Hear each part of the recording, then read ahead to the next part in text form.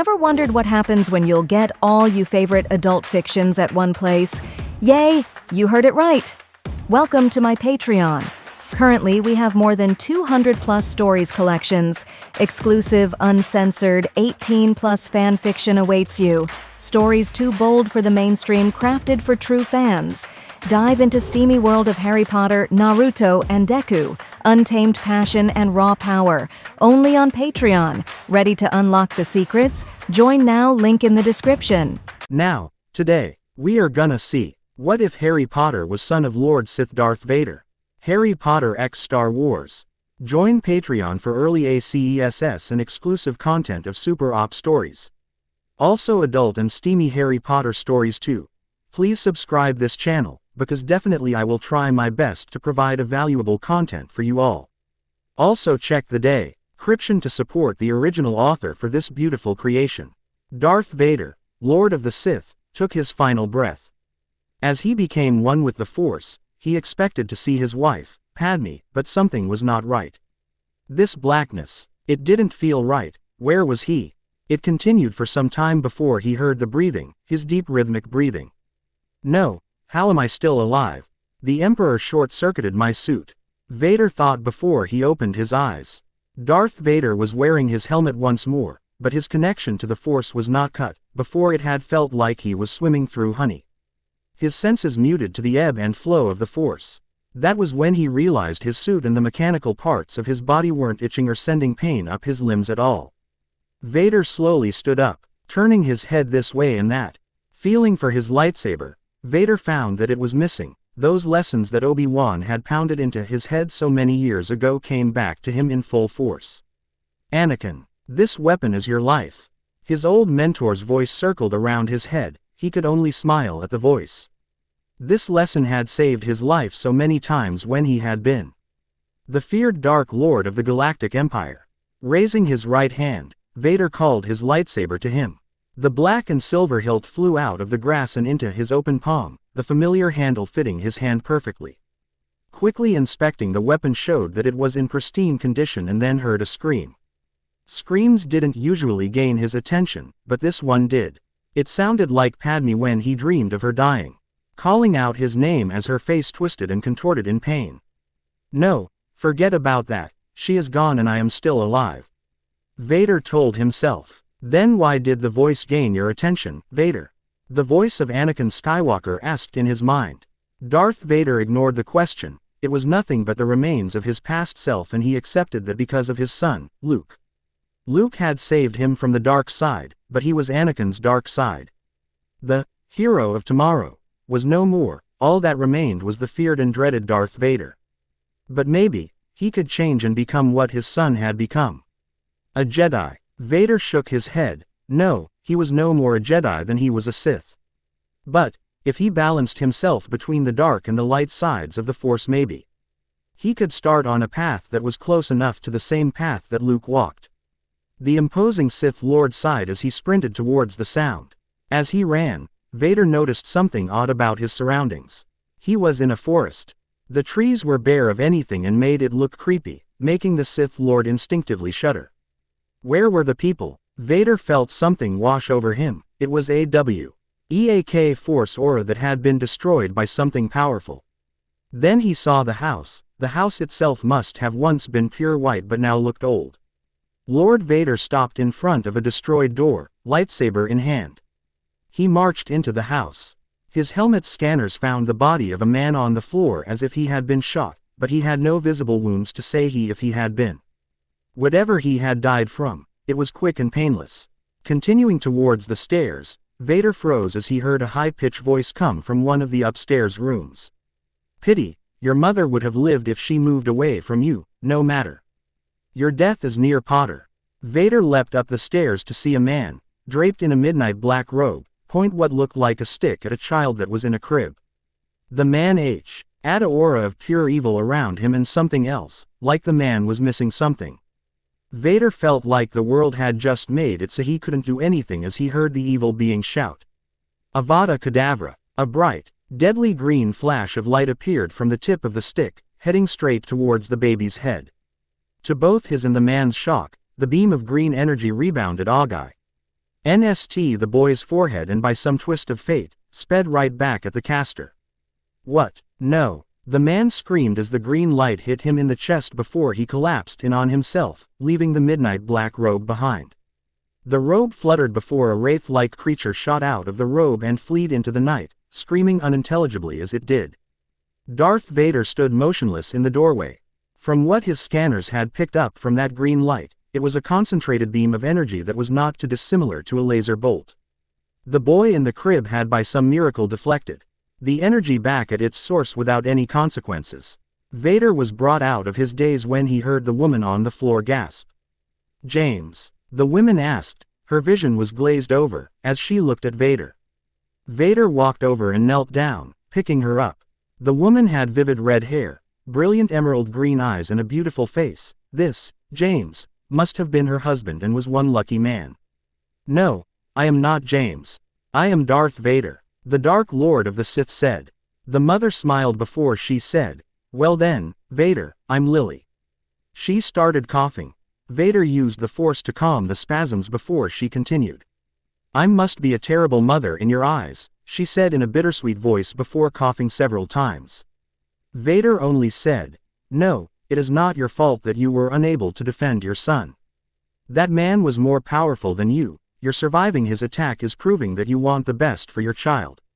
She smiled before she said, "Please raise him. I'm sorry for placing this burden on your shoulders. Protect Harry Tilda." Vader watched as Lily, the mother of the boy, pass on to the Force. The look of peace on her face made it look like she was only asleep, but Vader had only to feel her Force aura to know that she had left the plane of the living. Laying her back on the floor, Vader stood before he spoke. "I will raise him. I'll raise your son as if he was my own. You have my word." Turning and walking towards the crib, he lifted Harry out of it and walked out of the room. Harry was asleep before the two of them even left the house, thanks to Darth Vader's breathing. Line break. Albus Percival Wulfric Brian Dumbledore was worried. Why, you may ask? Well, his plan to have Hagrid retrieve Harry James Potter from the Potter Manor had failed. When Hagrid had arrived, he went straight to the boy's room, only to find that Harry was gone. The half-giant had looked everywhere but all signs of the boy were gone. Snape also had said when he had gone to the Potter's house, Harry was missing. Dumbledore had planned to send Harry to his aunt and uncle, because he thought that living as a celebrity would make the young Harry grow up to be full of himself, and that was not what Albus wanted. His plan was to take the young lad to his Muggle relatives. The blood wards had been set up and the letter that the headmaster had writing was laying on his desk, but the plan had to have Harry there. The old wizard could only guess what had happened. Sirius had gone after Peter Pettigrew, but the headmaster was confused. Why would Sirius go after Peter when he was the secret keeper? "But, where are you?" Dumbledore murmured to himself, as he looked at one of the many devices in his office, but this one told him if Harry was alive. If he wasn't, the device would have been turned to dust. Harry was alive. That was a good thing at least, but the million-galleon question was, where is Harry Potter now? Line break. Time lapsed. 6 years later. Harry James Potter was blade to blade with his father, Darth Vader, something to which his father said no one but Luke Skywalker could do until now, and he was 7 years old. Catching the next slice of Darth Vader's lightsaber with his own, Harry parried and leapt over his father and held the lightsaber to the back of Darth Vader's neck. Impressive. Darth Vader spoke before deactivating his crimson lightsaber and putting it back on his belt. Most impressive. Your mother will be pleased, Vader said as Harry beamed with pride. Darth Vader adopted him, and at the age of 4, and that was about the same time that Darth Vader had told him about his parents. The last Potter was shocked to learn that his real parents had been murdered. Then he had nearly gone down the utter dark path of the dark side of the Force in his rage. Vader saved the young boy from himself by telling him that raging and falling to the dark side would only prolong the man's life. Harry had finally accepted that fact before promising that he would be ready when that man reared his head again. Harry and his father meet his adopted mother, Jedi Master Sheldia, when Harry was 5 years old. The Sith Lord had been surprised that an ancient Jedi from the Old Order had appeared out of thin air. Harry had been playing in the park when the Jedi Master had fallen out of the sky and into the playground's sandbox, running over to help her out.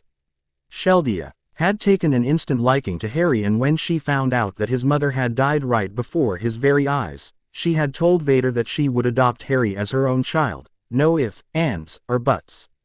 Then Harry found his two adoptive uncles Jango Fett and his son, Boba Fett. They had appeared confused and amazed that they were both alive. After some introductions, Harry had instantly called them both uncle. He was 6 at the time, so he had some time to still grow. But Harry was brought out of memory lane by his mother's voice. "Vader, Harry, time to eat." "Coming, mother," Harry called back. "Ha, RRY," and Darth Vader walked from the training arena and through the backyard. They entered through the kitchen door and were greeted by Harry's mother. "Well," Sheldia smiled, "how was practice today?" Jedi Master Sheldia, aka Harry's adoptive mother, was wearing a blue shirt and pants. She also had an apron on that said, "Best Jedi Mom in the Universe."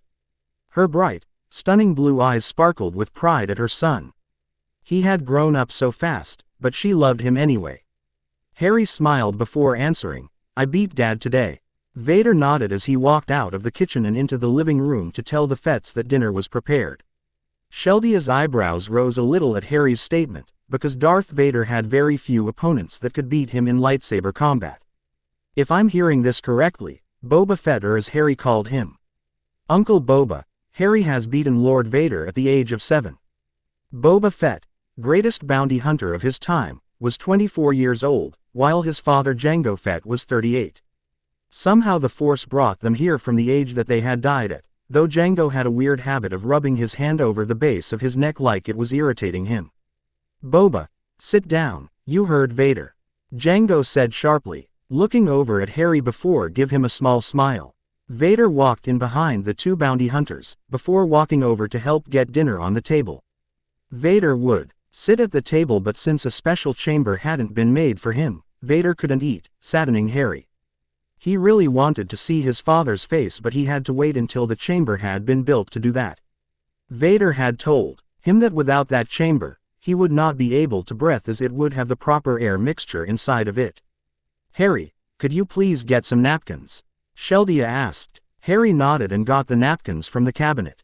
After setting them on the table, Harry sat in his seat and watched as his dad maneuver with the Force, a massive pot of beefy broccoli and cheese soup onto the table. "I'll say, Sheldia, you've outdone yourself again," Jango complimented as the aroma of the soup filled the air. The next hour and a half was filled with the sound of bowls, cups, and silverware. The Fetts talked about their day in the office. Jango had nearly had a fit when he found out that every single file and report in DMLE had not been sorted neatly. Boba had seen his FA. There's anger and knew that some Aurors were in deep trouble. Amelia had also seen the mess and was on board with Jango's idea to fix the problem. It was only half finished when Jango was dragged home by Boba. Cheesecake then was served, to Harry's delight. After the cheesecake, Darth Vader spoke. "Harry, tomorrow we are going to the Wizarding Bank. I want to about a few things before you go to this Hogwarts school."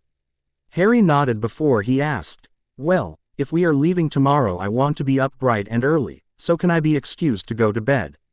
Sheldia nodded before she said, "Harry, could you put your dishes in the sink before you go?" "Yes, Mom, I will," Harry said as he picked up his dishes, put them in the sink and went upstairs and got ready for bed. Line break and time skip. Darth Vader marched through the doors of the Wizarding Bank, Gringotts. Harry was at his side, as the two walked up to a goblin. In Vader's opinion, goblins were way too greedy, but they kept the wizard's valuables safer than anything the Galactic Empire could protect with the entire Starfleet and Death Star combined, and that was saying something. "Ah, Lord Vader, Mr. Potter," the goblin said as he looked down upon them, "please follow me." The goblin walked towards a door in the back of the main plaza. They were led into a circular room with 2 couches, a coffee table and a simple chair, for the goblins of course.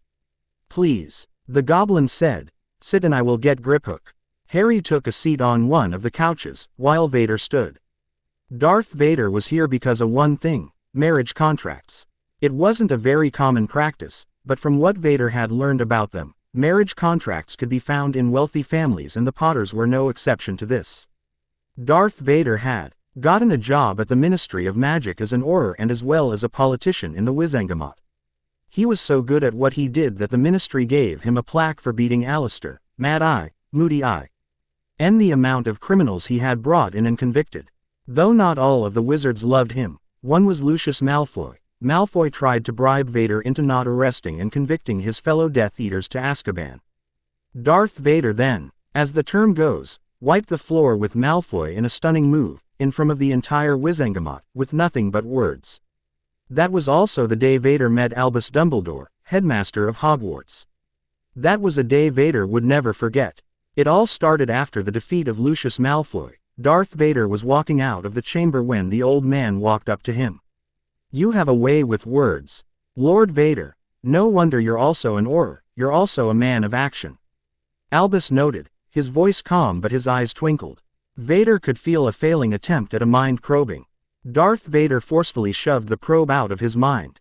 Vader sneered, watching the old man's eyes widen in shock as Vader shoved him out of his mind. This made the Sith Lord's blood bow. Ill with a hatred that he had thought long gone. "You'll also find," Vader replied sharply, his anger coiled into each word, "that I don't appreciate people trying to read my mind." Marching towards the elevator, Vader hit the button that would get him to the Auror offices.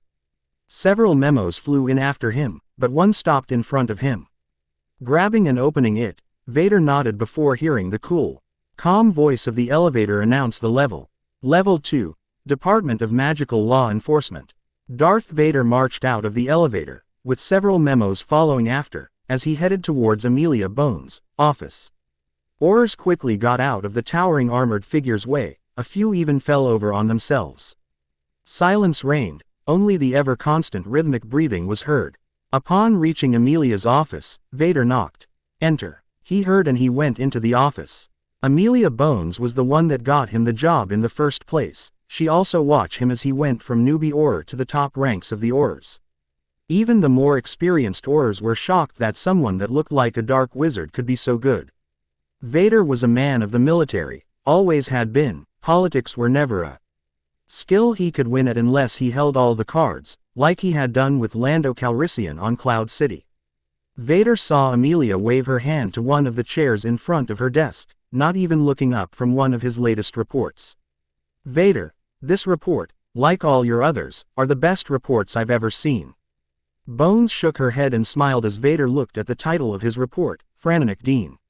"One of my toughest trails as well." Vader nodded his head at the report. "I had to use 14 vials of that Veritaserum to get the whole truth out of him. Of course, that was because he Veritaserum provided by the ministry was super faulty."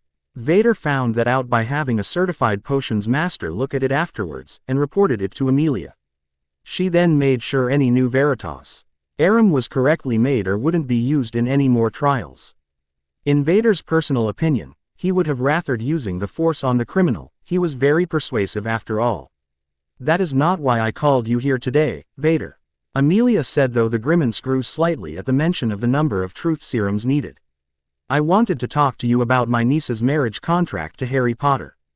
Darth Vader's breathing stopped completely for a minute before it started again. "Marriage contract to my son?" Vader asked in a low tone as though he didn't believe it himself. What kind of society was this? "Yes, Susan Bones, my niece." Amelia paused for she asked, "Darth Vader, do you know about any of this, at all?" Vader shook his head before answering, "No, I don't. This is a saint for me and to think that my son is in a contract to someone he doesn't." "No, I see," Amelia said before opening a drawer in her desk and pulled out a book. She handed it to him before she said, "Here. This should help you get caught up on magical Britain's customs." That is when Vader was brought back from his memories as Griphook had just come into the room. "Ah yes, Lord Vader, I have the Potter marriage contracts right here."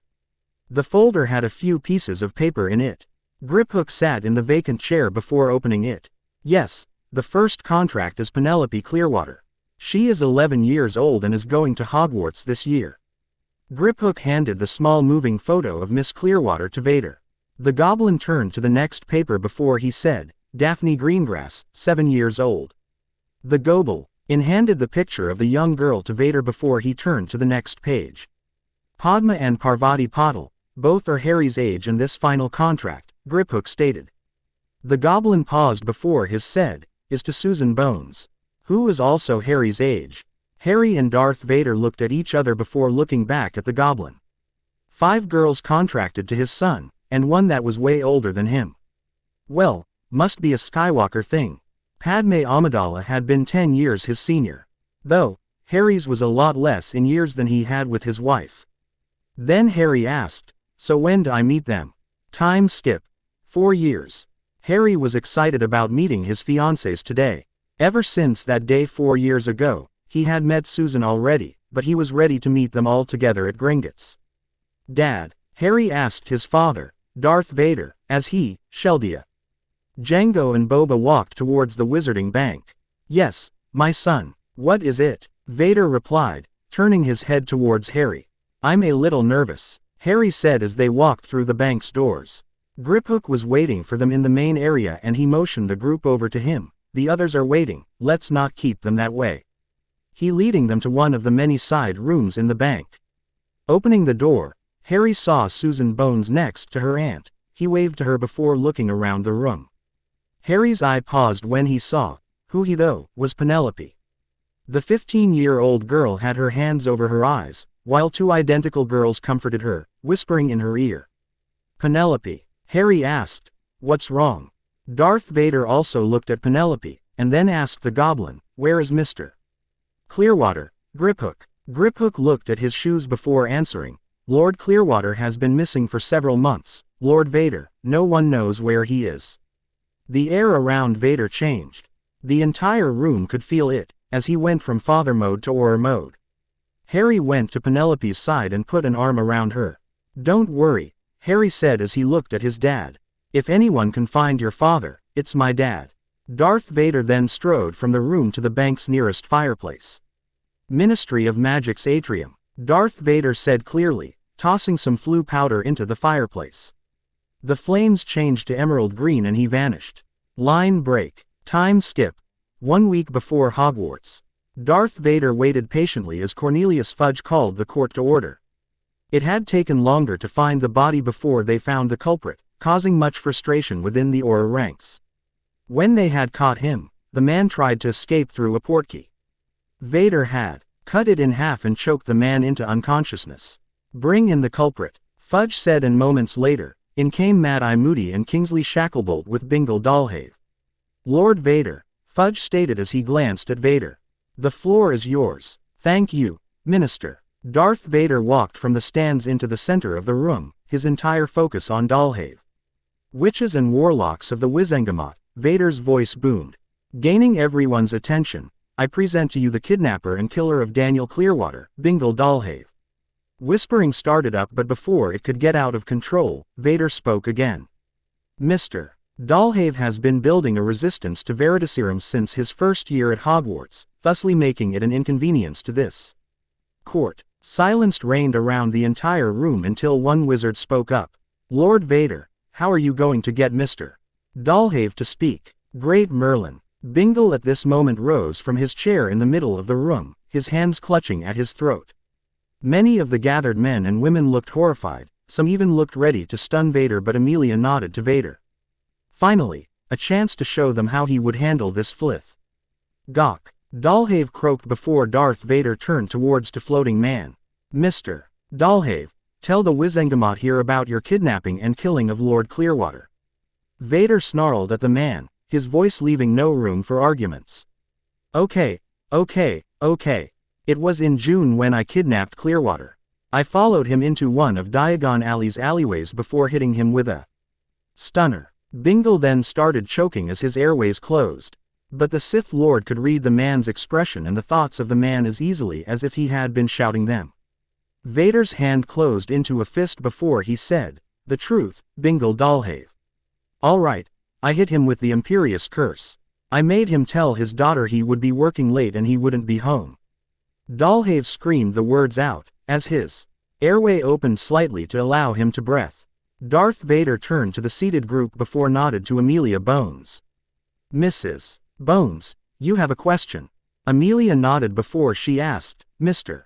Dalhave, What reason did you have to kidnap Lord Clearwater? Bingle glared at Vader before he answered. Lord Clearwater was a muggle-loving, werewolf-sympathizing git. I kidnapped Clearwater to make him not pass a law for werewolves. Bingle snarled. Then Vader said, the very law you were trying to stop has already been passed. Dalhave's eyes widened at Vader's statement. How? He cried, staring at the court. I continued Lord Clearwater's work and had the law passed. Now, Bingle. Vader paused for a moment before he said, what happened to Lord Clearwater? Bingle's face contorted into a maniacal grin. I tortured him. With muggle devices. Clearwater died a month later, but not before he said goodbye to his little girl. Darth Vader clenched his fist, closing Bingle's airway completely. Bingy. L. Dalhave fainted a minute later and fell into the chair below him. Minister Fudge. Vader said, and that was Cornelius's cue. All in favor of innocence. No wand tips flared at the statement. Fudge then said, guilty as charged. Every wand ignited in the court. Bingle Dalhave will have a lifetime sentence in Azkaban as well as the Dementor's kiss. Hitting his gavel on the desk, the trail ended. Mad-Eye Moody walked up to Vader as he said, gets what he deserves, bloody git of a man. Kinsley spoke as he saw Penelope and Harry walk towards them. My apologies, Penelope, your father was a great wizard. Vader noticed Penelope nod before she walked out of courtroom 9, Harry following a moment later. Moody, Kinsley, take this, man, away from here. Vader said before turning toward the door as well. Line break. Harry couldn't wait to go to Hogwarts. He was on the Hogwarts Express taking to his father, while Penelope was next to him. Okay, Dad, I'll try not to harm Malfoy too badly. Harry said jokingly, making Penelope, Django and Boba laugh. All aboard. The conductor called. Harry waved as the train started to speed up. I'll write home as much as I can. Harry called to his family. Why before pulling his head out of the open train carriage window. Harry, you never did show use your wand. Susan said as she, the Potter twins, and Daphne walked into the compartment.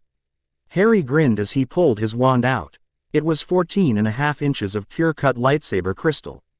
The core was made up of basilisk venom, Hungarian horntail blood, freely giving unicorn blood and his own blood, or a liquid core wand. Ollivander said that this was his first liquid core wand that was made of a lightsaber crystal. Harry told his fiancées, as they all stared at the liquid mixture in the wand. I've read about liquid cores. Pavarti spoke. A liquid core ward is more powerful than a standard core because the witch or wizard puts their blood in to make it so it will only work for him or her in. The different cores help send the wand's capacity to excel greatly in all magic. Harry was stunned at that knowledge. He hoped that he would learn more on this trip's journey. Line break. Albus dumb. Lador smiled as his plan finally was bearing fruit. Harry Potter was starting his school year at Hogwarts. But Albus had to careful. After what happened after one of Lord Vader's trails, he had tried to read Vader's mind but was shoved out completely and was told off. No one told the great Albus Dumbledore what to do. Albus shook that from his head. Harry was going to be in Gryffindor and then he would be able to mold Harry into what he needed to beat Tom Riddle or Voldemort. Little did Albus Percival Wulfric Brian Dumbledore know that his well-laid plan was about to be derailed tonight at the start of term feast. Line break. Harry stood with the rest of the first years as they waited for Professor McGonagall. Potter, what are you doing with them? I'm your only friend. Ronald Weasley said as he shoved Daphne away from Harry onto the floor. A moment later, Ron was on the floor with an emerald green cross-guard lightsaber pointing at his chest. Harry had clogged Ron across the face with his lightsaber hilt before activating the weapon. His anger caused his eyes to glow a raging emerald green as he glowered at Ronald. You are not my only friend, Weasley, and you never will be, and if I see you near my fiancés again, I will not hesitate to gut you, am I clear? Harry snarled as Ron nodded as fast as his head could go. Mr. Potter, what is this? McGonagall had returned. ONL. Why to see Harry putting away his lightsaber? Harry answered calmly, Mr. Weasley tried to force himself to be my friend, and shoved my fiancée Daphne to the floor. I took action and told him to stay away from me and my fiancés, Professor. McGonagall's eyes narrowed at Ron before she motioned the first years to follow her. Entering the great hall, Harry waved to Penelope at the Ravenclaw table, and she did the same. McGonagall then placed a hat on a three-legged stool, and a minute later it began to sing. "Oh, you may not think I'm pretty, but don't judge on what you see, I'll eat myself if you can find a smarter hat than me. You can keep your bowlers black, your top hats sleek and tall. For I'm the Hogwarts sorting hat and I can cap them all. There's nothing hidden in your head. The sorting hat can't see. So try me on and I will tell you where you ought to be. You might belong in Gryffindor, where dwell the brave at heart, their daring, nerve, and chivalry set Gryffindors apart. You might belong in Hufflepuff, where they are just and loyal, those patient Hufflepuffs are true and unafraid of toil. Or yet in wise old Ravenclaw, if you've a ready mind, where those of wit and learning will always find their kind. Or perhaps in Slytherin, you'll make your real friends. Those cunning folks use any means to achieve their ends. So put me on. Don't be afraid, and don't get in a flap. Yo, in safe hands though I have none, for I'm a thinking cap."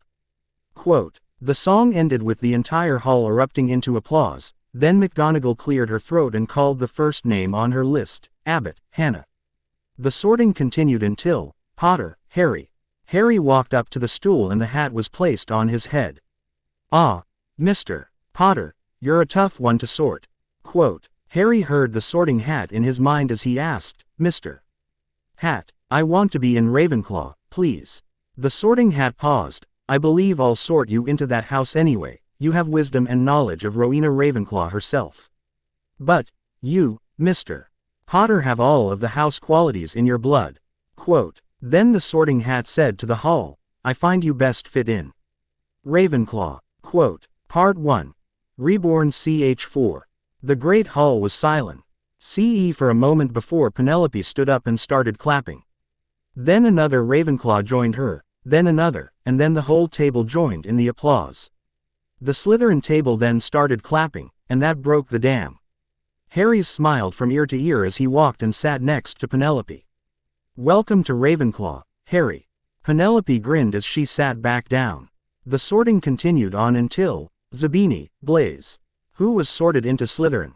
McGonagall took the hat and the stool away as Dumbledore stood. "To our first years, welcome, to our old friends, welcome back. Just a few announcements, but as for later, dig in." Dumbledore sat back in his throne-like chair and tossed his long beard over one should, for food had appeared on every table. "Good grief, that is a lot of food." Harry Sta. Ted the obvious as a few Ravenclaws snickered because that is what they also said in their first year here.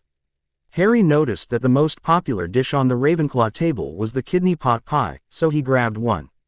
The first bite Harry took, he groaned at the flavor and quality of the pot pie. "This pot pie is indescribable," Harry said as Penelope nodded. "I can't agree more." After the feast, Dumbledore stood and the remains of the feast vanished. "Well, now we have been fed, I believe it's time for those announcements. First years are not allowed to go to the Forbidden Forest. The corridor on the third floor is off limits as well." Harry at this point ignored the rest of the speech and turned to Penelope as he asked, "What's so dangerous about the Forbidden Forest?" Penelope started to give Harry a look of shock before she remembered that Harry had been trained by Darth Vader, Lord of the Sith, and Jedi Master Sheldia. Both Force users and were trained to the point where places the Forbidden Forest wouldn't even be that dangerous to them. For those of us that don't have a dad that is Sith and a Jedi for a mother, Harry, the Forbidden Forest holds many dangers that would kill anyone that wasn't one of them. Harry nodded at the explanation. Then Harry heard, "Ravenclaws, follow me please." Turning his head, Harry stood as he saw a boy at the end of the table with a badge on his chest. Motion for the Ravenclaws to follow. Harry took Penelope's hand, remembering the lesson Django told him, get a partner and stick close to him or her. If you don't, you will probably find yourself dead. Penelope glanced at Harry before smiling as they followed the crowd of ravens to wherever they were going. Then they stood in front of a brass raven. Then it spoke, a box without hinges, key, or lid. Yet golden treasure inside is hid. Harry was shocked until he said, "An egg." "Correct." The raven cawed before a door appeared out of nowhere. "Nice job, you beat me to the answer," the boy with the badge said with a smile. "Name's Jake. Perfect of Ravenclaw. Harry Potter and I'm just a student here. Jake nodded before he led the crowd of ravens to the center of the room. Okay, Jake called. Boy dormitories are of the left and girls are on the right. Harry hugged Penelope before turning towards the boy dorms. Good night, Harry, Penelope said as Harry replied, you too, Penny. Line break. Albus Dumbledore sat in his office, milling over in his mind his ruined plan. Tonight did not go as expected. He told the hat to sort Harry into Gryffindor, though the hat stubbornly told him that Harry will go where he is sorted, not by someone telling him to sort a student into the house he or she didn't belong. This was supposed to go his way, not this mess. No matter, I'll get Harry to be what he needs to be for the greater good, Albus thought. Tonight was going to be a long night for him. Line break. Harry sat up in his bed because he felt something in the force. If I'm going to follow this, I might as well get Penny, Harry murmured as he got up and changed from his pajamas to his midnight black training suit. Grabbing his lightsaber, Harry left the first-year dorm and, with the help of the Force, crawled along the wall like Spider-Man to the fifth-year girl dorms. What he didn't expect was to see Penelope walk out of said dorm. Harry, she asked, what are you doing on the ceiling? I was coming to get you. I keep getting prodded by the Force to go somewhere, but I don't want to leave without some backup. Okay, let me get something say on and wait for me in the common room. Penny sighed. Harry smiled at her before he turned around and crawled his way to the common room. A few minutes later, Penelope came down the stairs in a suit like Harry's. Wait, when did you get a training suit? Harry asked Penny when she arrived. Your mother gave me it so we could train together with our magic, was all that Penny said to him. As they exited the common room and into the hall, Harry let the Force lead him and started sprinting to the right, Penny at his side. Harry then ran down a flight of stairs, then stopped in front of a bathroom. A bathroom? Harry asked himself as Penny looked for any sign of danger. Pushing open the door, Harry stepped into a puddle of water. Who's there? A voice asked, making Harry freeze in his tracks. Then a ghost appeared from one of the stalls. She looked about a year older than Harry and had glasses. Hi, I'm Harry and this is Penelope, Harry introduced as Penny quietly closed the door. And you are? The ghost folded her arms across her chest as she sadly answered, Myrtle, but most people call me Moaning Myrtle. Harry looked at her. Myrtle, would you mind if I asked you how you died? If it's all right with you. You don't need to tell us. Myrtle gave the two a calculating look. Will you laugh at me if you do? Penny then said, no, we won't laugh, we aren't that mean. All right. Myrtle floated towards them and stood, as well as a ghost could, in front of them. I was 12 when I died in this bathroom. I think it was 50 years ago. I was hiding from Olive Hornby, who was making fun of my glasses. I then hear someone talking. I told whoever it was to go away, but the person ignored me. Myrtle paused to see if they would laugh, but Harry and Penelope motioned her to continue her tale. I peeked from my stall at see a boy talking in a made-up language to the sink. I got my courage up to tell him to get out, and when I walked out of the stall, I saw two big yellow eyes and I died. Harry looked at Myrtle before he said, Myrtle, you shouldn't have died that way, you were too young to die. Myrtle nodded before she pointed at the sink. After I died, the sink broke and I heard weird sounds coming from the pipes. Thanks Myrtle, you're a great help to us. Penelope gave the ghost a smile before all three moved towards the sink. Harry noticed that one of the handles that turned on the water had snakes on it. Harry then said, open. Quote, and after he said that, the sink started to sink into the floor. That was the language the boy spoke.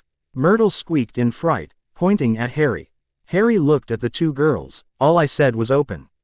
Harry, Penelope said slowly, we didn't hear the word open, all we heard was a rasping hiss. Harry stood stock still at what Penelope had just said. Harry then looked at the hole in the bathroom floor before he said, stairs, and stairs appeared along the tunnel. I'll go first and then Penny and Myrtle, do you want to come with us? Myrtle nodded and the trio walked down the passageway. Bit dark in here, Penny whispered as she took her wand out. Lumos. Penny's wand tip lit up the dark passage. Thanks for the light, Harry said as they continued down the stairs. After what felt like hours, Though it had only been 3 minutes, the trio made it to the bottom of the tunnel and they walked into a massive chamber. One thing they forget to tell the staff is that they have a massive basement in the girls' bathroom. Harry said jokingly as Penny and Myrtle giggled. Harry felt the force pulling on him, so he followed until they found a door with snakes covering it. Snakes? Why did it have to be snakes? Myrtle moaned. I hate snakes.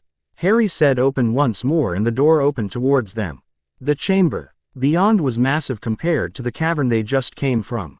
At the far end was a massive face and along the path to get to the statue face were snakes with gaping maws that made the statues look ready to strike.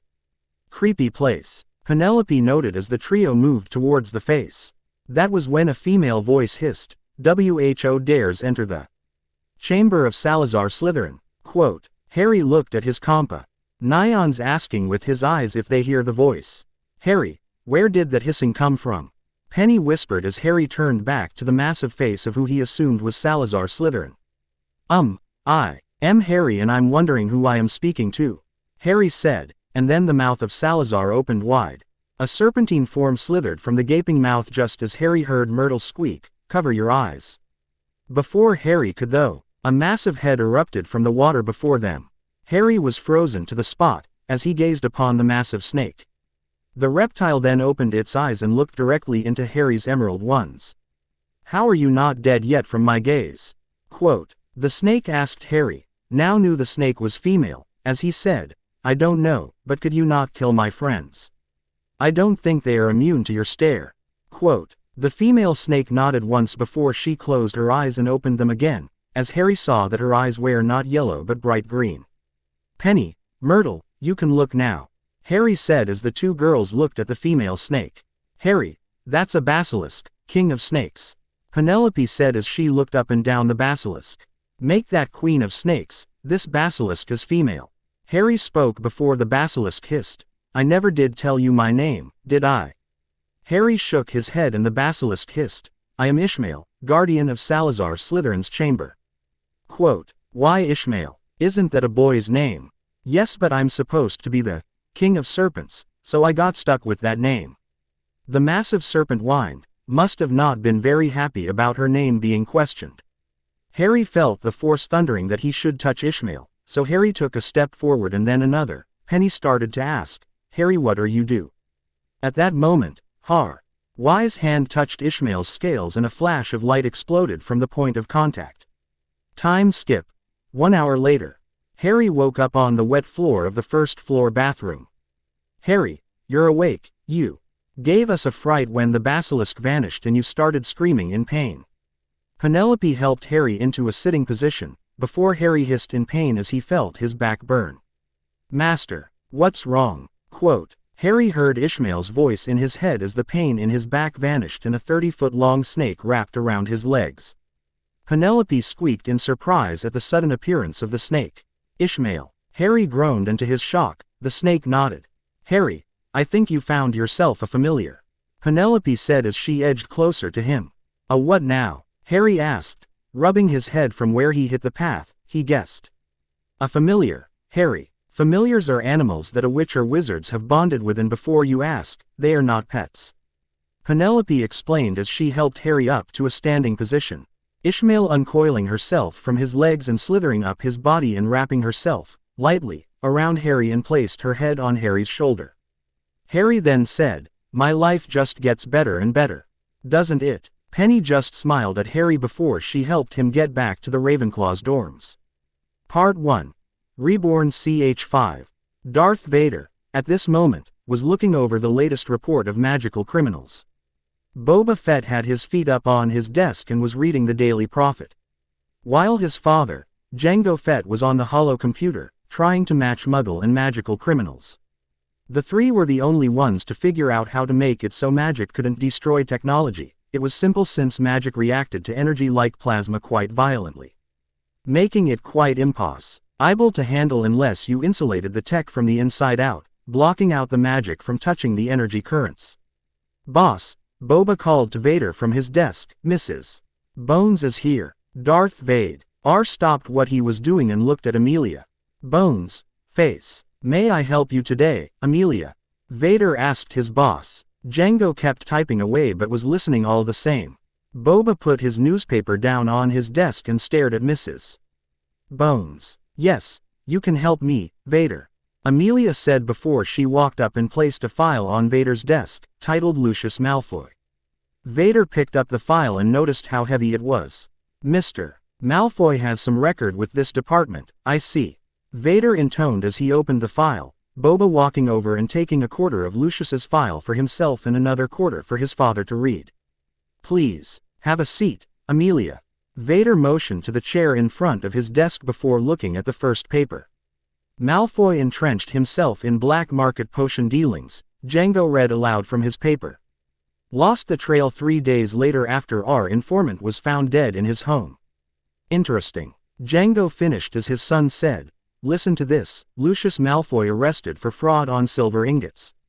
But bought himself out before the charges could go through. No wonder you can't get him, he'll bet himself freedom as soon as he is in it.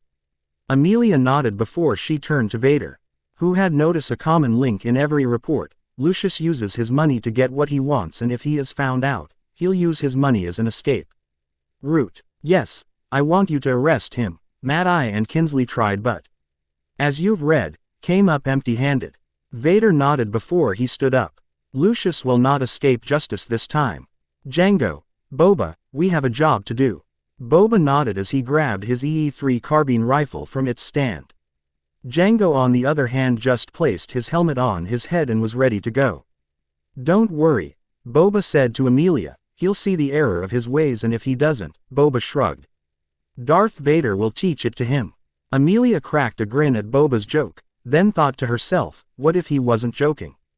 Darth Vader walked from his office, with Django and Boba on his heels. So what are we arresting Mr. Moneymouth for? Boba asked as they reached the elevator. Lucius is dealing with black market again, but this time it's Vila slave trading. Django answered as he read from his miniature holo computer on his wrist. Vader pressed the button for the atrium. He then said, Lucius Malfoy will not come quietly, if not violently try to defend himself. The two bounty hunters nodded as Vader continued, I want him alive and no disintegrations, Fett. Vader said this last bit to Boba as he rubbed the back of his helmeted head in embarrassment. As the doors opened onto the atrium, Vader pulled a portkey from his belt and walked to the far end of the atrium. Gentlemen, prepare yourselves. Vader inclined his head as the Fets placed a hand on the portkey.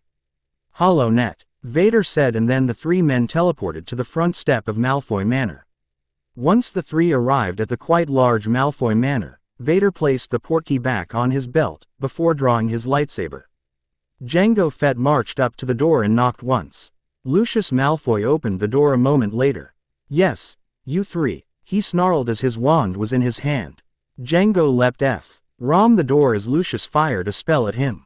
Vader's lightsaber deflected the spell back at Malfoy, who dodged it as he cried, Manor Defense Act V8. Boba's flamethrower started burning transfigured lawn statues that had turned into lions and tigers. Darth Vader shoved a transfigured lion into the door before slashing it in two as he walked through the destroyed door. He looked around and finally found Malfoy Sr. on the stairs. He stalked towards the man, but the wizard was quick on the draw. Reducto, Malfoy cried as the spell sped forward. Vader easily deflected it with his crimson blaw. Into the wall next to Lucius with a simple flick of his wrist. I will never be taken alive, Vader. Lucius shouted and then yelled, Avada Kedavra. Vader's hand shot out and the spell stopped in midair between the men. It hovered, shaking like it was trying to escape Vader's grip but couldn't. How are you doing that? Malfoy cried in shock. Vader smirked before he moved his hand as if he was swatting a fly, sending the killing curse into the wall. I am the Dark Lord of the Sith, Malfoy, I have power that you cannot imagine. Vader stepped forward as he saw Django hold his blaster pistol by the handle as he silently crept up behind Lucius. It won't matter, I will kill you, and when I do I'll make sure Potter will learn why you don't mess with the House of Malfoy. Lucius spun and used a blasting curse on Django, sending the bounty hunter flying. The Death Eater quickly rushed up the stairs, Vader on his heels. The crimson blade cut through the transfigured items and sent spells flying back at their caster until they arrived in the attic. Come with me, Malfoy, and I won't kill you." Vader hissed. "Never." Vader then was forced to lift his hand and have the Force grab the chain of spells mid-flight. Lucius snarled and fired off a few killing curses. Now the wall of spells was so thick between the two, it was mind-boggling that so much energy could be in one place at one time. Lucius blew out the attic window, jumping out of the manor and apparating mid-fall as hired wands filled the space behind and in front of Vader. The Dark Lord turned and faced the hired wands behind him before sneering in disgust. Lifting his crimson blade, this casted a deadly glow against his armor, making the hired wands imagine that this was the right hand of death in physical form. "There is no escape," Darth Vader roared as he hurled all the spells back at hired wands now behind him. Vader's crimson blade cut through the men in front of him, deflecting spells as he ended the lives of the men. After the final body fell, Vader jumped out of the window and found Lucius on the ground, clearly in pain. Blood splattered the ground. The man must have splinched himself. Lucius noticed Vader and was about to curse him when Boba Fett brought the butt of his weapon down with a resounding crack and Lucius Malfoy fell to the ground like a ton of bricks. Finally, he shuts up, Boba quipped as his father walked out of the manor a minute later. Jango asked, "Got any other charges against him?" Quote, "Yes, he used the killing curse multiple times, resisted arrest, so he has a lifetime sentence in Azkaban," Vader said as he used the Force to pick up the limp body of Lucius Malfoy. Part 1. Reborn ch6. Harry woke up the next morning to find that he was in his pajamas. Ishmael was curled up at the end of his bed, softly breathing. The anaconda-sized basilisk was quite warm and soft against his smaller frame, also that she was very protective of him. "Morning, Harry." Harry turned to see Jake and Penelope grinning at him from the side of his bed. "How did you sleep?" "Like a log," was all Harry said as he got out of bed to get ready for the day. He got his towel and change of clothing and headed towards the boys' showers. "That's great, but what about your snake?" Jake asked as he noticed the Ishmael for the time. "Ishmael, wake up," Harry called from the shower, making the basilisk his something along the lines of 5 more minutes. At least, that was what they assumed, since it was more hissing than speaking. Harry finished his shower and got dressed in the bathroom. "Ishmael," Penelope whispered in the serpent's ears, "you have to wake up or you'll miss breakfast." That woke her up and made her lick her mouth in hunger. This was normal since a snake her size would need a lot of food to keep her energized. "Thanks for that, Penny." Harry groaned as Jake laughed at the scene. "We should get going," Ishmael said, making everyone stop. "What?" she said before realizing what she had done. "Oh, I spent the night in my master's mark and learned how to speak your language." Harry then sighed.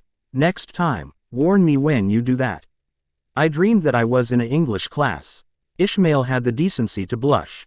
Ishmael slithered up Harry's arm and coiled herself around his chest. Harry shrugged as a lot of the Ravenclaw first-year boys stared in shock. "I'm ready to go," she said, as the group walked from the boys' dorm and into the common room. They then left the common room and walked to the Great Hall for breakfast. "I smell owls," Ishmael said, her tongue flicking in and out of her mouth. "And freshly mailed paper." Harry looked up and saw a snowy white owl landed next to the mountain of bacon on the Ravenclaw table. "Hedwig." Harry sat on the bench in front of his family's owl. Hedwig stuck her leg out to Harry and then turned to the massive plate of bacon next her. Hedwig would do anything for bacon. She loved it. Harry took the hollow projector from Hedwig's leg as well as the letter.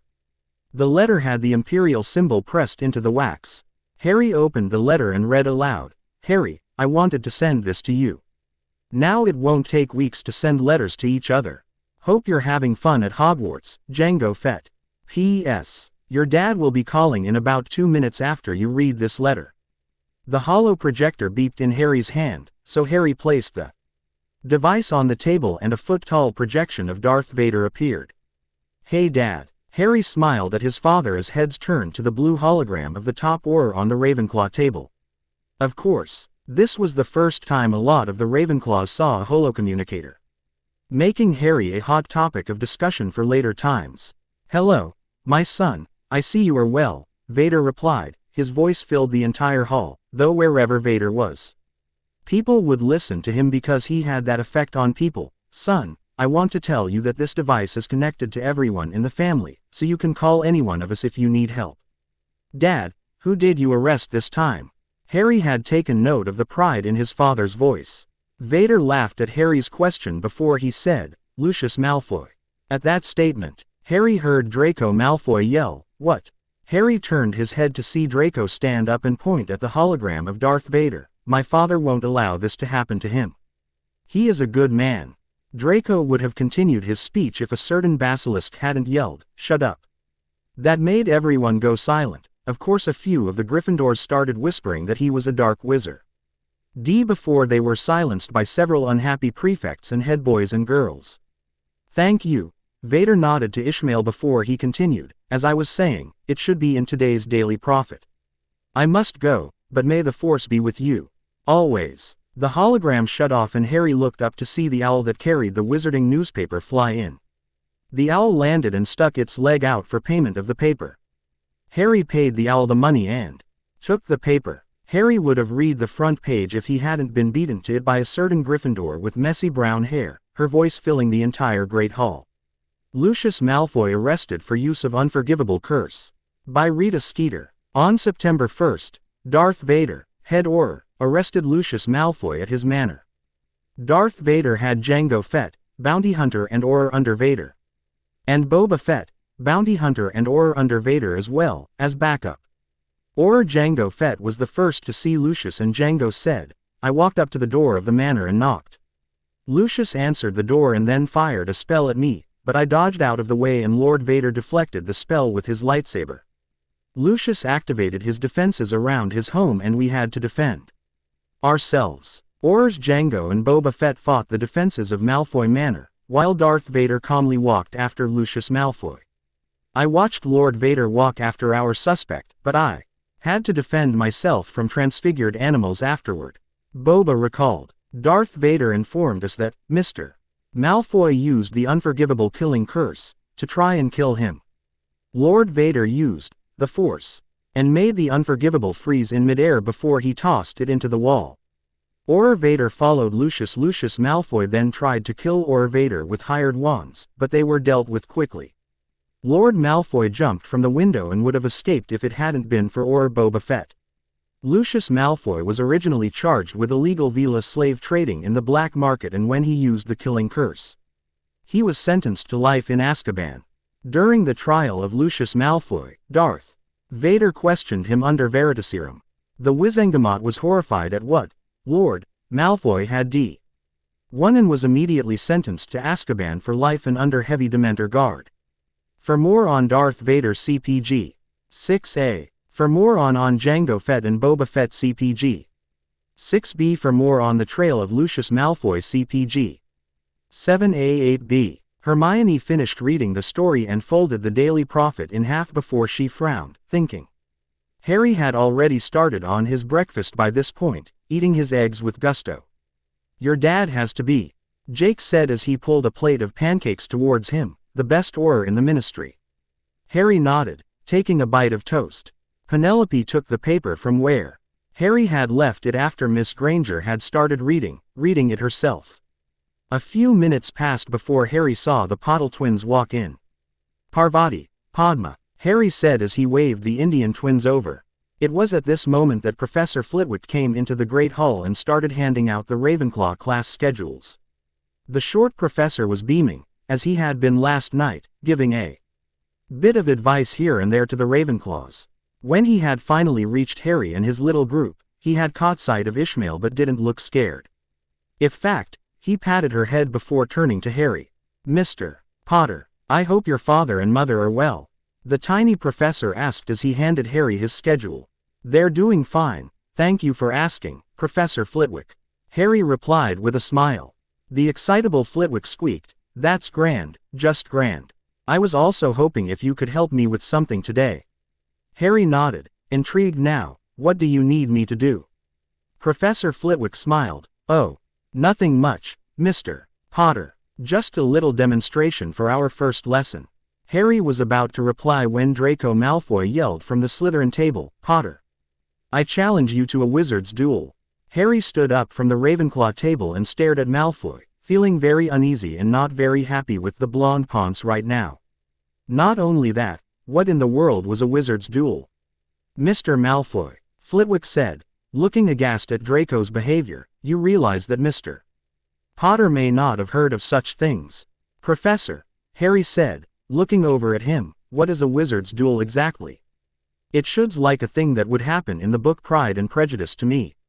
Flitwick frowned. A wizard's duel is a magical duel between two houses. Usually during a conflict, but once proclaimed. The opposer can deny the duel or accept it, but at the cost of what is placed on the table, as the term would go. Harry nodded before sighing. Draco was going to be a pain in the butt, so he was going to stop it here and now. I accept your duel, Malfoy. We duel here and now. The hall went quiet, everyone staring at him in shock. Draco smirked before Harry spoke up, looking determined. But, the only thing I'm putting in this duel is that you will stop being a pest to everyone and actually try to get an education. This is a school, not your personal mansion. Fine, Draco sneered, if I win. I get everything you have and my dad goes free. Before Harry could reply, a voice filled the hall, cold and greasy. Potter, what are you doing? The entire hall too. RNED to see Professor Snape standing in the doorway, 30 points from Ravenclaw 4. Before he could finish, however, Professor Flitwick interrupted. Professor Snape, I will not tolerate this. Mr. Malfoy was the one to instigate this wizard's duel and Mr. Potter accepted, so you will close your mouth this instant. This left Snape speechless. Professor Flitwick pulled his wand out and the 4 house tables moved out of the way. A dueling platform appeared in middle of the hall with a flick of Professor Flitwick's wand. Harry pulled his wand and his lightsaber out as he leapt onto the platform. Professor Flitwick turned back to the duelist after he had finished and said, I will referee this duel. Ground rules for this duel are if one duelist can't continue, his opponent wins, and I will not allow the use of unforgivables either. Are you ready to begin? Flitwick looked at the two, and when they nodded, he said, bow to your opponent and when I say 3 you will begin. Harry bowed at the waist to Draco and vice versa. 1, 2, 3, begin. Flitwick cried and Draco yelled, stupefy. Harry activated his lightsaber and deflected the stunner into the floor before he fired a few wordless hexes at Draco, who erected a shield before him. The two continued this back and forth, Harry using his lightsaber as his defense, but Harry started noticing that Draco was slowly getting the upper hand and had to call for backup. Ishmael, distract Malfoy, Harry told Ishmael in his mind. Yes, master, Ishmael said back, rushing forward to do her part. Draco fired multiple spells at Ishmael, but the spells either bounced off her scales like water or dissipated into the platform. Harry then sent his own stunner at Draco while he was focused on his familiar. Draco was too slow to defend himself from the stunner that hit him square in the chest, knocking him out cold before he even hit the floor. The winner is Harry Potter. Professor Flitwick squeaked as Harry got off the platform. Harry sighed. Dean looked at the tiny professor tiredly. That isn't how I wanted to start school today. Part 1. Reborn Ch7. Harry Potter, son of Darth Vader. Chapter 7, The Goblet's Chosen. Time skip. Harry's 4th year at Hogwarts. Harry Potter sat on the Hogwarts Express, Penelope Clearwater on his left and Daphne Greengrass across from him. Harry, though, was remembering the death of his fiancées, Padma, Parvati, and Susan. It happened after all of his girls, Professor Lupin, Sirius Black, and Snape had left the Shrieking Shack, Wormtail in tow. Now, Snape said as he held his wand at the cowering Wormtail. You stay in front of me and I won't hurt you. Wormtail just nodded at Snape before it went all downhill. The full moon showed itself from behind the dark clouds, making Professor Lupin stop in his tracks. No, not now, please. Not now, he moaned, and the rest of group stared at the hyperventilating Dada professor. Remus, Snape hissed as his eyes widened, did you take it? Lupin shook his head and then they heard, Avada Kedavra. Then Harry watched as Parvati's lifeless body hit the earth.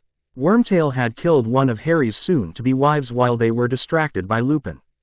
It was in this moment that Harry lost control of the Force, and the Force responded by turning Harry Potter into the Force itself.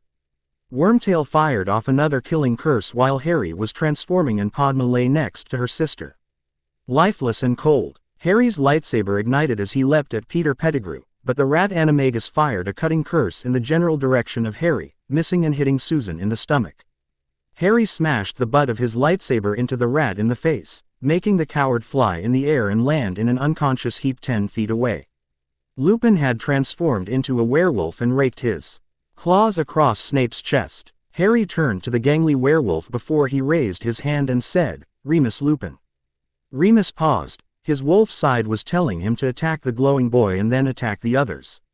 That thought stopped because Harry had wanted the wolf side's instincts to appear, and when they did, Harry destroyed the wolf side of Professor Remus Lupin completely. Harry then returned to himself as the force fled from his body. "Harry," a weak voice called from somewhere behind him. Harry crawled in his weakened state towards the voice. Harry pushed himself into a kneeling position and pulled Susan into his lap. Susan smiled at Harry. Her hand caressed his cheek as she said, "Harry, please. You and I both know that I can't." Harry cut her off and hissed, "No, I failed the twins. I won't lose you to the same fate. Stay with me, Sue." Remus, still in werewolf form, walked towards the two students. Tears started coming from his eyes. Penelope helped Snape to his feet before she gasping. Penny saw Harry, cradling a heavily bleeding Susan Bones in his arms. "Harry, please, I don't have long." Susan's face glowed in the moonlight. Harry felt her slipping away into the force like Pavarti and Padma. "I love you, Harry Potter, never forget that." And with that, Susan Bones became one with the force. Harry pulled the body of Susan closer to his own and screamed. Lupin howled at the moon, his cry carrying across the grounds of Hogwarts, waking the entire school. Daphne was the first to get to the group, and when she saw the lifeless bodies of the Potter twins and Susan, Daphne collapsed and Penelope pulled the Slytherin into a hug. Harry was then enveloped in a hug from Penny and Daphne as the rest of the school arrived and started weeping. Dumbledore walked up to Snape and asked, "Who did it?" in his grandfatherly voice. Snape wiped a tear from his eye before answering, "Peter Pettigrew." The rest was a blur for Harry. Harry's father, Darth Vader, had arrived on the scene with Amelia Bones in tow. Amelia ran up to Harry and wrapped her arms around her niece and Harry, her tears adding to the already shed ones. Harry was brought back from that memory when Penelope said, "Harry, please talk to us." Harry shook his head then felt pain as he was slapped by Daphne, hard. "Potter, stop living in the past already," Daphne said angrily to Harry. "Susan, Pavarti, and Padma won't come back, and they would slap you even harder if you said anything about being able to do more." Harry nodded because Daphne was right. Line break. "Welcome back for another year," Dumbledore said to the Great Hall. "I would like to announce that we are bringing back the Triwizard Tournament this year, and Hogwarts is hosting the tournament." This statement was met with clapping and a lot of whispering. Harry shook his head and sighed. The tournament was discontinued because people died in it, and in the last one, all the champions died. Penelope placed a hand on Harry's shoulder to comfort him. "The other institutes will be arriving in a week, so with that out of the way, off to bed you go."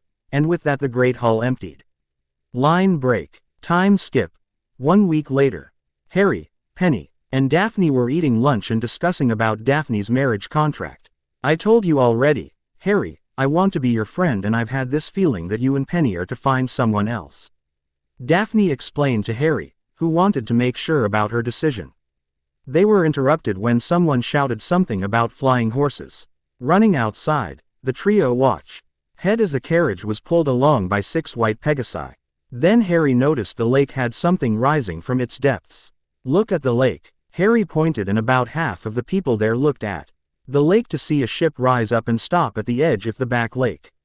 "I guess what we just saw was the other schools arriving," Penny said. The students then hear Professor McGonagall call, "All students, please sit in the Great Hall."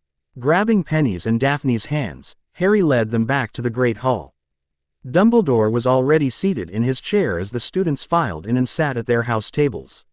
When everyone was seated, Dumbledore stood up and said, "Please give a hand to the lovely and talented girls of Beauxbaton's Academy of Magic." The massive doors opened to reveal breathtaking young women walk in, and behind them, Harry assumed, was their headmaster, or in this case headmistress. Around the room, most of the males in the Great Hall goggled at the women. "Harry, however fell. Something pulled at him in the force, and opening himself to it, he saw that the young woman in the front of the group had a pink aura that surrounded her, and the aura was mixing perfectly with his force aura. The witches of Bobaddons walked over to the Ravenclaw table and sat down. Harry watched as the witch with the aura walk up and sit next to him. "Hello, I'm Fleur Delacour, and you are?" Fleur asked in a French accent. Harry, to which Harry responded, "Harry Potter, nice to meet you, Fleur." Penny then introduced herself to Fleur when the French witch asked, "Ari, why aren't you staring like the others?" Harry glanced around the hall and saw girls and boys staring at Fleur, and then it clicked. "I'm immune," was all that Harry could say before the French witch pulled him into a passionate kiss. "I hate myself. Why, you may ask? Because the plot bunny decided to have half of Harry's girl die and have Daphne ask Harry to annul her marriage contract.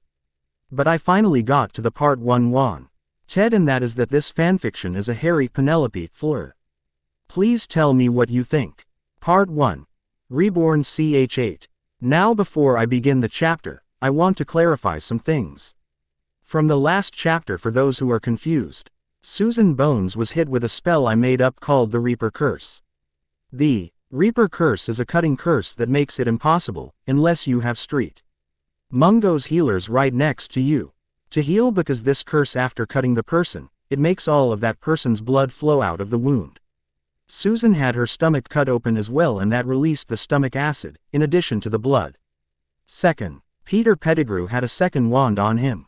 Peter in the original story was a complete coward, but in my story he is a crafty coward as well as a traitor. Peter's Secon D wand had runes engraved into the wood, and one of the runes was a portkey, thusly why I stopped writing about him after he was knocked unconscious. Harry has both the Force and magic because of his father's line. A rogue Jedi arrived on Earth, Star Wars timeline, Star Wars Knights of the Old Republic, and married a Potter. James's family line either had the Force or showed only magic. Harry Potter is the first of his line to show he has both. One final note, Harry had just found out about his godfather, Sirius Black, in the Shrieking Shack, and about the true traitor of the Potters. So Harry wasn't thinking straight. With that out of the way and having my conscience cleared, on to the chapter and more. Harry Penelope Fleur. Harry Potter, son of Darth Vader. Chapter 8, The Goblets Chosen. Part 2. Two things happened in quick succession. First, all of the people that were affected by Fleur's aura looked as if they had been slapped. Second, Harry felt complete, and when Fleur kissed him, it felt right.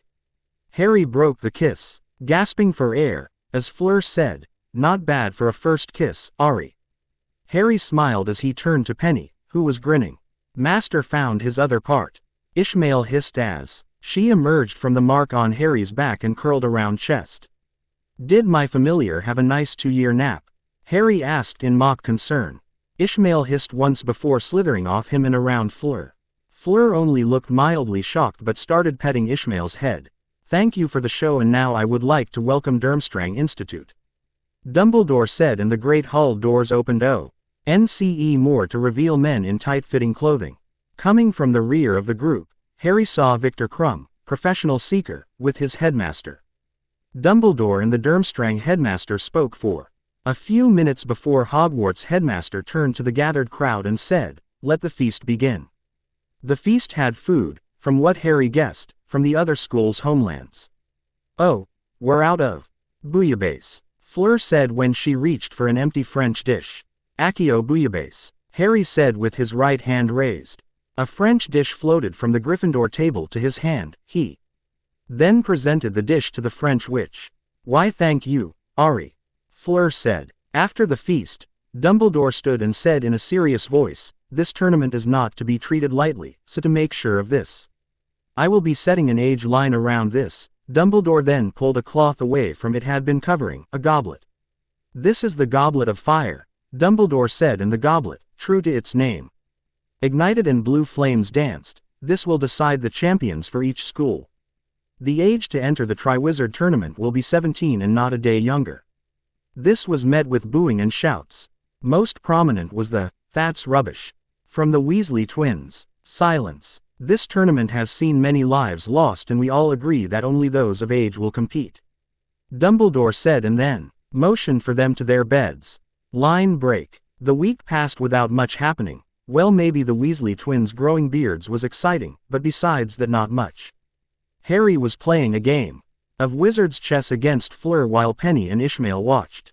Bishop, move from e4 to d5. Harry ordered his chess piece and the piece moved to the spoken spot. The group was in the great hall where the goblet was. Queen, please remove his bishop that he just moved. Fleur smiled as her queen piece pulled its sword out and decapitated Harry's bishop before moving into the empty space. I believe that is checkmate, Ari. Fleur said as Harry nodded in defeat. Fleur had played Harry and he tried to defend himself too late. That was the most intense game of wizard's chess I've ever seen. Penny said as she looked up to see a 7th-year Slytherin put her name in the goblet. Harry was about to say something when they heard, "If that was intense then Quidditch would make you faint," as Victor walked up to them. Victor Crumb had become their friend when Harry helped him escape from a particularly bad bunch of fangirls. "Oh, hey Victor," Harry grinned at the Quidditch seeker, "what's up?" Quote, "I'm going to add my name to the goblet when I heard Penelope," Victor said as he then walked through the age line and dropped his name into the fire. "It looks hot," Harry said as he watched Crumb's paw.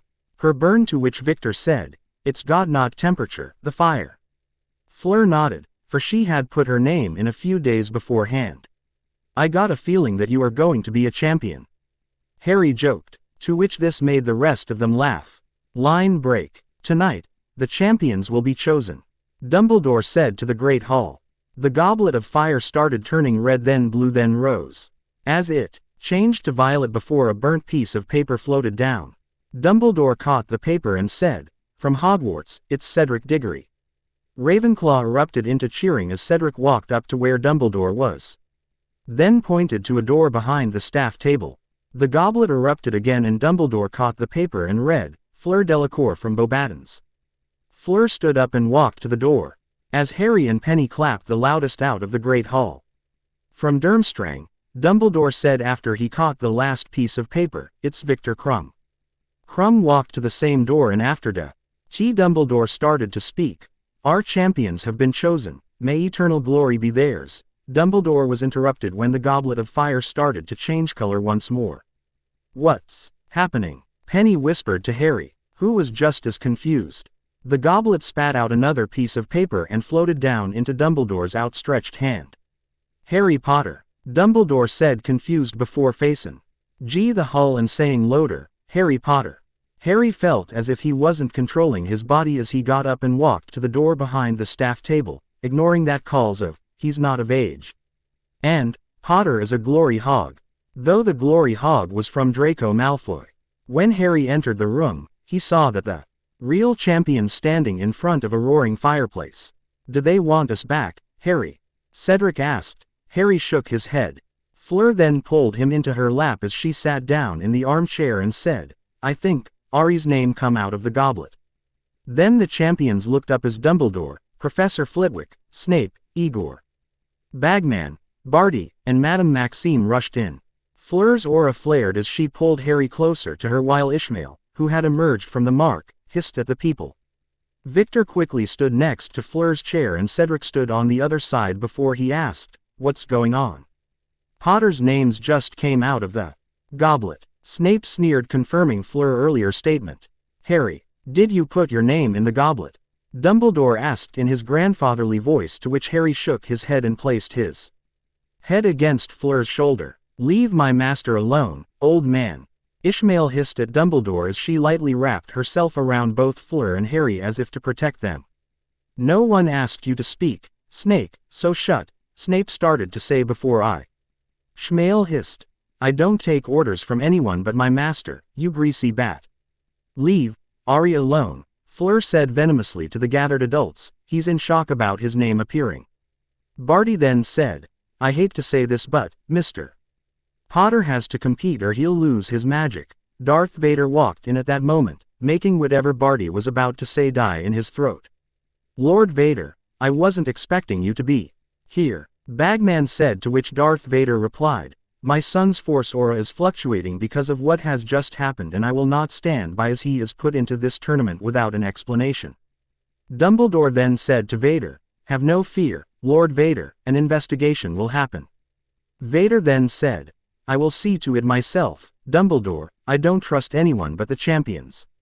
Myself and the ores I bring to investigate the goblet." And with that Vader turned from the room and marched out to investigate the goblet. Fleur pulled Harry closer to herself before she started, speaking rapidly in French to her headmistress. "Don't worry, Ari, you and Penny will come to the carriage with me and stay there until the tournament is over." Well, I hope you like this chapter and review. Part 1. Reborn ch9. Harry Potter, son of Darth Vader. Chapter 9. The First Task and Finding Another Familiar. Darth Vader stood in the Great Hall, his black cape fluttering a bit. The reason why he was here were 1. His son's force and magical auras were fluctuating so violently that Harry would have gone into a coma if he hadn't arrived to calm his son's force aura. 2. He had watched as the French witch's aura stopped Harry's magical aura in its tracks and helped him with his son's force aura. It was so powerful. 3. He had felt Harry, through the force, being bound to an ancient force, and Vader realized that this meant Harry's name had been pulled from that blasted goblet. "Vader," Kinsley called from the goblet of fire, "I found the reason why Harry's name appeared in the goblet." Vod strode over to the tall wizards and motioned for Shacklebolt to explain. "Someone pull a very powerful Confundus charm on the goblet of fire and made it so there was a 4th school. I found that both Harry and Penelope's names were placed in this 4th school." Vader turned his masked head towards the goblet before asking, "Why would they put both of their names in the goblet? One would have been enough." "We'll never know why the person did it, but we do know that whoever it was is very powerful enough to confuse an ancient magical object like the goblet," Shacklebolt said in a solemn voice. Vader nodded once before turned to face the hall again. He watched Django and Boba Fett questioning several students, one of which was Lucius's son, Draco Malfoy. "We all saw his name come out of the goblet," Draco was saying. "I knew it had to be Potter, wanting all of the glory. Enough. Mr. Malfoy, I've had enough of your half-truths and falsehoods. Get out of this hall, now." Darth Vader roared at the Slytherin, who ran from the hall as if his life depended on it. "I was waiting for Draco's famous, 'When my father hears of this line, shame,'" Cedric said in a mock-sad voice, sending several students into laughter. Vader smirked as well before he turned when he felt the French champion walk up to him. "Lord Vader, I assume," she said, to which Vader nodded. "I am he. I'm FL. You're Delacour, and I was wondering why you wear that, suit." Vader's mechanical breather cycled through 2 breaths before he answered, "I was wounded in battle. This suit is the only thing keeping me alive, and in battle if my suit is damaged, I could use the force to keep me alive until its repair if necessary." Fleur nodded as she took the information in. Vader glanced over her shoulder to see a couch with his son on it, asleep peacefully, his familiar curled around him like a safety blanket. "You raised a very talented man, Lord Vader," Fleur said before she asked, "Lord Vader, just Vader please. Only the people I interrogate or the Wizengamot call me Lord Vader." "Okay, Vader, how much do you know about Vila?" Vader paused for a moment, for his knowledge of Vila was limited, so he told her what he knew. Vila are sexual creatures by nature, and when a Vila is born, that Vila will be a girl. Male Vila are only born once every 10,000 years and is prone to having a harem to produce the next generation of Vila. Fleur nodded. "Yes, all of that is correct. But, do you know that when a Vila is born, they are not quarter or part Vila? A Vila is a Vila, through and through." Vader crossed his arms over his chest as he said, "I assume that the Vila started that rumor about quarter Vila and part Vila to keep them safe from the British ministry." "Yes, and I've told you is secret because I know you won't tell anyone about this," Fleur said, because he knew he wouldn't tell anyone. "Miss Delacour, what is my son to you?" Vader asked, making Fleur blush slightly as she answered, "Your son, Ari, is a wonderful person. Always trying to help those that need help with their school work, from what I've seen, and somehow I feel as though we are connected. Something." Fleur's voice trailed off at the end. Vader nodded, sensing no hint of a lie in her words. "Take care of him during the tournament." And with that final sentence, Darth Vader strode from the Great Hall. Line break. Time skip. 8 days before the first task. Dragons. Why dragons? Penelope asked, to which Harry had no answer. Harry was in Fleur's room, sitting on his provided bed trying to read from a book he had been given to by his father, Darth Vader, on dragons. Penelope was sitting cross-legged at the end of his bed, petting Ishmael's head, and Fleur was next to Harry, reading. Quote, "Maybe we have to fight them off for a certain time." Fleur guessed, though Harry imagined fighting off a massive dragon only to be turned into toast the very next second. "Maybe," Ishmael hissed, "you have to grab something the dragon is guarding." The next hour passed like this, someone taking a gander at what the task was. Then someone knocked at Fleur's door. Harry put the book about dragons on Fleur's lap and walked over to the door. Opening it, it was Daphne. "Oh hey Daph," Harry said, surprised at seeing Daphne here. "What are you doing here?" "I came to see my 4 favorite friends and see if they guessed what the task was," Daphne said as she walked in and then sat next to Penny. Harry knew this was going to be a long week. Line break. Time skip. Several hours before the first task, Harry stood next to Fleur as the champions had their pictures taken. My, Rita Skeeter said before she reached out and grabbed Harry's arm, "I'll interview the youngest first." "Over my dead body, Skeeter," Vader snapped at the reporter as he walked in, making her flinch and letting go of Harry. "Professor," Vader nodded to Dumbledore, "Mr. Ollivander is ready for the wand weighing ceremony." "Wonderful, champions. Please follow Lord Vader," Dumbledore said, and the champions. "Ah yes, if you're ready to begin," the old wand maker said, "ladies first." Fleur walked up and presented her wand. Yes. 9.5 inches, inflexible, rosewood, and containing, dear me, Ollivander said as Fleur said, "An heir from Z.E.A.D. of Avila. One of my grandmothers." Ollivander waved her W, and a bouquet of flowers appear out of her wand's tip. "Thank you, Cedric," he said as the Ravenclaw champion walked up and handed his wand to the old wizard. Now, this is one of mine, isn't it?" "Yes, I remember it well. Containing a single hair from the tail of a particularly fine male unicorn. Must have been 17 hands, nearly gored me with his horn after I plucked his tail. 12.25 inches, ash, pleasantly springy. It's in fine condition. You treat it regularly." Cedric nodded. "Polished it last night." Ollivander nodded, and a fountain of wine sprinkled from his wand's tip. A cup appeared underneath the wine, and the wine stopped when the cup was filled. "Thank you. And now, Mr. Crumb, your wand please." Victor pulled his wand out and placed it on the table. Yes, not one of my own, but 10.25 inches, hornbeam, quite rigid, dragon heartstring core." Victor nodded. "I was the last one to purchase a Grigorovich wand." Ollivander nodded sadly. Before he made a flock of canaries burst from Victor's wand. "Now, Mr. Potter." Harry walked up and pulled his liquid core wand free from its holster. Yes, 14.5 inches, made out of the focusing crystal of a lightsaber, Hungarian horntail blood, freely given unicorn blood, basilisk venom, and your very own blood, Mr. Potter. Very powerful. Ollivander handed Harry back his wand and motioned for Harry to cast a spell. Expecto Patronum. Harry cried, and Patronus erupted from the tip of his wand. The Patronus was a dragon, but it wasn't any dragon that wizards knew about. It had a long neck and head. Its wings were also its arms, and it had a long tail that curled around Harry before the Patronus vanished. "Well done, Mr.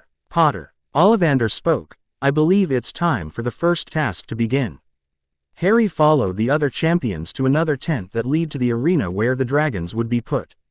"Okay, your job is to get the golden egg from the nesting mother's clutch of real eggs," Bagman said, and then held out a bag that moved as if something was in it. "Ladies first." Fleur put her hand into the bag and pulled out a miniature model dragon with the number 2 on it. "The common Welsh green, very dangerous," Bagman said. Then Cedric pulled from the bag a miniature Swedish short snout with the number 1. Victor then pulled a Chinese fireball model with the number 3 in. Harry pulled the worst of the bunch out of the bag, a Hungarian horntail with the number 4 on its back. "When the cannons is fired, then you may go, Mr. Diggory," Bagman said, and then the cannon blast sounded. "Good luck," the other 3 said as Cedric walked into the arena. Fleur then went, and then it was Victor's turn. "Good luck," Bagman said to Harry, and he walked through the tent flap into the arena. The first thing Harry noticed was that the Hungarian Horntail was in the middle of the arena, snarling at him. "Come near me and my eggs, then you will die, wizard." Harry was taken aback. He understood the dragon completely. A hello would have been nice, you know. Harry snapped back at the female Horntail, who stopped growling and had a look of shock on her, walked up to the shish-ocked dragon, and then the world around him turned white. Cliffhanger. Ha ha ha ha. I hope you enjoy this chapter and please review. Also, Harry's Patronus is Smaug, but this Smaug won't be talking anytime soon. Part 1. Reborn ch10.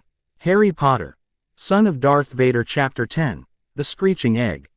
When the people in the arena could see again, the first thing they did was look down. What they saw was Harry, on his knees, as if in pain before his shirt vanished. Harry then started growing. Black scales appeared at the base of his neck and spread down his spine. The fourth champion then roared as the crowd watched in horror. Fleur watched as her friend writhed in pain as he transformed into whatever he was transforming into. "Harry, we have to help him," Penelope said as she grabbed Fleur's arm, and the two ran from the stands and towards the medical tent. Harry at this point had his arms change into wings of a Hungarian Horntail, but they were completely black. Back with the girls, Fleur and Pei. Nny barged into the med tent and said, "Harry, Ari is in trouble." Cedric and Victor stared at them before they grabbed their wands, and all four of them ran for the champion entrance. "What's wrong with Harry?" Victor asked as they ran. Fleur answered, panic starting to creep into her voice. "Ari is transforming into a massive black Hungarian Horntail." Cedric had a look of shock on his face. "Harry is changing into a dragon." "Yes, and we need to help him," Penny said as they reached the entrance. When they got there, they stopped as they saw dragon catchers firing spells at the completely transformed Harry. "Stop shooting at Ari," Fleur shouted at the catchers, who only gave her a glance before firing with more vigor. Then Harry opened his mouth and green flames shot out, turning pebbles and small boulders to ash, and blackening larger rocks. "That's Greek fire. Look out," someone shouted from the right side of the arena, but Fleur charged at the massive beast with only the thought of saving Harry from this form before it's too late. Harry roared at the people that had started attacking him before he tried burning them. He was about to do it again until a voice caught his attention. "Stop it, right now." Harry looked down and saw a beautiful woman standing only a few feet away from him. Then something in his mind clicked and the real Harry destroyed the draconic NCT before he took control of the body as well. "Fleur, what happened to me?" Harry said with forced telepathy to Fleur, as he lay on his belly to allow his Vila friend closer. "I don't know how, Ari. But you need to calm down," Fleur soothed as she walked up and started petting his cheek. Harry purred as Fleur caressed his scaled cheek before he saw the other champions and Penelope walk up to him. "Okay, on my signal. We'll stun the dragon while he is distracted." Harry lifted his scaled head and maneuvered his wings around his friends before he snarled a low dangerous sound. "Stand down." One shouted and every dragon catcher lowered their wand. Harry slowly opened his wings from around the people he was protecting. Then a red-headed man walked up with his hands up to show he was unarmed. "Sorry about that. Name's Charlie Weasley, head dragon catcher." Charlie introduced himself before he lowered his arms. "Boss, what are you doing?" a dragon catcher shouted from behind a boulder. Charlie ignored the question and smiled. "I think I know what happened. Harry, I need you to think of yourself before you changed, okay?" Harry nodded slowly, confused. How was this going to help him? Harry then imagined himself before he entered the arena and then felt pain shoot through his body. Gra-ah! Harry's roar turned into a shout of pain as his body shifted from the massive black horntail to his human body. After he had fully shifted back, Harry was covered in sweat and gasping for air. "Ari, are you all right?" Fleur asked. Harry looked up from the ground and said, "Did you get the number of that bus that hit me?" Before he blacked out. Line break. Harry woke up in the hospital wing on his front and was without a shirt. "Harry, you're awake." Harry turned his head to the right and smiled as Penny pulled him into a hug. "Ow, ow, ow. Why is my back on fire?" Harry hissed as Penny lifted him a bit, making her lower him back. "Sorry, I forgot, Penny said sadly, making Ari give her a mock anger look. Forgot what? Penny played along and said in the same sad tone, you have a second familiar mark on your back, and no one knows how to make the heat coming from it stop. Nurse Pomfrey said as she bustled towards them. Harry then felt the mark on his back start to flare up, pain making him clench his mouth to stop himself from screaming. Then the pain vanished as soon as it started when Harry heard a long line of profanities stream from his back. Goodness me, Madame Pomfrey yelped as Harry pushed himself onto his back. Landing on his naked torso was a hawk-sized Hungarian horntail, but its scales were completely black. Will you stop cursing for a minute? Harry snapped at the horntail, who stopped cursing and stared blankly back at him. You're that wizard from the arena. The miniature horntail squeaked in Parseltongue, making Harry realize that this was the same horntail from the first task. Harry, Penny asked as she got a closer look at the dragon on his chest. Is this the horntail from the first task? Harry nodded but didn't take his eyes off the female dragon. The doors to the hospital wing then bursted open as Dumbledore, Darth Vader, Fleur and Madame Maxime, Victor and Igor, and Cedric, and then Rita Skeeter. Why is she here? Harry pointed at Rita as he asked. Vader turned and stepped in front of the reporter, before he hissed, "Get out, champions and family only."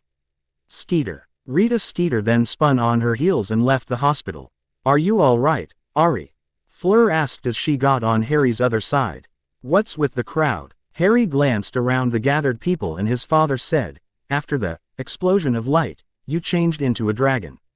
But you already know. The question is, why did you change in the first place?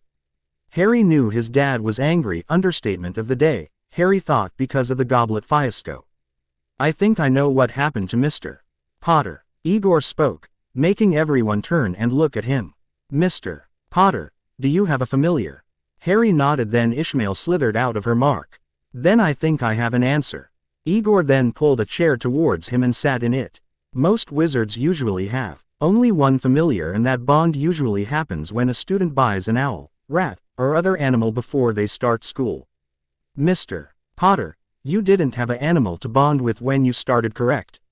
Again Harry nodded. Then you met your first, Ishmael, the basilisk said, and Igor nodded his thanks. Ishmael and you bonded with her. When a familiar bond is complete, if the animal is magical, the familiar will add its own magic to the wizard's or witch's own, increasing the magic. Igor paused before he continued. Mr. Potter has, from what I've learned from Lord Vader, another power, the Force, and when he bonded the first time, both increased dramatically. But, when he bonded the second time, his powers were blocked by something, thus the transformation from human to dragon. Mr. Potter is, I believe, one of only a handful to have two familiars and not go insane from the power boost of both. Igor concluded his explanation, making everyone but Harry, Dumbledore and Darth Vader looked stunned at the information. Dumbledore then said in the silence that followed, I think that it's been a tiring day for all of us. We should all head to our beds and sleep on what we have learned. Harry and Darth Vader glared at the old headmaster, who ignored them. Harry said, I want Fleur and Penelope to stay. This made Dumbledore shake his head. No, it would be better if they stay here and keep my son from having another transformation in the hospital. Vader stopped Dumbledore from saying more and turned to Pomfrey. Is that acceptable? Pomfrey nodded. They can stay and help me heal Mr. Potter. Harry left 3 days later, thanks to Pomfrey, Fleur, and Penny, fully healed. Line break. Harry looked at the golden egg and sighed. He, Fleur, and Penny were in the prefect's bathroom, thanks to Cedric telling them the password. Fleur and Penny were wearing two-piece bathing suits and Harry was still dressed in his robes. This egg is probably the #1 cause of headaches, Harry said as he put the egg down and got undressed. Ari, bring the egg with you, okay? Fleur called from the massive bath and Harry nodded. Harry finished undressing and stood in some swimming trunks. Grabbing the egg, he got into the warm bath. Fleur, where is your egg? Fleur blushed. I forgot it back at the carriage. Harry rolled his eyes before he asked, you ready? Penny and Fleur nodded and then all three took a breath before going under the water. Harry opened the egg and they heard a beautiful voice sing this. Come seek us where our voices sound, we cannot sing above the ground. And while you're searching ponder this, we've taken what you'll sorely miss, an hour long you'll have to look. And to recover what we took. But past an hour, the prospect's black, too late, it's gone, it won't come back. The trio then emerged from the water, gasping for air. Mermaids, Harry said, the second task is in the Black Lake. Fleur had a look that said she didn't look forward to the task. Fleur, what's wrong? You look like you've seen a ghost. Penny said. Fleur looked between the two before she said, Vila are beings of fire and water makes yous weaker. Vila and mermaids also hate each other, and when a mermaid sees a Vila, the mermaid will probably torture, then kill her. Harry's blood boiled at that. Fleur, when the second task comes, I will not let anything do happen. I promise. And that is another chapter done. I hope you enjoy it and please review. Part 1. Reborn ch 11. Harry Potter. Son of Darth Vader Chapter 11. The Yule Ball. Harry, a week later, as wondering how he was going to tell his friends that he couldn't dance. Well, not any ballroom dances anyway, but he could do a mean moonwalk. How to tell two very talented dancers that I can't that well in the partner dance department. Harry thought to himself as he lay on his bed in Fleur's room. Ari, why are you laying there and not out here? Fleur asked from the doorway, a concerned look on her face. Oh, I was wondering about something, Harry began, then his vision was filled with the faces of Penelope and Fleur. Wondering about what? They asked in sync, making Harry now feel what a cornered animal felt. How to tell you that? Harry sighed, that I can't dance. Fleur and Penny gave Harry a look of shock. Can't dance? Fleur asked before her face changed to a determined one. Well, I think we have to change that, won't we, Penny? Harry watched as his two friends grabbed him. Line break. Harry, after many lessons from Penny and Fleur, was ready for the upcoming Yule Ball. The only problem now was to make sure that no one would ask his friends out to dance, because they already told him that they would be his dates for the ball. Sitting in the Great Hall during lunch, Harry was having a very enlightening conversation with Luna Lovegood about Crumplehorn Snurkax. It was at this moment that Draco Malfoy in all his arrogance walked up to Fleur and said, I would like you to join me for the Yule Ball. Harry and the rest of the Ravenclaw table, except for Luna, held their breath as they watched Fleur look Draco up and down with a critical. I'll have to say no. Fleur finally said, making the Slytherin goggle at her. The breath that the Ravens had been holding out. What? Why? Draco stammered at the Vila. Ari has already asked me and Penelope to be his dates. Fleur said before returning to her lunch. But he can only take one of you. Draco shouted before he was on the floor, gasping for air. Harry had just punched the window out of the Slytherin and said, never shout at my friend, Malfoy. Draco could only gasp. Then the sneering voice of Snape called, 20 points from Ravenclaw, Potter. You're just as arrogant as your father, and let's add detention as well. For the rest of the month. Harry looked at the greasy-haired professor, then motioned for Snape to turn around. Snape did, only to come face to mask with Darth Vader. You've disappointed me for the last time, Severus. Vader said in a voice that promised a world of pain for the potion's master. You can't do anything at me, Vader, only the head. Dumbledore walked in and said as he passed the two, Snape, I warned you this would happen if you insulted James' son, and I can't save you. Darth Vader then led a shocked Snape from the hall. Then the scream arose from behind the closed hall doors. Your dad won't kill him, will he? Cedric asked from across the table, a pale look on his face. No, Snape will live but won't be the same, Harry said before he returned to his lunch and Luna's Snurkax. Students were talking about what had happened to the greasy-haired bat, and when said bat reappeared, he was sent to St. Mungo's for healing because of the damage to his body. Darth Vader got questioned by some students but only came out with, if someone insults my son and won't stop after the first warning, they'll learn to stop from me. Line break. Time skip. Day of the Yule Ball. Harry was in his best suit as he waited for his dates to arrive.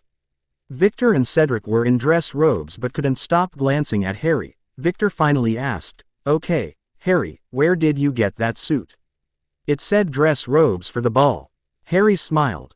They said formal dress for the ball, dress robes included. I got this suit custom made so it will change to whatever the occasion calls for. Harry then Wolf whistled. And I have the two most beautiful ladies with me tonight as well. Victor had a smirk and Cedric's jaw dropped, for Fleur and Penelope walked down the stairs in the most stunning dresses that they had seen. So what do you think, Ari? Fleur asked when she reached the bottom of the stairs and then twirled to show Harry everything. Penny did the same as well, making Harry smile. Then taking Fleur's hand, he kissed it and did the same to Penny's. I think that I may have to defend you from people trying to ask you out. Harry jokes, making the girls giggle. Then Victor's date appeared. Hermione Granger walked down the stairs and up to Victor, who took her hand and kissed the nickel. Stunning, was all that he said to her before Cedric's date. Cho Chang walked up to the group. Are the champions ready? McGonagall asked the group and they nodded, though she did eye Harry's dates with a questioning look before leading them into the Great Hall. Harry then took Fleur out to the middle of the dance floor. They had planned this so Penny got the second dance, then Daphne got the third one, and danced to the slow music. That's when the floating candles all went out. There was a shout, then what sounded like a muggle gun going off, a scream, and the candles slowly brightened once more. In the middle of the floor, next to Harry and Fleur, was the unconscious forms of Harry's dead fiancés, Susan, Padma and Pavarti. What? Harry's voice was barely above a whisper as he slowly bent down and placed his hand on Susan's back. What is going on? Harry then asked before the Great Hall erupted into chaos. Cliffhanger again. Susan and the others are back, but how are they back? Please review and guess away and then find out in Chapter 12. Ha ha ha ha ha ha ha. Also, I just got a Star Wars intro for this book and you just need to type in this IO Star Wars intro creator #AKKWQSVVVPL7HIU6V9J and you will have it. Thank you. Part 1. Reborn CH12. So here is Chapter 12. Another two-part chapter. So enjoy. Harry Potter, Son of Darth Vader Chapter 12. The Second Task Part 1. The Great Hall was in chaos, but before anything more disastrous could happen, there was a loud bang. Everyone turned and looked at Dumbledore, who had his wand out before he said, "Please, don't panic. Harry, please take these girls to the hospital wing." Harry nodded before he motioned for the other champions, as well as Penny and Daphne, to help him. Harry picked Susan's unconscious form up from the ground, while Cedric and Victor picked up Padma and Parvati respectively. As the group walked out of the hall, Fleur broke the silence. Who are they, Ari? Harry sighed. He had to tell her sooner or later. These people were my fiancés, Susan, Parvati and Padma. During our third year, we had left the Shrieking Shack when Professor Lupin started hyperventilating. Peter Pettigrew then pulled out a wand we hadn't found and killed the Pottle twins with the killing curse. Harry paused to shift Susan in a more comfortable position in his arms. After seeing the twins die before me, the Force somehow unleashed itself and fused with my magic, making me turn into, a god. Fleur nodded, knowing what he was trying to say, so she said it for him. You had the power to do anything and everything, correct? Harry nodded. That's what it felt like. Well, I then leapt at Wormtail. Who sent a Reaper curse at me? Victor let loose a snarl before he said, he used the Reaper curse. That curse is the most deadly cutting curse in the world. Harry jumped a little at the volume of Victor's voice. Everyone stared at Victor, except for Penny, Harry, and Daphne, with a look of confusion. Victor then explained, the Reaper curse is a cutting curse that after cutting the person, it makes all of the person's blood flow out of the wound at a startling rate. If not immediately treated, the person will die. Harry then continued his story. The curse missed me and it Susan in the stomach. After breaking Pettigrew's nose and sending him flying, I destroyed Professor Lupin's werewolf side, leaving him able to change to and from his werewolf body. Harry stopped talking as the memory came to the surface. But Penelope took up the story from where Harry left off. Harry, from what I saw, changed back to himself before he crawled over to Susan. I didn't hear what she said to Harry, but after she said it, Susan passed on. Silence reigned as the group walked slowly to the hospital wing. When they finally got to the hospital wing, Madame Pomfrey was waiting for them. Please, put them on the beds, she said, motioning to 3 of the beds. Harry placed Susan in the middle bed, while Cedric placed Padma in the right one and Victor put Parvati in the left one. Then Young jumped when the sound of Darth Vader's breathing happened right behind them. Something is not right, I can sense something about them. Darth Vader pointed at the forms of the three girls.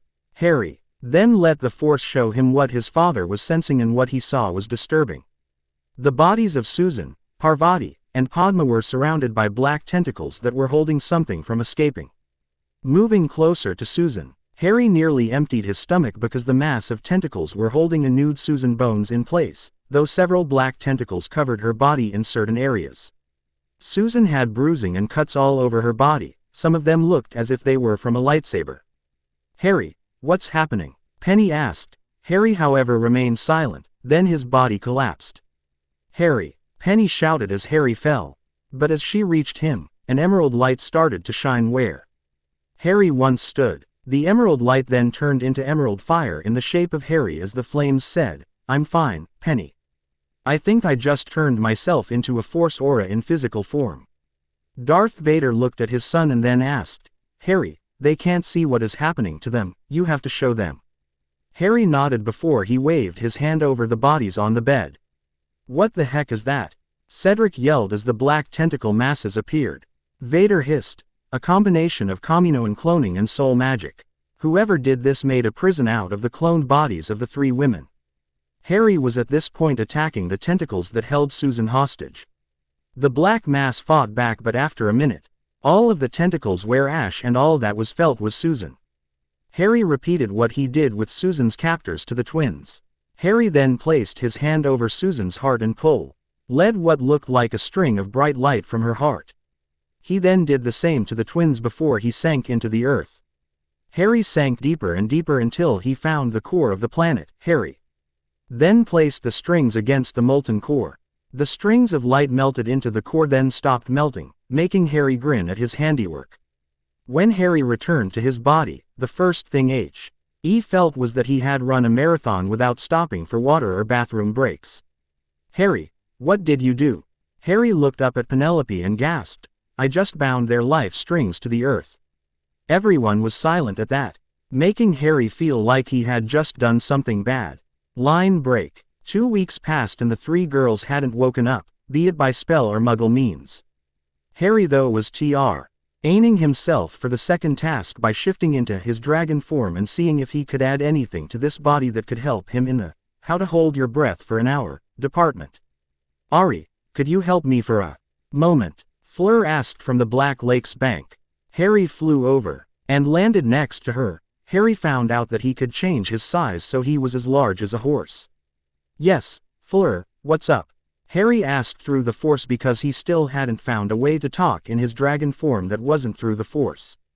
"I was wondering if we could fly around Hogwarts," Fleur said nervously, though Harry thought she shouldn't be nervous. "Sure, hop on," Harry said and squatted down for Fleur to climb up. Fleur then placed herself at the base for Harry's neck. "Okay, I'm ready," Fleur said. Then in a burst of speed, Harry took off. "Almost like flying on my firebolt," Harry said as he flew over the lake, Fleur's hair blowing back because of the wind. Ari, this is breathtaking," Fleur said as Harry gained altitude and flew over Hogwarts. Harry then noticed Penelope, with his enhanced draconic vision, standing on the tallest tower, but she was backing up against the railing.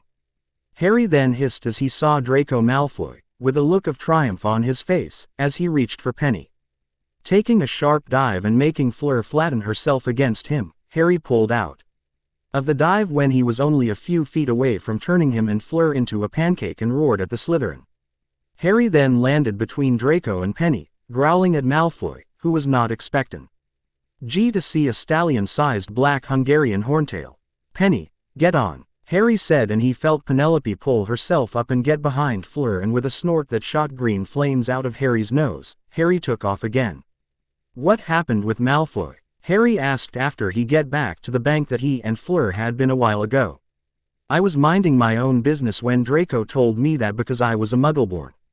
I was nothing more than a sex toy. He then tried to grab me, so I ran to the astronomy tower and got cornered.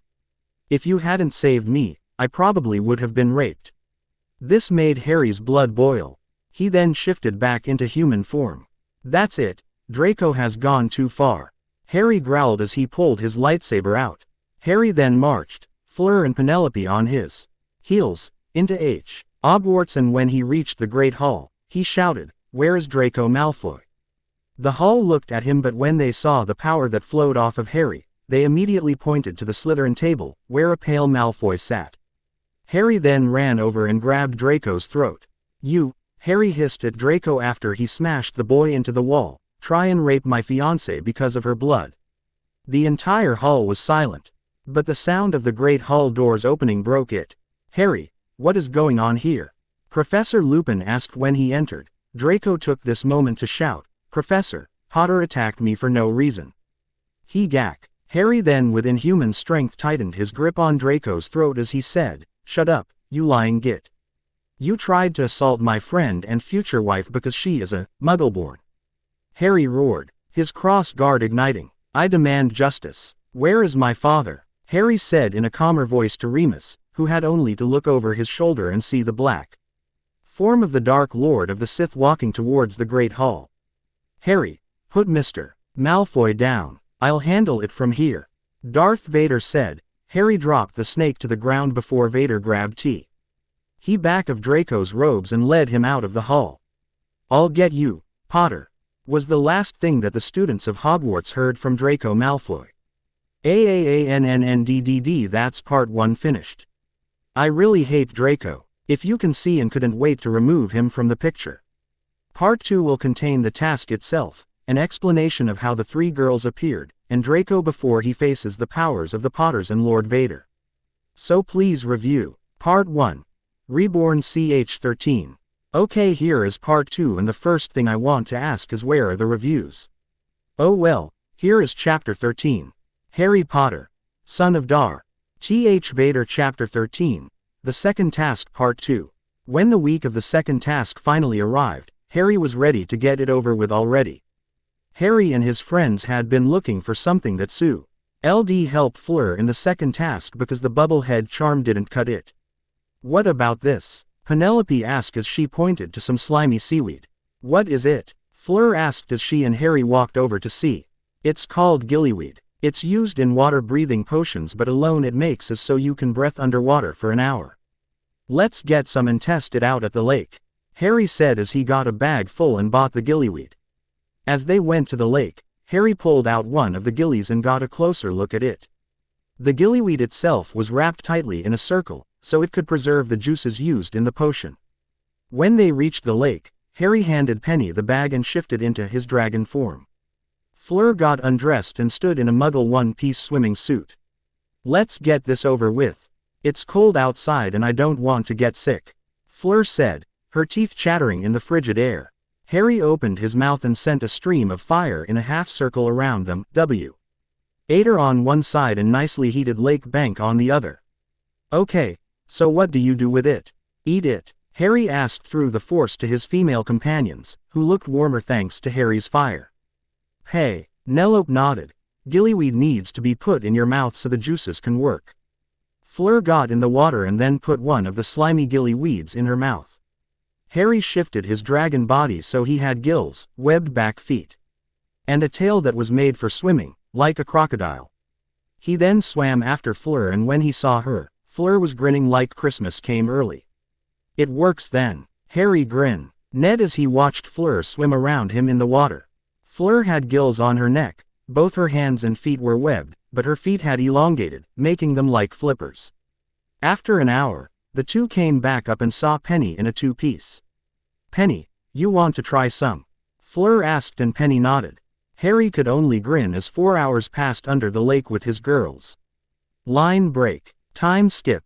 Day of the second task. Harry woke up in his bed, only to find that Penelope wasn't there sitting at the edge of it. Emerald, Fleur and Penny agreed that would be Harry's Horntail familiar name, and is. Mael were sleeping at the end of his bed, but where was Penelope? "Fleur, have you seen Penny?" Harry asked as he sat up and rubbed his eyes. Fleur wake up and Harry saw what she was wearing, a very revealing nightgown that was slightly translucent. "Non, I haven't seen her, Ari," Fleur said before she got up and got ready for the day, but Harry saw that Fleur had a worried expression on her face. Harry hissed to his familiars, "Have you two seen Penny?" Ishmael looked up and shook her head. Emerald, however, said, "Someone came in here last night and hit Penny with a red light, then took her away." Harry stared at the dragon before he asked, "Why didn't you stop them?" The female dragon snarled back, "I was hit with something that made it so I couldn't move." Harry then leapt from his bed and got dressed in his champion swimming suit. Then the line from the egg came to Harry, making him stop dead. "We've taken what you'll sorely miss," Harry whispered as it clicked. "They took Penny," Harry said, anger starting to grow. Fleur then stepped out from the bathroom wearing a bright sky blue, slightly translucent bikini that had her school's logo on it, but she pulled on her uniform as she said, "Ari." If she was taking for the second task, then maybe that's what it is, we have to save what we miss most. Harry could only nod as he got his robes pulled over his swimming suit, his familiars moving and securing themselves to his body.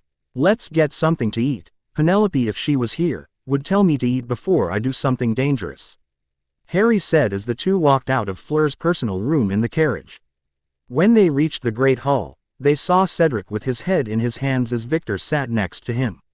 "They got Cho," Cedric muttered heatedly before he lifted his head and nodded to the other champions.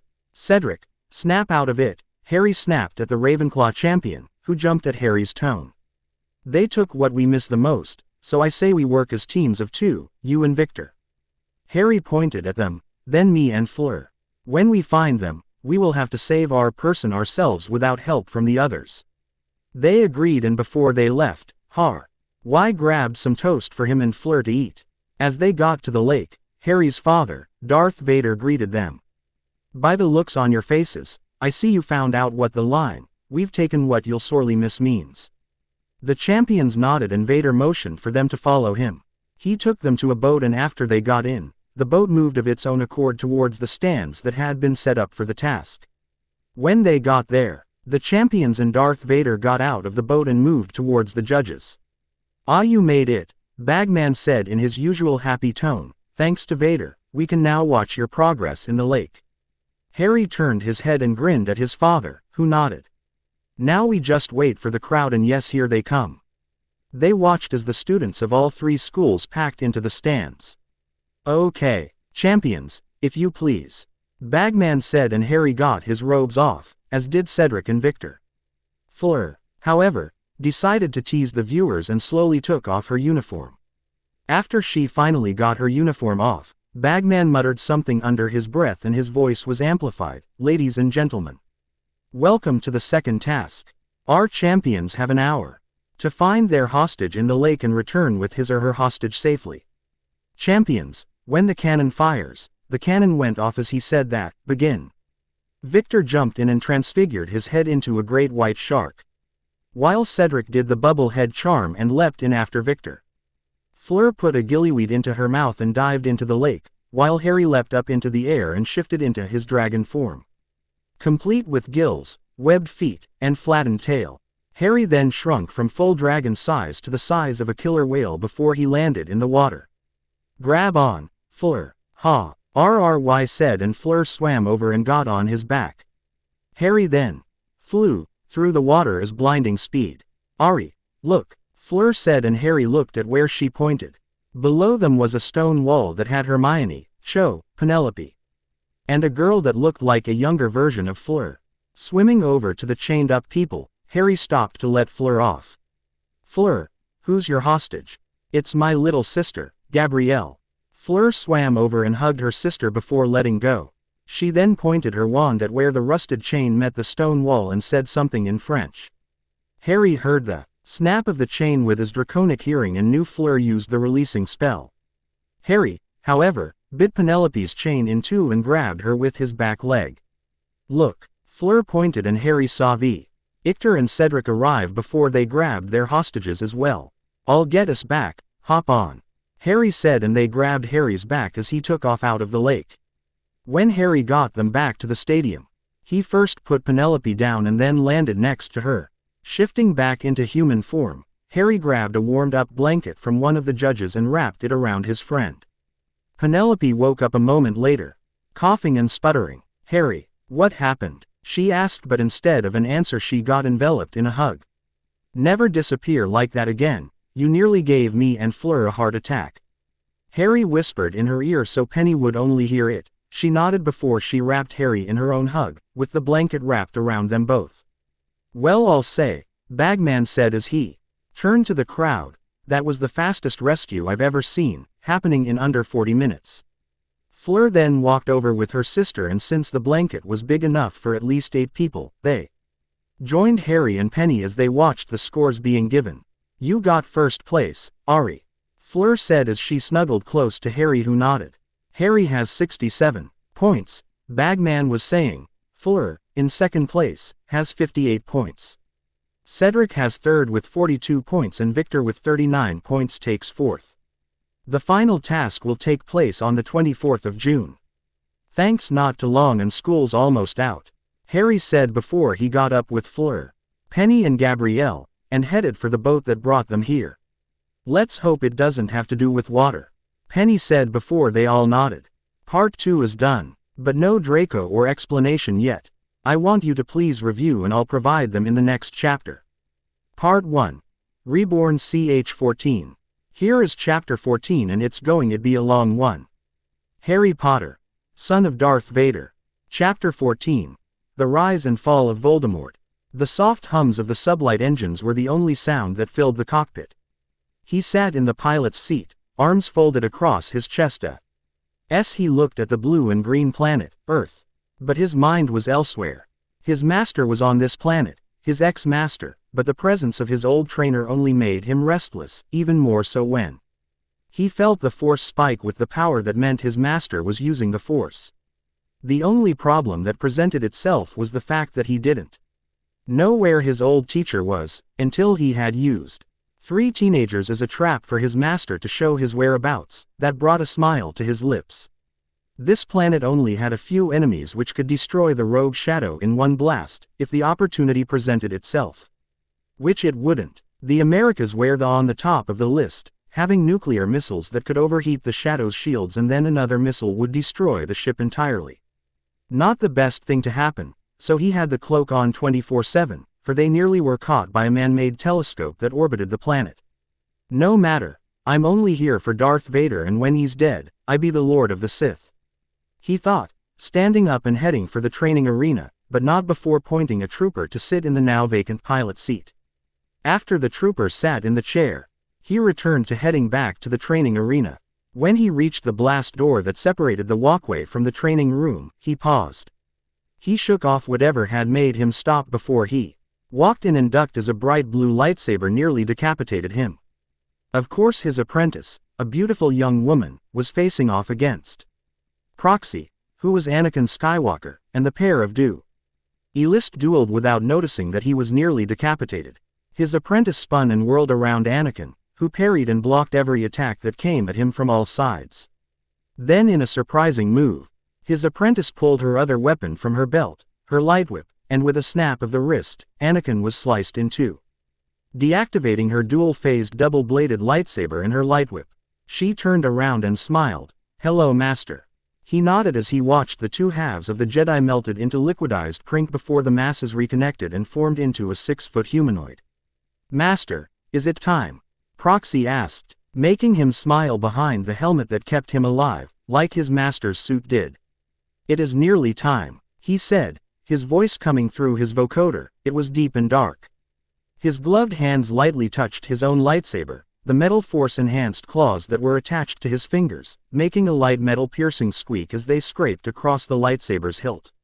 "If anyone needs me, I'll be in my quarters. Meditating," he said as he turned from the training arena and walked towards his quarters. After he sat down, his legs crossing underneath him, and he let himself join the ebb and flow of the force. Memories came and went, showing him the past, his past, and the different futures if he had chosen differently. He saw himself, kneeling before his master who was telling his to use his anger. Not reject it and become as a mountain. The past, and yet he saw himself facing his master, but he had beaten Darth Vader and had then faced the Emperor. He watched head as he sacrificed himself so the Rebel Alliance could live and fight another day, but he only allowed the visions to show him things that could have happened. My lord, he was brought out of his meditation by one of his force guards. As he called them. Yes, he asked, waiting for his guard to answer. We have finished the scans of the area where Darth Vader is, and the scanners picked up a boy whose power exceeds that of Darth Vader himself. He leapt up and quickly marched towards the cockpit, his force guard right behind him. Line break. It was June 24th and the day of the final task in the Triwizard Tournament. Harry was standing and waiting with the other champions, while the seats slowly filled up to maximum capacity. Are you ready to finish this tournament, Ari? Fleur asked Harry, who nodded and said, yes. This tournament shouldn't have been restarted in the first place, so let's end it here and now. When the stands were finally filled to the brim, Bagman pointed his wand at his throat and muttered, sonorous, before he spoke. Ladies and gentlemen, welcome to the third and final task of the Triwizard Tournament. The champions must go through this maze and get to the center, and when they find the center, they will find the Triwizard Cup. The crowd cheered. Then Bagman continued, Mr. Potter is in first place, so he will start first.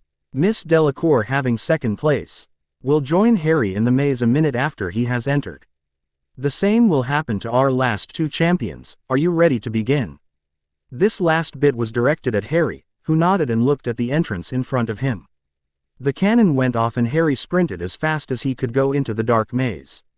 He went right, then left, turned left again and then took a right. Pausing for a moment to get his surroundings, Harry heard the muffled sound of a cannon going off, meaning Fleur had just entered the maze. He then ran down the right path when he reached another break in the maze, before he ran into a massive spider. The spider was a good 10 feet tall and 6 meters across, but Harry saw the red hourglass on the abdomen, meaning that this spider was a magically grown female Black Widow. Activating his lightsaber, Harry leapt onto the spider's back, only to have the Force warn him about the spider's front legs, which swung at lightning speed, on an intercept course with his stomach. The emerald green cross guard came up and sliced a good foot of the female arachnid's front leg off, which made the spider scream in fury. Harry landed in front of the Black Widow's mouth, which was dripping venom, and leapt again. His leap made him land on the abdomen, before the spider started trying to get him off by shaking itself. Stabbing where the abdomen met the body, Harry cut the abdomen off. Blood and other spider body fluids flying out of the wound before it was cauterized by the lightsaber. Without the balance, the spider plowed face first into the dirt. Harry walked up to the spider's head and looked at it, a sad expression forming on his face. The spider was gurgling and making clicking noises as it stared at him. Harry put it out of its misery by plunging his lightsaber into its brain. He ran, and ran some more until he knew he was lost. Pulling his wand out, he said, "Point me," and the wand spun for a moment until it pointed north. Harry then ran down another path and nearly ran into Fleur, who was standing over her sister's dead body. "Fleur, what's going on?" Harry asked the motionless Fleur, and then he noticed the dead body on the floor. Harry pointed his wand at the boggart and said in a commanding voice, "Ridiculous." And the boggart turned into mist, bringing Fleur back. Ari, she stammered before Harry put his finger on her lips. "Fleur, I don't think any different about you because of a bloody boggart. I love you and nothing is going to change that, got it?" Fleur smiled and nodded before she was led forward by Harry. Crucio. Harry spun around, his lightsaber coming up and deflecting the torturing curse. Victor Crumb stood, his wand pointing at them, with a glazed-over expression. "What in the heck are you doing, Crumb?" Harry shouted at the Bulgarian wizard, who sent another torturing curse at Harry in answer. Blocking the curse, Harry ran up and uppercutted Victor, who fell to the ground unconscious. Fleur then sent red sparks up into the sky before grabbing Harry's hand. "Come on, Ari. The cup is near." Harry and Fleur ran until they found Cedric, already knocked out by Victor, making Harry send his own sparks into the sky. After that, they found the cup. "Ari, you take it." Harry shook his head at that and said, "No, we grab it at the same time, Fleur." She nodded and grabbed the cup with Harry, but Harry felt something hook onto his navel and the two were portkeyed to a graveyard. Harry woke up first and heard, "Stun him and kill the girl." Harry was on his feet in an instant, his lightsaber activating as it flew through the air into his hand. Avada Kedavra, Peter Pettigrew said, his wand pointing at Fleur, but Harry got in front of the killing spell, deflecting it back at the rat, who dodged it. Enough of this, the high-pitched voice cried, and Harry felt something bind him and fell backwards onto Fleur. Ow! Ari, why did you fall on me? She asked as she tried to push him off of her. But he planted his feet and wouldn't budge. Fleur, stop it, I'm protecting you from another killing curse. Harry muttered in a low voice so Fleur could only hear him. Fleur peeked around his shoulder and gasped as she saw the man walk closer to them. Harry snarled as Wormtail cut his arm and said, "Blood of the enemy, forcibly taken, you will resurrect your foe." Pettigrew then let the blue drip into a cauldron before taking a few steps back. The cauldron exploded. Then a tall bone-white thing shifted and morphed into the dreaded Dark Wizard, Lord Voldemort. "My wand, Wormtail," Voldemort said as he held his hand out, and Peter put the wand in his master's hand. Harry then felt his bindings vanish as Voldemort flicked his wand at him and then grabbed Wormtail's dueling arm. Harry was glad that he had what was in his scar removed by healers, because he could see the pain on Wormtail's face as Voldemort pressed his finger into the dark mark. "Ishmael, Emerald, I need you," Harry hissed, and his familiars appeared. Emerald got into a protective position around Fleur, and Ishmael grew to 40 feet long, hissing in a low tone at the Dark Lord. Voldemort, however, ignored what was happening with Harry because he was ripping his Death Eaters a new one. "My lord," Voldemort turned his head and asked in a happier tone, "Yes, Bella?" Bellatrix Lestrange pointed at Harry and asked, "The Potter boy. What about him and his little girlfriend?" Voldemort's smile could turn milk bad as he looked at Harry. "Ah yes, welcome Harry, to my little reunion party." Harry looked around and then back at Voldemort. "I'm not impressed. Where's the cake and the food table? Don't you speak to the Dark Lord like that."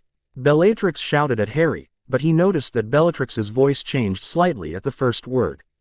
Harry gave Voldemort a withering look before he opened his hand and his lightsaber flew into it. "Not matter, he will die by my hand. Tonight," Voldemort said before he fired a killing curse at Harry. Harry deflected the curse into the dirt before he hissed, "That's all you've got?" "I'm insulted, Voldemort, I know you can do better than that." Voldemort fired spell after spell at him, only for Harry to block each one and take a step forward. "Nagini, attack him," Voldemort hissed, and a massive anaconda slithered towards Harry, only to be bitten and wrapped in the coils of Ishmael. Harry smirked at Voldemort, who sent a torture curse at Harry. Harry deflected it into one of the Death Eaters, who screamed in pain as the curse hit him. He stopped a moment later, after Voldemort lifted his wand, and the Dark Lord glared daggers at Harry. It was at this moment that Voldemort grabbed his chest and fell to one knee. Harry turned his head towards the battling snakes, only to see that Ishmael had her fangs buried deep in Nagini's neck. "Nagini is a Horcrux," Harry heard the Force whisper in his mind, and he made the connection.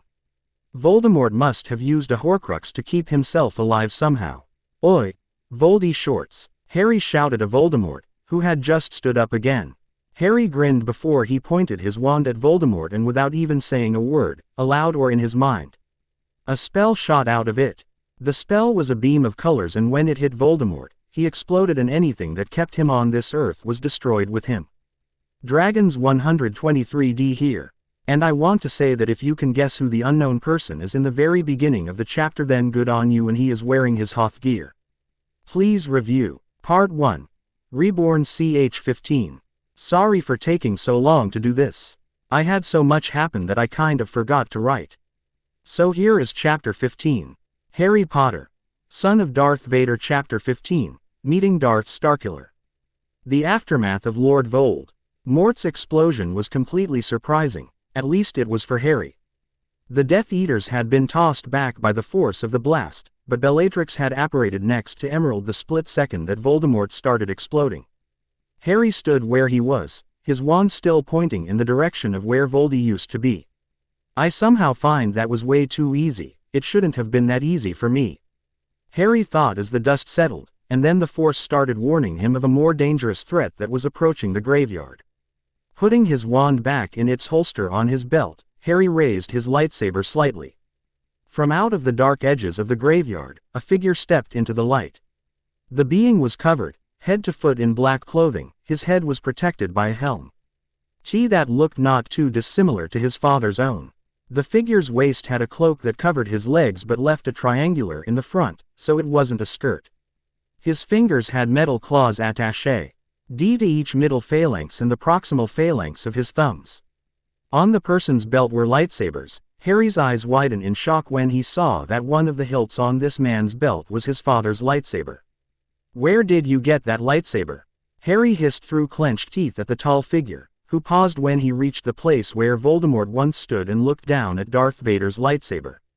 "This lightsaber." The man pulled it off his belt and activated it, the crimson blade humming in the cold air. "I claimed it when I killed Darth Vader, but why are you interested in this, instead of the many others on my belt?" The dark figure questioned through his vocoder, much like his father. "That lightsaber you hold is my father's, you Darth Vader wannabe." Harry snapped back, though the man's posture stiffened at Harry's insult. The figure deactivated the lightsaber and put it back on his belt before pulling another from it. The hilt was at least 2.5 feet long, and had 3 spikes, guarding the saber's emitter. "Also you wannabe, boy, I am Darth Starkiller, Lord of the Sith." Starkiller growled as he shifted his stance from one of standing into Form 7 or Juyo. The most vicious form of lightsaber combat in the galaxy, his lightsaber activating at the same time. Harry lifted his hand, palm out, and raised his lightsaber behind him, the green glow casting its light onto him. The two stared each other down for what seemed like an eternity before Harry leapt forward, his lightsaber cutting up and to the right. Starkiller just barely blocked the blow, but only just. For Harry had brought his blade up and around, trying to knock the lightsaber from Darth Starkiller's hands. Starkiller blocked the blow, then went on the offensive, his blade cutting through the air and moving quickly, trying to tire Harry out. Harry had learned the trick from Darth Vader and force-shoved the Dark Lord back. "Impressive, you have been taught well," Darth Starkiller said, Harry keeping quiet and shifting from his self-made lightsaber combat form to Ataru or Form IV. Darth Starkiller leapt into the air, spinning as he came, attempting to cut Harry in half. Harry jumped over the Sith and brought his blade towards the armored back of his opponent. The crimson lightsaber met emerald green, sparks flying at the point of contact. Harry then used a move that Darth Vader had taught him, and swung his lightsaber. It was a deceptively loose blow that hid deadly subtleties behind it. Darth Starkiller's lightsaber came up to block it and found himself weaponless. His lightsaber flying out of his hand and into the dirt. That was a move used by Darth Vader. How did you learn it? The Sith hissed at Harry, who held his lightsaber up to the Sith's chest. "Darth Vader is my father," Harry said calmly and watched as the Sith froze at his statement. That only lasted for a moment, as Darth Starkiller's lightsaber flew back into its master's hand. "I'll pay him a visit after I destroy you," the Sith growled. Force lightning erupted from the Sith, hitting Harry and sending him flying into one of the stone graves. Harry got up, only to leap out of the way as Darth Starkiller's lightsaber slashed the grave in two. Lightning sparked and crackled on Starkiller's sword arm and he swung again, the lightning making the lightsaber's blade extend beyond what a dual-phase lightsaber could grow. Harry dodged and then heard the Force say, "Let go of yourself, Harry. Unleash the true power of the Force." Harry stopped and then held his lightsaber in front of him, waiting. "Pathetic. You're giving up so easily." Darth Starkiller sprinted and swung at Harry. Then something odd happened. Harry caught the crimson blade with nothing but his hand. "What?" Starkiller was shocked. How was this boy's hand not sliced to bits? Harry then started to burn, emerald green flames erupting from his chest and surrounding him like the Human Torch. "I think it's my turn." Harry smirked as his voice shifted between sounding like a demon and his real voice. Harry then Spartan kicked the Sith, hard, sending Starkiller into the statue that guarded Tom Riddle Sr.'s body. Deactivating his lightsaber, Harry started to form a ball of magical and force energies in his hands. Darth Starkiller stood and leapt at Harry, his lightsaber coming towards the boy's head. Harry shoved his hands forward, the ball of energy shooting towards the incoming Sith. The energy ball intercepted the Sith and the world went white. Line break. The crowd was silent as Harry's SC Screen that showed what he was doing went white. Fleur's own screen showed a massive explosion that enveloped the two combatants completely.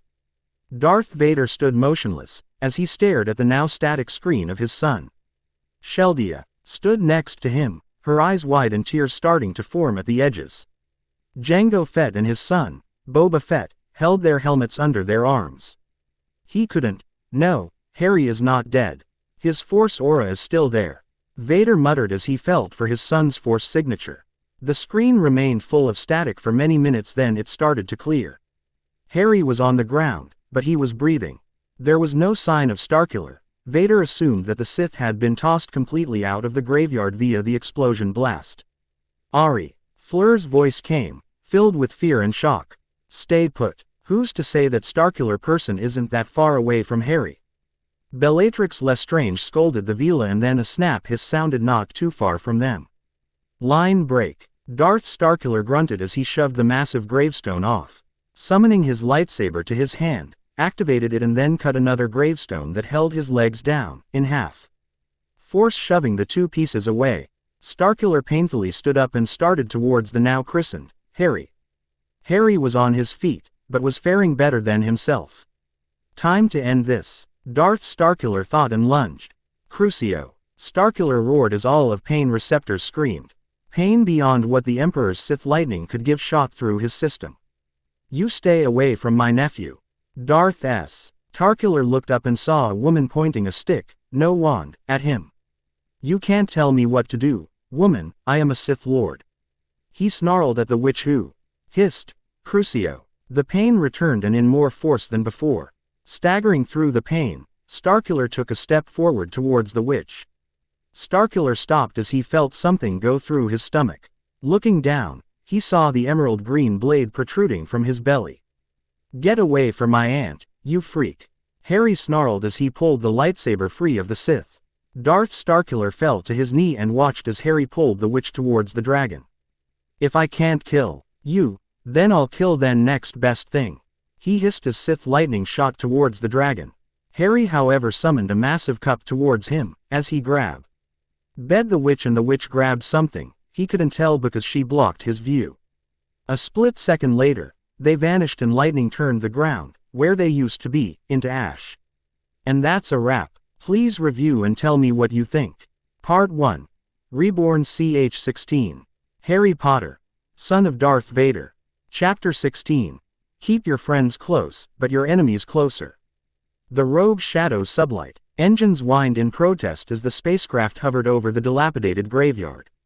The ramp extended as a squad of black armored troopers filed out, grabbing the unconscious or somewhat conscious Death Eaters. Tara rose. Darth Starkiller's apprentice, walked lightly over to her master. Master, she began until Starkiller's arm latched onto her shoulder as he slowly pulled himself up off the ground. Tara immediately moved herself under his arm, allowing Starkiller to put some of his weight on her. Master, you need to get to the Bacta tank, she began to say, but stopped when Starkiller growled. No, not the Medic Bay Bacta tank, he said softly so she could only hear. I need to get to my personal Bacta tank. Tara nodded as they slowly moved to the gathered Death Eaters. Tara used the hand that covered the gaping hole in her master's stomach and motioned one of the troopers over to help carry Starkiller. The trooper ran over and got under his lord's other arm. Starkiller grunted in pain but didn't say anything. Report DT 4324, Tara ordered the commander, who saluted. Ma'am, DT 4324's gruff voice sounded even gruffer through his helmet's mic. 4 dead, 20 are either unco. N. Skyus are still dazed from the explosion. He was cut off when his helmet comm beeped. DT 4324 put his hand to his helmet and answered. Yes. You Yes, I'll tell them.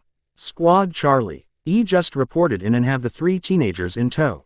Good. Tell them to meet us at the rendezvous point.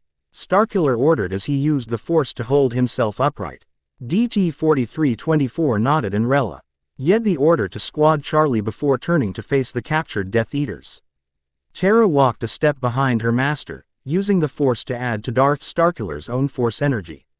Wake them up, Street. Arkiller grunted and the troopers went to work, pulling smelling salts and putting them under their prisoners' noses. One of the Death Eaters, Tara assumed he was either stupid or completely ignorant of the danger he was in. Stood up and shouted, "You will let us go now, Muggle, or you will die." Tara smirked as she felt her master's lightsaber fly from the ground, activate, and stabbed the Death Eater through the heart without Darth Starkiller moving a single part of his body. The lightsaber then returned to its owner's hand and Starkiller put the deactivated lightsaber back on his belt. "Shoot them and then burn them." "Yes, my lord." The troopers raised their blasters and mowed down the Death Eaters. The troopers then lowered their blasters and raised their arms. The flamethrowers on their wrists ignited the corpses. Then Darth Starkiller, Tara, and DT-4324 walked slowly up the ramp into the rogue shadow, the rest of the squad following afterward. Line break. "No, no, Susan." Bones screamed as the dark figure closed on her. A crimson blade showed Harry Potter, his eyes burning bright yellow. They were full of hate and pain. "No, Harry, please don't." Susan tried to reason with the boy who lived, but he raised his lightsaber and brought it down on her. She woke up, gasping for air and pulled her legs up to her chest. Sweat drenched her skin, making her clothing cling to her skin, leaving nothing to the imagination. "So, our little spy awakens." Susan lifted her head so she could see who spoke, then immediately regretted it. Darth Starkiller stood in her room seal quarters. She forgot what her captor had said it was and stared at her. "What do you want?" Susan hissed, hearing Starkiller chuckle. "I heard your screams. Was it the nightmares again?" Susan lowered her head back onto her legs, not answering. Darth Starkiller walked over to her and cupped Susan's chin, raising her head. Susan glared at the Dark Lord, before admitting, "Yes, they keep getting worse." Darth Starkiller moved his hand from her chin and sat next to her. "Who was it this time?" "Your aunt, your parents." "Malfoy." Susan shook her head, tears started forming at the corners of her eyes. "It was Harry." Susan whimpered, the nightmare still fresh in her mind. Starkiller put his clawed hand softly on her back in a comforting manner. He then pulled a hollow viewer from his belt and handed it to Susan. "This is everything we've recorded of this, Harry Potter, over the past year and a half. I made sure it wasn't altered in any way." Susan held the circular device in both of her hands as Starkiller pressed a button on the side. "I hope this helps stop the nightmares." Susan hugged the Dark Lord and thanked him before she started watching the blue hologram. Darth Starkiller got up and walked out of her room.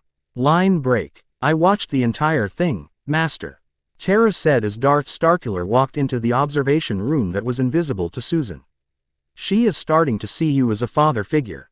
Starkiller looked down at Susan, who was watching from her bed as the hollow viewer projected a fully colored 3D video of the first task.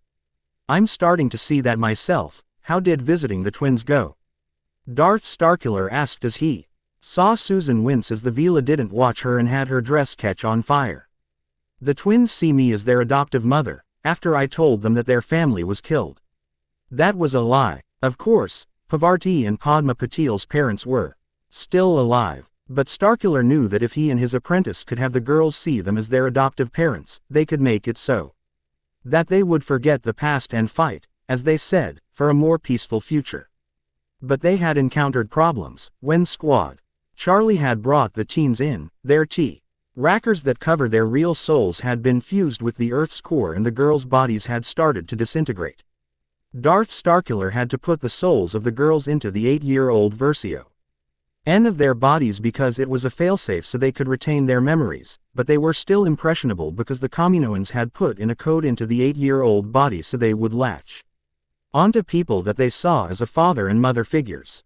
This was the reason that he was playing the father figure to all 3 of the girls. "We keep switching for 1 more week, then we start going together when we meet them." Tara nodded and smiled as she also looked at the future of the Empire. Please review and share what you think. Part 1. Reborn ch17. Harry Potter, Son of Darth Vader Chapter 17, Duel of Lovers. Harry sat in the middle of the Wizengamot, glaring at the Minister of Magic and his senior undersecretary to the Minister, Dolores, the Toad, Jane Umbridge. Darth Vader was on his right, his Force Arua barely under control. "As I was saying," the Toad of a woman was saying, "Mr. Potter used underage magic in the presence of a Muggle, or in this case, in front of a beach full of them. Harry rolled his eyes at that. All he had done was defend himself from a pair of dementors that had appeared out of nowhere when his family and girlfriends were on vacation in Florida. He use of underage magic in front of muggles means that you will present your wand to us. The toad smirked. Harry just rolled his eyes again because his lightsaber crystal could only be destroyed by a lightsaber and not by just simply snapping it. Here, try and snap it, it won't work, he said as he tossed his wand to the toad, who pulled out her own wand. Her wand flashed once and nothing happened to his wand. What dark magic is this? She shouted outraged. Harry summoned his wand from her hand and grinned. It isn't dark magic, my wand is a pure-cut lightsaber crystal. It can't be snapped at all by your means of destroying wands. Darth Vader snorted at the pathetic attempt to destroy his son's wand. It was absolutely pathetic to watch Dolores try to snap the wand, but fun was over. Enough of this. I was there when the Dementors attacked and my son was in his right to defend himself. Whoever sent them was trying to silence my son and would have succeeded if the person remember. That my son is a fully trained Force-sensitive and prodigy of magic. That statement alone made the entire Wizengamot go silent. Some of them look sheepish. It's your word and you expect us to believe you on that? Umbridge's falsely sweet voice asked, but Vader bore into the undersecretary, who flinched. Yes, I do. Darth Vader deadpanned and Harry smirked as the entire room fell silent for the umpteenth time that day. Harry was cleared of all charges a few minutes later. If I didn't know better, I would think that you had the entire Wizengamot under your thumb. Darth Vader roared with laughter and Harry joined him. I hold a massive amount of respect in all of magical Britain because I am good at what I do and I don't go slacking and taking bribes.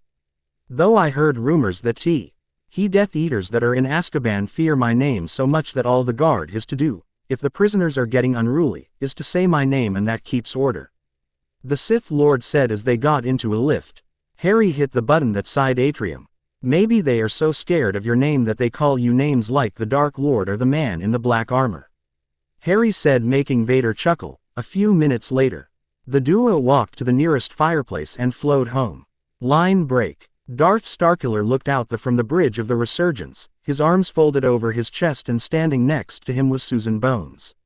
The view of the planet Pluto was amazing, but to him, it was the farthest he could be without being sensed by any Force-sensitive. Dad, is it time to begin Plan Trap Master? Susan asked him. She was dressed in a short-sleeve gray shirt and pants that only went a few inches past her knees. Her shoes were as black as his armor. No, but it is time for your mother and I to train you and your sisters in the art of the Force, Starkiller said as he turned and led Susan from the bridge. Line break. Time skip. 4 weeks into the 5th year of Hogwarts. Harry, Fleur and Penelope sat near the lake, finishing the homework assigned to them. Fleur had decided to finish her final year at Hogwarts so she could spend time with her soulmate. Penelope had already finished her schooling, but her marriage contract was written so that she stayed with Harry until he came of age, and the magic of the contract made it so she stopped her aging when she reached 19. Harry finished he potion homework assigned to them by Snape, sighing and popped his back. Why Snape assigned us a foot and a half on the uses of blood-replenishing potions, I will never know. Harry said as Penelope reviewed his work. Fleur smiled. Maybe he wants to become a healer and is making us do all the work for him. That made them start roaring with laughter and they couldn't stop laughing for 20 minutes. That W was the most funniest thing I have ever heard. Harry gasped, clenching his sides. The moment was shattered when Harry felt the Force warn him. Jumping up and spinning around, Harry was Force pushed hard. Getting up, Harry pulled his lightsaber out and blocked a dark violet blade from cutting him down the middle. Hello Harry, good to see you again, said the wielder of the purple lightsaber, making Harry freeze. No, it couldn't, could it? Harry thought as he shoved his opponent back. Susan, is that you? Harry asked, and the person lifted her mask to reveal Susan Bones. Susan smirked before she lunged at him, forcing Harry to go on the defensive.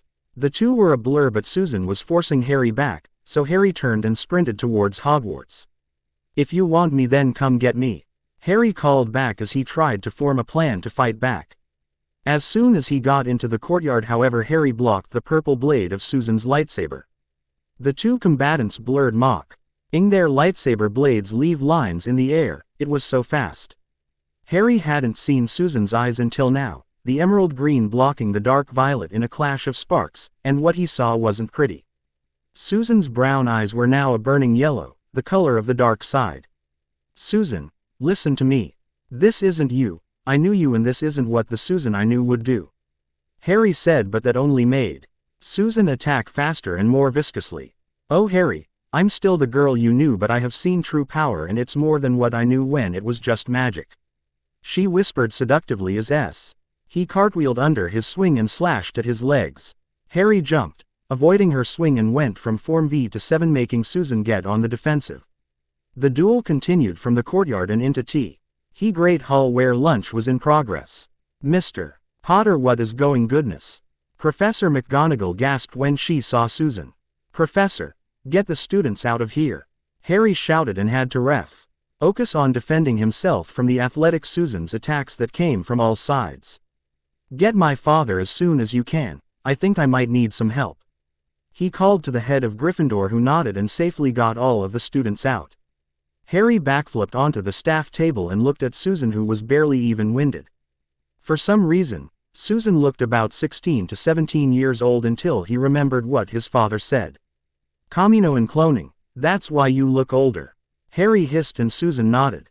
My new father had several bodies, and I chose this one to prove to him that I can make him proud, Susan said before she shot Force lightning from her hand. Harry raised his lightsaber and deflected the lightning. Dad, anytime would be nice, Harry muttered to himself as he was forced to get on one knee to hold back the lightning. The lightning stopped, and Harry looked to where Susan was, only to find that she was defending herself from Darth Vader. Harry leapt into the fray, but Susan had some tricks up her sleeve. Pulling another lightsaber from her belt, Susan flipped onto the Ravenclaw table and snapped the two lightsaber hilts together, activating the other end. I got a bad feeling about this, Harry said as Susan leapt back at them. Susan battled Harry and Darth Vader to a standstill. Well, she said with some sadness, I hate to leave you boys hanging, but I have to go. Hen flipped back and vanished in a flash of light. She force teleported. Darth Vader growled through his vocoder. Harry was still shocked. Susan had attacked him and battled both himself and his dad to a standstill. She is strong in the Force, but who trained her? Harry asked, looking at his dad. Vader turned his masked head and looked at his son. I have no clue, but whoever it is, they have turned Susan Bones to the dark side. Line break. You have done well, my daughter. Tara hugged her adopted daughter Susan when she teleported back onto the Resurgence. I know, Mom, it was so exhilarating, Susan said, and Tara led her daughter to her new room to hear all that transpired on Earth. Didn't see that coming, did you? Please review. Part 1. Reborn ch18. Harry Potter, Son of Darth Vader. Chapter 18. The Armor of Darth Revan. Harry stood rooted to the spot as he watched an armored figure walk up to him. Who are you? Harry asked, his voice cracking slightly on the Saint word. When the figure released its full force Arua onto Harry, it was the most powerful thing that Harry had ever felt. I am Darth Revan, young one, the now named Revan said as he grabbed Harry's shoulder. Revan then led Harry to a spot that he once knew, the house that he lived in before he was adopted by Darth Vader. Harry, Revan spoke, making Harry stiffen a little. Your parents found me and my wife, Bastilla, in the wood not too far from your house. Revan's sigh was heavy and Harry looked at the man, only to find Revan's face was covered by a helmet. They helped us for a few months, said a feminine voice, making Harry whip his head around to his other shoulder and found a very beautiful woman standing there, smiling warmly. But we were unable to join the Force because of a one that made our souls immortal and unable to leave this plane of existence. Bastilla said, so, it's an honor, make no mistake, but what does this have to do with me? Harry questioned the two Force ghosts. Revan chuckled, Harry, I want you to continue my legacy. That made Harry's mouth drop. Bastilla playfully smacked her husband upside the head. Revan, I think you broke him. Harry closed his mouth before answering, no, I'm fine, but what about you, Lady Bastilla? Revan crossed his arms over his chest, nodding at his wife. Yes dear, you weren't thinking of just not continuing your legacy, were you? No, Revan. Penelope has graciously accepted the offer of continuing my legacy. Harry smiled. Penny was like Bastilla, so she was perfect for the job. Kneeing, Harry bowed before Revan and said, I, Harry James Potter, accept Darth Revan's legacy and will continue his legacy until the end of my days, or if my children accept the offer to continue his legacy, so as I say, so mote it be. Evan placed his other hand on Harry's shoulder and nodded his approval. Thank you, Harry, and may the Force be with you always and forever. Line break. Darth Vader, Penelope, Harry, Sheldia, and Fleur stood in front of the Potter Manor. The silence only broken by the light gust of wind and call of a crow or other birds in the trees. Fleur, Penny, let's do this, Harry said and led the trio into the manor. Darth Vader and Sheldia stood guard, unable to help because both Revan and Bastilla came to them in a dream and told them what Harry and Penelope had accepted. Be careful, Harry, his moth called, and Harry turned around and smiled. Ari, something is calling. I can feel something, Fleur said as she closed her eyes. Harry could also feel it. Walking into the dark manor, Harry let the Force lead him to Revan's legacy. Harry Potter, Harry Potter, his name was repeated over and over, never ending. The trio continued into the manor until they reached a door. The door was Ma of Durasteel and had a hand scanner on the right-hand side. Harry placed his hand on the scanner and the doors opened immediately.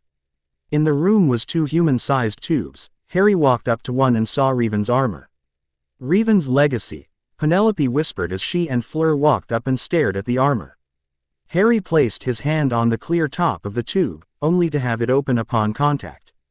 Grabbing the helmet and slowly lifting it, Harry placed it on his head. The rest of the armor, however, sat up and leapt at Harry. What, huh? Harry said before blackness engulfed him. Harry woke up in the tube some time later. When he sat up, he looked down. Harry wore the armor of Revan and it fit comfortably. Harry, glancing over to the second tube. Okay, Harry thought tube is too simple. Pod is a better word for these things. Penny was wearing a white Jedi robe. Well, robe didn't fit quite right. It was more like a shirt, but where the shirt ended 5 inches past her breasts was a strip of cloth that went down her front and past a belt but ended at her knees. I guess we passed the test then, Harry said, his voice sounding deeper and older. Line break. Harry or Darth Revan, he didn't care which name he went by, walked to the Dada class.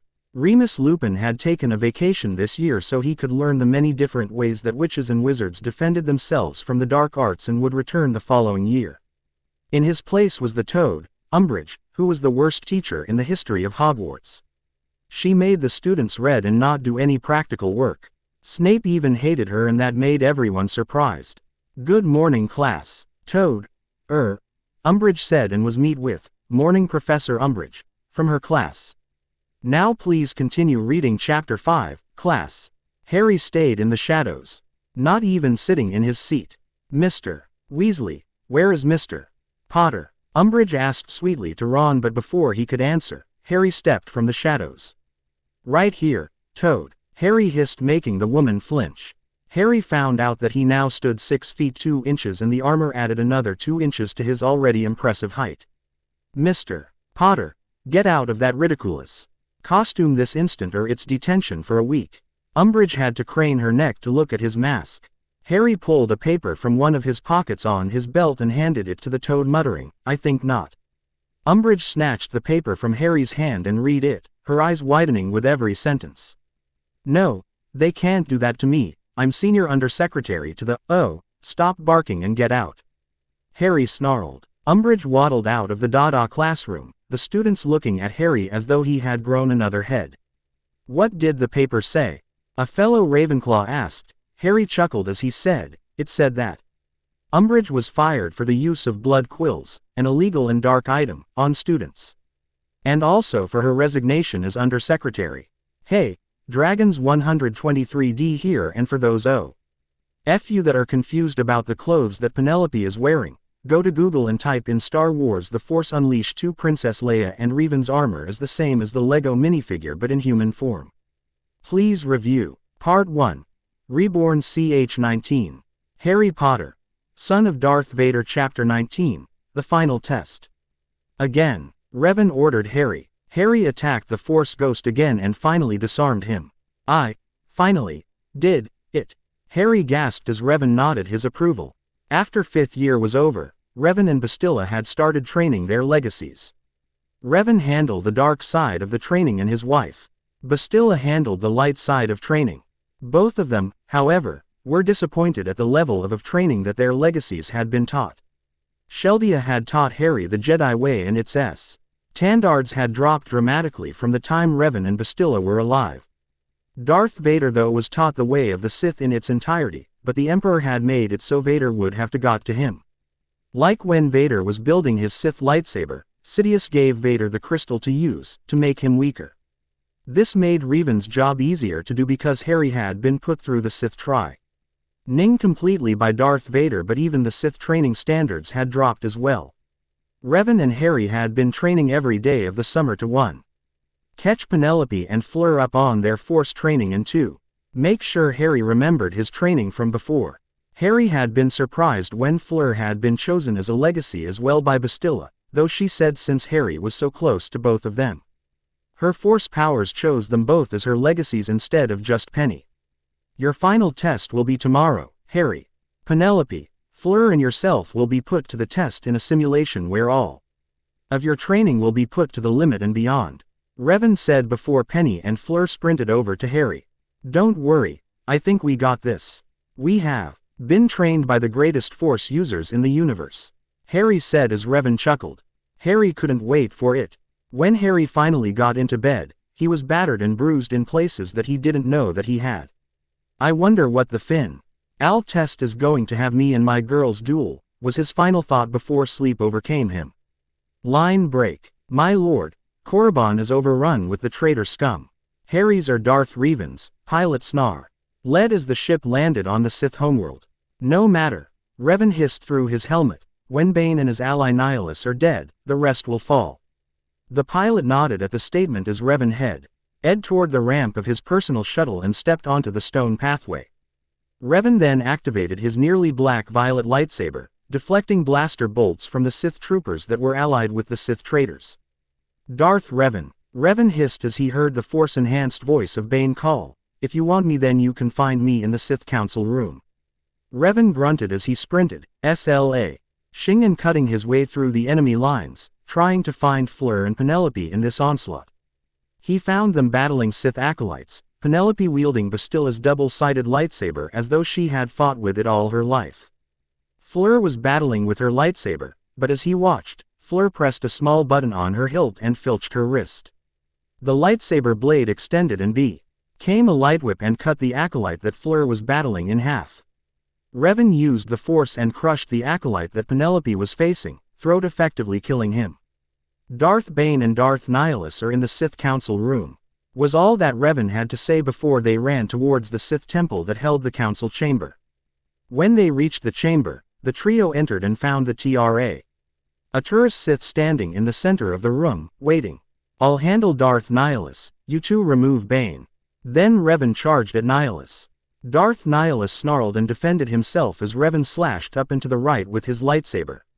Penelope and Fleur double-teamed Darth Bane, who defended himself with a curved lightsaber hilt not too dissimilar to Count Dooku's own. Nihilus tried to force drain Revan to get the upper hand, but Revan countered with Force lightning to the Force-eating Sith's face. Darth Nihilus screamed in unintelligible babblings as the lightning scorched his flesh and mask. This is your end, Nihilus. Revan growled and in one move, sliced both of Nihilus' hands off. Darth Nihilus roared before launching himself at the Mandalorian Force user, only to have the top of his hood grabbed and his head removed from his shoulders. No. Darth Bane snarled and the Force exploded from him, sending Penelope and Fleur crashing into the massive stone seats of the Sith counselors. You will die, Revan. I am the true Dark Lord of the Sith, not you. Bane attacked, his lightsaber a blur, but Revan defended himself without even breaking a sweat. You're pathetic, Bane. Mediocre, insulting, and will never be the true Dark Lord of the Sith. Revan said as he grabbed his other lightsaber, his emerald green cross guard, making Darth Bane confused. You're not Darth Revan. Who are you? Bane asked, anger unable to be concealed. Revan then disarmed, literally disarmed, Darth Bane before answering. I am Harry James Potter, legacy of Darth Revan, the true Lord of the Sith. Ban. Gaped before Harry ended the Sith's world.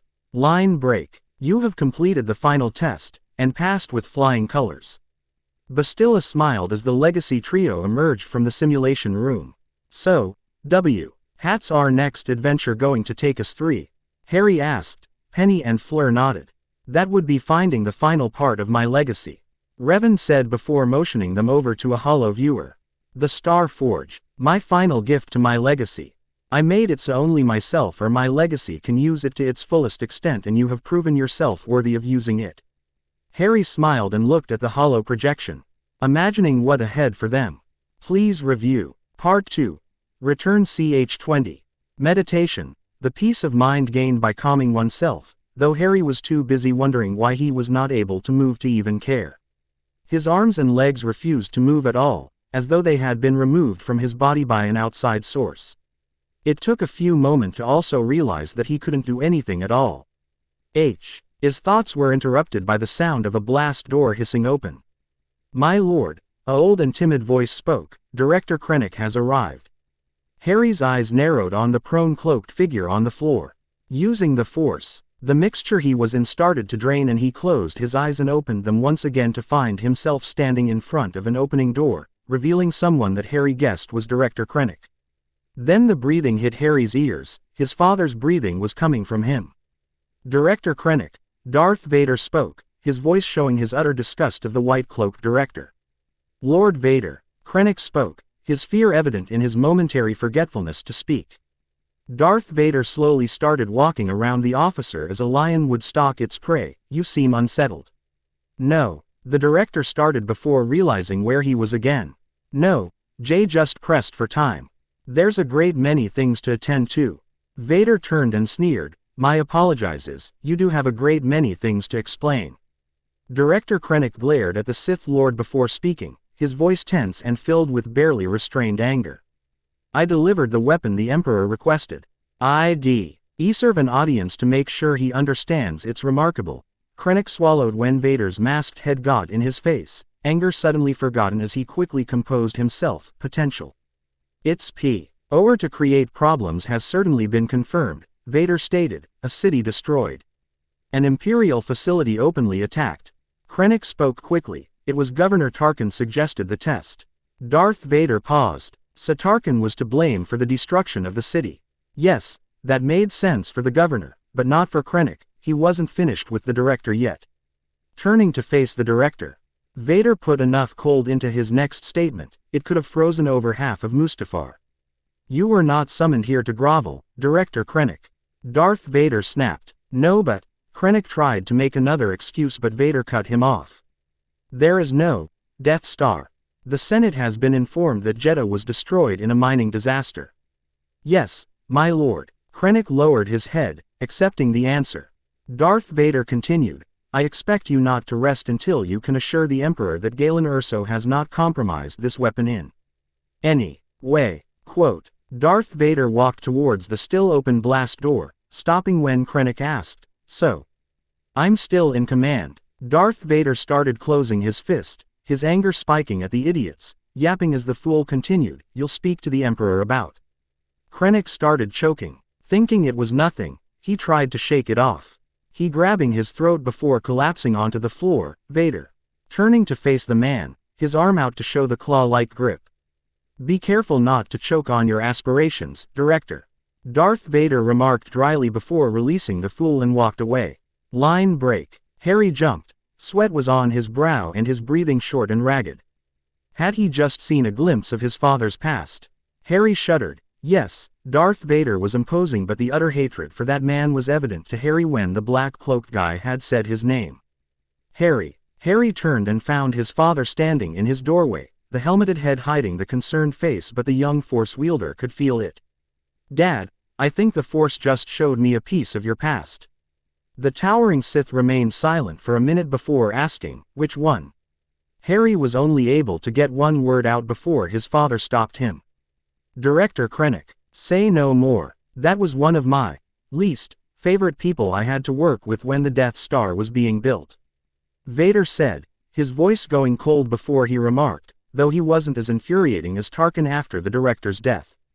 The two looked at each other before Harry asked, how about a spar? Line break. Open fire. His crimson blade spin and whirled around him as the rebel soldiers tried to stop him. Blaster fire was deflected into the walls of the damaged Mon Calamari cruiser, as he marched ever closer to the rebels. Two of the soldiers fell from their own blast fire that was deflected back at them. Darth Vader then thrust his hand out, making a rebel soldier stiffen. Thrusting his fist into the air, Vader smashed the rebels back into the ceiling. He deflected more oming fire as he ended the life of the prone rebel that was on the ceiling in one quick wave of his blade. Using the same hand that held the prone soldier, Vader deflected a blaster bolt into the chest of the rebel that had fired it off. The Sith Lord then focused his rage, using the Force to yank all of the weapons out of the rebels' hands and started cutting them down. One grabbed his fellow's blaster before the Sith lifted his fist. The rebel dropped the blaster, clinging to his throat before Vader crushed his windpipe and flung him into the opposite wall. Here, take this. The rebel that had the plans shouted, go. Run. Vader stabbed him through the heart, the blade going through the door as well. Using the Force to open the stuck door, Vader defended himself from more blaster fire. The rebel that had the plans fell through another door, courtesy of a blaster bolt that nearly hit his foot. Vader finished off the rest of the rebel scum, using the Force and tearing the door out that the rebel had escaped though. By the time he had gotten through to the other side, the rebel and the plans had escaped. Darth Vader watched as the vessel jumped into hyperspace, then he sensed something. Darth Vader snarled. Princess Leia Organa was on that ship and the plans with her. Sir, one of the stormtroopers asked, quick and sharp. Have your squad return to the Devastator, Commander, and prepare to follow that ship that jumped into hyperspace. Darth Vader ordered. The Storm Commander saluted before quickly running off to follow his orders. Part 2. Return CH-21. In the newly renamed Emperor Palpatine Surgical Reconstruction Center on Coruscant, a hyper-sophisticated prototype Ubrikian DD-13 surgical droid moved away from the project that it and an enhanced FX-6 medical droid had spent many days rebuilding. It beckoned to a dark-robed shadow that stood at the edge of the pool of high-intensity light. My lord, the construction is finished.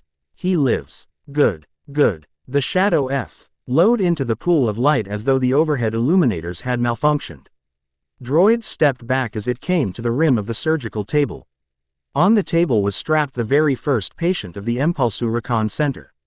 To some eyes, it might have been a pieced-together hybrid of droid and human, encased in a life support shell of gleaming black, managed by a thoracic processor that winked pale color against the shadow's cloak. To some eyes, its jointed limbs might have looked ungainly, clumsy, even monstrous. The featureless curves of black that served it for eyes might have appeared inhuman.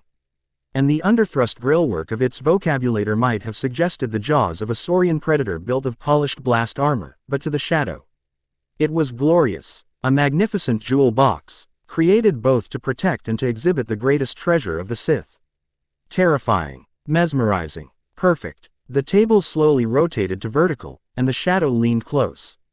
Lord Vader, can you hear me? This was how it felt like to be Darth Vader in another life. The first dawn of light in your universe brings pain. The light burns you. It will always burn you.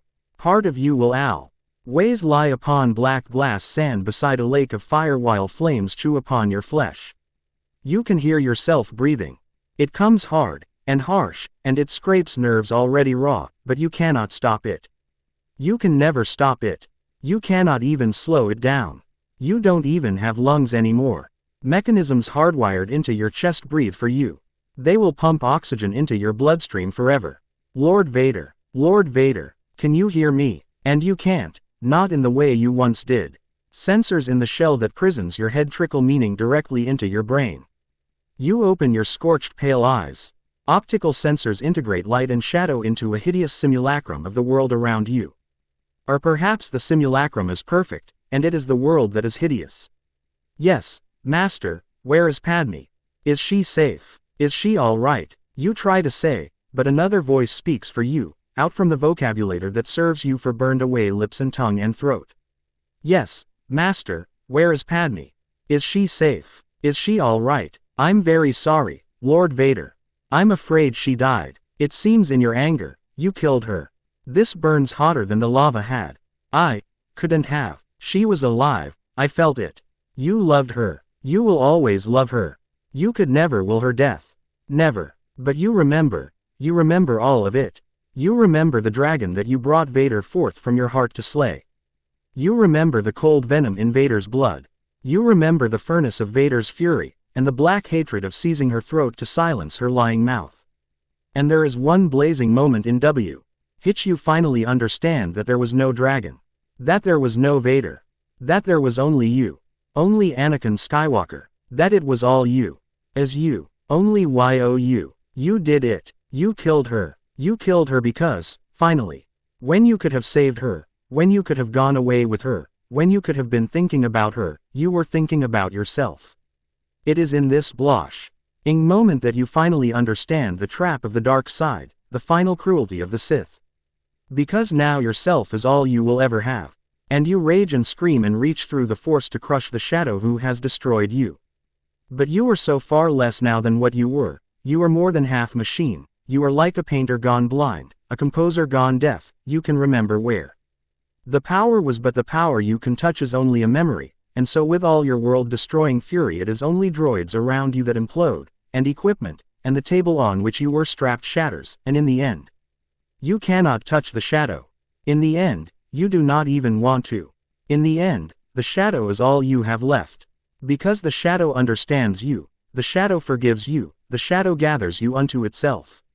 And within your furnace heart, you burn in your own flame. No, this was how it felt to be Darth Vader in that past life. However, that life was past, gone in the blink of an eye. Now Darth Vader felt different, almost human. He would awaken every day to see the sun rise before starting his spar with his adopted son, Harry, feeling far more like his original self than he had ever been. However, that shadow still haunts you, cackling in the darkness of his mind every night. It will haunt you until your final day, but you know a better way of dealing with that shadow. By being the person your son saw inside yourself, a good man and one that can do what is right. But that shadow will come back every night, whispering in its old, broken tones. Eventually, Lord Vader, even stars burn out. Quote, but you ignore it and try harder, doing better than you had in the past. All for yourself and your sons. Even in that dark helmet and slightly annoying breathing, you are better. This is what it feels like to be Darth Vader right now. Elsewhere in the galaxy, another black-clothed figure sat before a small pillar, helmeted head bowed. The figure slowly looked up and his voice, though filtered through the mask, came out clear, almost broken. Forgive me, I feel it again. The pull to the light, Supreme Leader senses it. The man looked at the helmet rem. Ains of the most recognizable Sith in the galaxy, the dark aura it gave off was overwhelming, almost seductive. Show me again. The power of the darkness. The helmet seemed to come to life, almost like it had heard him. A deep, almost unheard breathing filled the room. And all let nothing stand in our way, show me. The figure fell to one knee, nearly quaking as the power washed over him, showing him the power of the dark side once again. Grandfather, he whispered before standing. And I will finish what you started. With that, the new Sith, Kylo Ren, got up and left the remains alone. The whispering sounds faded into nothing, as the room became silent. The mask lay there, alone in the room, waiting, watching, planning. On a distant planet, Darth Starkiller stood in front of the ear cylinder that held the body of his master after Vader. Working on different parts of the room were Susan, Padma and Parvati. The force was strong here, but around the cylinder was nothing but a void. A void caused by a lizard that had been used to push away the force that caused clones to be ineffective. He would be awake soon. Time was beginning to combine and it would begin to converge soon. He must be ready for everything that the future held, even if he had to be under the one that forced him into this body. He would rule over the Empire. Part 2. Return CH-22. The Resistance stood quiet. Lee as the hologram image of the First Order's weapon was shown. Starkiller Base was much like its predecessor, the Death Star, but on a grander scale. The plan to get into this massive monster was to Deactivate the force field around the planet-sized weapon and then blow it up from there. Everyone was about to break up to start the plan when one of the Resistance technicianists ran over and whispered something into General Leia Organa's ear that made her freeze. "General," he said, clearly nervous and very on edge, "someone is on the holocom, wanting to speak directly to you." "Who?" she asked, her body ridged. He choked a bit before he said, "Darth Vader." Leia's world came to a stop as that name passed the man's lips, her father's name, the name of the most feared man in the galaxy. Darth Vader, Lord of the Sith. The same man who had been killed in the Battle of Endor, wanted to talk to her. "How do you know it's him?" she hissed in a low voice. "He gave me several clearance codes from the old Empire and the breathing." "General, you can't forget the breathing." He got out shakily. She shivered, remembering the deep rhythmic sounds of the breathing that terrified all that heard it. Leia turned to the man and motioned for him to put the link onto the main holoprojector. He quickly did as she commanded. The holoprojection fuzzed, then the image of a man covered head to foot in black armor appeared, causing the gathered resistance to collectively gasp. On the holo was her father, Darth Vader, looking at the resistance before turning his gaze on her. "Daughter," Vader intoned, his breathing clearly heard. "The years have certainly changed us both." "Indeed it has, Vader," she said coolly, her mind trying to find anything that would make this an imposter, but she found none. "You're supposed to be dead."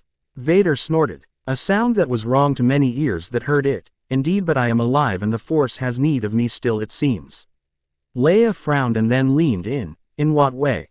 "To raise another son, and it seems to come and save the galaxy I called home," Vader replied coolly. Leia blinked, then shook her head. "If you're really Darth Vader, then how would I know it to be you?" Vader pointed his gloved finger at Leia as he said, "Search your feelings, you know it to be true." Leia, despite wanting to deny his words, knew he was right. Looking at the gathered men and women, alien and human alike, she sighed before looking up at her father. "You may land at these coordinates, Vader, but it'll have to be quick," she said slowly, motioning for the coordinates to be sent to his ship. "Indeed, you all seem ready for the attack once again," Vader said before the hologram fizzed out as he closed the communication on his end. The ship that landed was old, not the TIE fighter that the Resistance from the time of the Empire knew of. It was much larger than a TIE fighter, though it was smaller than the Millennium Falcon. The ramp lowered to show the form of a teenage boy scampering down it and grinning as he looked around. His messy black hair and emerald green eyes were the first thing to caught everyone's attention. He was followed by two older young ladies, both looking amused at the young man's antics as he laughed and pointed out different things. Behind them was Darth Vader, quiet, and if people could see behind his mask, they would have seen pride on his visage as he looked at the young man. On his side was another woman that wore the garb of the Jedi. Her eyes swam with motherly love as she watched the young man as well. Behind those two were the bounty hunters. Everyone knew of Boba Fett and his father, Jango Fett. As the group came out, the Resistance watched them as they came forward. Leia went before them, Han behind her as they cautiously came forward. The young man turned and grinned before running up and stopped right before Leia. "Are you Leia Skywalker?" he asked, looking like a curious child on too much sugar. "'Cause I'm your little brother." "Well, adopted brother, but still, we're family." Leia couldn't help but smile as her little brother said all of that in a rush. Han was puzzled and looked between her and the boy. "How are you even related?" he asked, still puzzled. "That would be because I adopted him, Solo. He is my son and that makes him a Skywalker," Vader said, having walked up and put a hand on the young man's shoulder. "Oh, right," he said. "I'm Harry James Potter Skywalker." "Who gave Harry all of this sugar this morning?" one of the young women asked the others in her group, as they all laughed, making Harry blush. "I'm just excited, that's all," he muttered before Leia smiled and pulled him into a hug. "Well, I am glad to meet you, but we are in the middle of a massive plan," she said after putting Harry out to arm's length. "You mean the massive, planet-sized Death Star?" "Yeah, we want to help. Well, me and Dad on the ground, with my uncles, my mother and my girlfriends in air support." Harry got out, making Leia raise her eyebrow. "This true, Vader?" Leia asked her father, who nodded his head. "Yes, It is, but how will it be done? Vader asked. Leia looked around before sighing. Time to explain this once again, it seemed like. Harry looked around the Falcon, his excitement overflowing. He had just met his sister. Well, adopted sister, but still. Sure, Han was not happy at having to take along even more people, but hey. It was Darth Vader. No one could really predict that to happen. The Falcon shook before Harry crashed onto the ground. The entire ship hand crash landed and Harry could ache out Boba, cursing out obscenities that would make a goblin proud. Solo, next time you do something like this with me around, I'm going to hang you by a Tauntaun's guts. Over a pit of Nexus. Boba Finn, ished shouting over the racket of the still shuddering ship before it came to a stop. Looking up, Harry saw Finn wincing at what Boba said. Harry sighed before getting up, ready to head out. His father looked in and motioned them to follow. Finn and Harry followed quickly.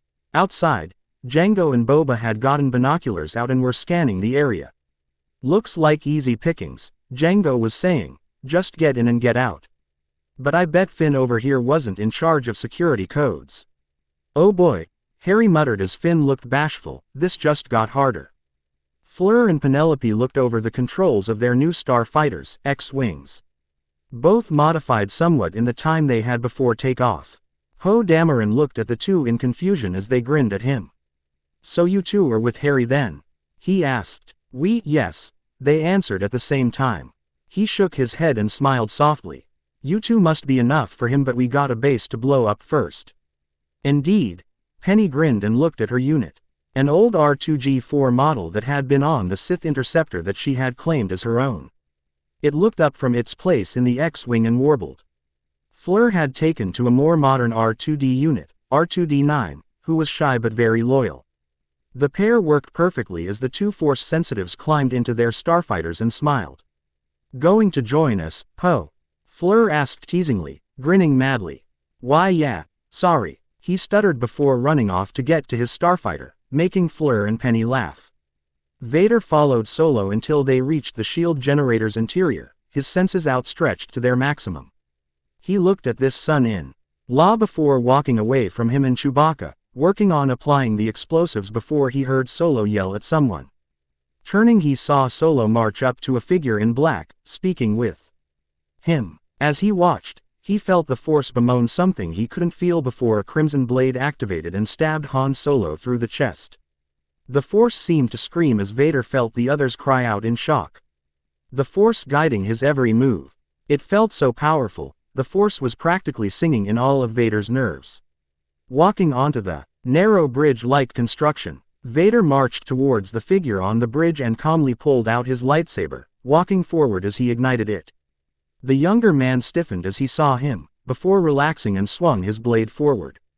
Vader caught the strike with his own before attacking with a few of his own strikes. His smaller and faster enemy dodged some of them, parrying the rest. Vader remained on his guard, keeping a tight defense around himself.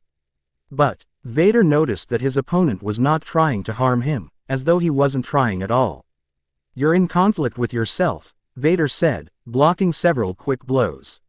Release your emotions. Show me your power in the Force. The young man growled before leaping forward, his blade a red blur that Vader blocked and struck back at. As the two combatants battled, Vader felt out with the Force. Feeling the young man's mind, Vader frowned as he read the thoughts of Ben Solo, now Kylo Ren, before pulling away. His blade moved faster and faster, pushing Kylo Ren back until they had reached the end of the bridge. You were weak, conflicted, unable to find true balance. Vader growled, his blade at Ren's chest. Ben Solo looked in shock at him, his face contorted into a grimace as he grabbed his side. Chewbacca had shot him before Vader had reached him and their battle had begun. Deactivating his weapon, Darth Vader turned and walked away from the fallen boy. His presence making the stormtroopers stop dead before he left. In the air, the battle was turning in the favor of the Resistance. Fleur and Penny were demons in their fighters, blowing all TIE fighters out of the air and into slag. The X-Wings followed Poe and made a path for him to reach the insides of the base, allowing him to blow up the Star Eater and bring them home. However, the Force was quiet. All of the Force users having felt the passing of Han Solo like a bright light getting snuffed out. Leia took it the hardest. Her husband was dead and she had to take comfort from Darth Vader. Hugging him much to the Resistance's shock, Harry looked at Chewie and hugged him, having not known Han long but was feeling terrible that his uncle was dead. However, that changed when R2-D2 woke up and showed them the map to the planet Luke had been hiding on. AHCH was quiet as Luke Skywalker listened to the ocean below him, so peaceful and quiet before it was interrupted by a presence he hadn't felt in 30 years. This feeling was only confirmed by the sound of breathing that filled the air, deep and rhythmic, never-ending. Luke turned around and looked at the black armored figure of his father, Darth Vader. "Father?" he asked, stunned. Before Vader could answer, the sound of two people talking filled the air. "Rey, I'm telling the truth. I am the legacy of Darth Revan, and the son of Darth Vader. Besides, Dad the best teacher I had so far along with Mom. I still don't believe it, Harry. I mean, it's hard enough to believe that the Darth Vader is still alive and anything but is fighting with the Resistance." Luke looked and saw two people, both young. Looking at his father and back at them, Luke frowned and asked out loud, "What in the Force is going on here?" Part 2. Return CH-23. AHCH seemed much more quiet after Harry and Rey left, Vader turning to look at his son, who had disconnected himself completely from the Force. It was like trying to feel nothing that had been torn away from a masterpiece. Something had made his son cut himself off and he knew who did. Darth Vader shook his head at his son, slightly disgusted, mostly frustrated at what Luke had done to himself. "You made one mistake and turned your back on the galaxy, how pitiful," Vader remarked, Luke flinching away from the coldness. The Sith Lord lifted up his old lightsaber from when he was Anakin Skywalker before returning his gaze to Luke. His son had really fallen into the trap of believing that he was what everyone thought that he was, a legend. Vader learned very early on that he was not the legend people made him out to be. In most cases it was the opposite due to dying on Mustafar. But his son wasn't so lucky. Clipping the hilt to his belt, Vader walked towards his son, putting a hand on his shoulder, making Luke look up at him. "Gather your things, my son. It's time for you to not be idling away here anymore.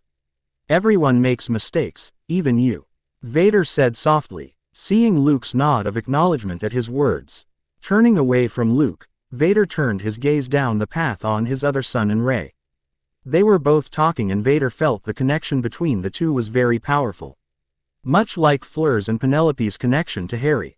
If Vader didn't know any better, he would have to look forward into seeing wife number 3. Such was the life of the Sith Lord turned father. It wasn't until the Resistance found an old Imperial signal from the unknown regions that Vader realized some of the original Empire still existed, at least, to the Dark Lord. This was more of an outcome of events than pure luck. With the help of Luke and Harry, Vader was able to find a model of his TIE advance before heading off after the signal, alone. This was the Empire that he remembered, so he would deal with them, not anyone else. As hyperspace gave way to real space, the Sith found himself forced to stop as his vessel was hit by an invisible force. "Unidentified fighter," a crisp, young voice came over the comm. "You are to identify yourself or be destroyed." Vader smirked before turning on his end of the line, "And if I didn't?" The line went dead. He could feel the fear and shock from the ISD that held him in tractor beam lock and inside the interdictor's gravity wells. The comm didn't chirp again for nearly 15 minutes until Imperial 2 ISD drive opt out of hyperspace between the other two Imperial ships. Darth Vader waited, then nearly hit his head against the top of his starfighter as the calm voice of the long-thought-dead Grand Admiral came over the comm. "Unidentified vessel, please state your intentions in this part of the galaxy," Thrawn said. "Grand Admiral Thrawn," Vader hissed, barely calm, "it seems that reports of your death were greatly exaggerated." Thrawn was quiet before speaking again. "So have those of your death, Lord Vader." Vader noticed the tractor beam deactivate, then Thrawn spoke again. "My lord, if you could join me on the Chimera, we can discuss events from there." Vader simply acknowledged the invitation as he kicked the TIE advance into a sharp turn and headed towards the hangar bay. The Imperial remnant would be under his control, like it should be, but there was others that would aim for his seat. Pelion stands stiffly as Vader enters the bridge, facial muscles tight but not enough to show emotional stress. Lord Vader simply ignores him, standing before turning to face the Chimera's admiral. His breathing displays very little variance. His body stance likewise holds a muted range of thought and emotion. But there is little there to read, little to understand, little to anticipate. "My lord," Pelion spoke up, "it is a pleasure to see you still." Breathing, he seems to look at the wall before trying to speak again. Vader tilts his head before waving a gloved hand at him. "I do not care, Captain," Vader said. "I am taking control of the remnant, all of it as of this moment. The Empire may be over, but those that remain are either to rejoin the remnant or die. The First Order is the priority target. Due to this, they are the threat, not the New Republic. Do you understand?" Pelion muscles tightened, fear and horror expressed. Lord Vader stands the same. "Very well, Lord Vader." Thrawn nodded, understanding that this was not negotiable. Harry was busy sparring with Rey, when he felt the Force scream in fear. He froze and looked up, then noted the base around them in a flurry of action and panic. Looking at Rey, he sent her towards the Sith Fury and ran into his big sister, Leia. "What's going on?" he asked her, not sure what was happening. "The First Order found us," she said before Harry started pulling her towards the Fury. "Get on then," he ordered. "Mom, get the ship into orbit, now." As the Resistance was nearly finished taking everything and everyone out of the base, the First Order Resurgence-class Star Destroyer appeared with its accompanying escort. General Hux sneered as Resistance fleet, if it could even be called that, was trying to scavenge the last bits of tech they had. As the siege dreadnought commanded by Captain Moden Kennedy dropped out of hyperspace, Hux's grin widened before one of the officers spoke up, a bit shaken. "Sir," she said, "there is a massive fleet of ships appearing on our scanners." Out of hyperspace dropped an Interdictor-class cruiser, activating its gravity generators. Then a fleet dropped between the Interdictor and the First Order fleet, shadowed by the massive shape of an Executor-class Super Star Destroyer. First Order Resurgence Star Destroyer. A deep, dark voice spat over the comm that had ignored the Resurgence's systems, revealing the hologram form of the most feared Dark Lord in the galaxy. "I am Darth Vader, and you have entered Imperial-controlled space. Since you have attacked the Remnant's ally without provocation, you are going to feel the full and unbridled might of the Empire." Part 2. Return CH-24. It was pretty clear between the two sides that the First Order had gotten the short end of the proverbial stick. Having only 4 ships at their disposal, the Mandator IV-class siege dreadnought Fulminatrix, and 3 Resurgent-class Star Destroyers, Fellfire, Finalizer and Fury. Despite the many TIE FO and TIE SF fighters, the little detachment was ill-equipped for a threat like the Imperial Remnant. Especially when the opposite fleet had superior numbers, firepower and a Dark Lord of the Sith on their side. Besides the massive Executor-class SSD, the rest of the fleet was made up of over 30 Imperial II-class ISDs, 24 Imperial I-class ISDs, nearly 87 frigates and dreadnoughts and 12 Imperial Victory-class ISDs. This was nearly all of the main fleet that made up the remnant that Grand Admiral Thrawn had collected. Now under the command of Darth Vader, this fleet was now the new terror of the galaxy. Darth Vader simply looked out the viewport of the SSD Imperator, a recently constructed Executor-class SSD that Thrawn had updated with new weapons, armor and systems that made this titanic monster even more deadly. Out of the 4 First Order ships, the biggest threat was the Fulminatrix, with its twin Kyber-empowered cannons. But, the First Order had foolishly downgraded their turbolasers to Arch-type weapons, to gain more power due to the Kyber crystals they had pillaged.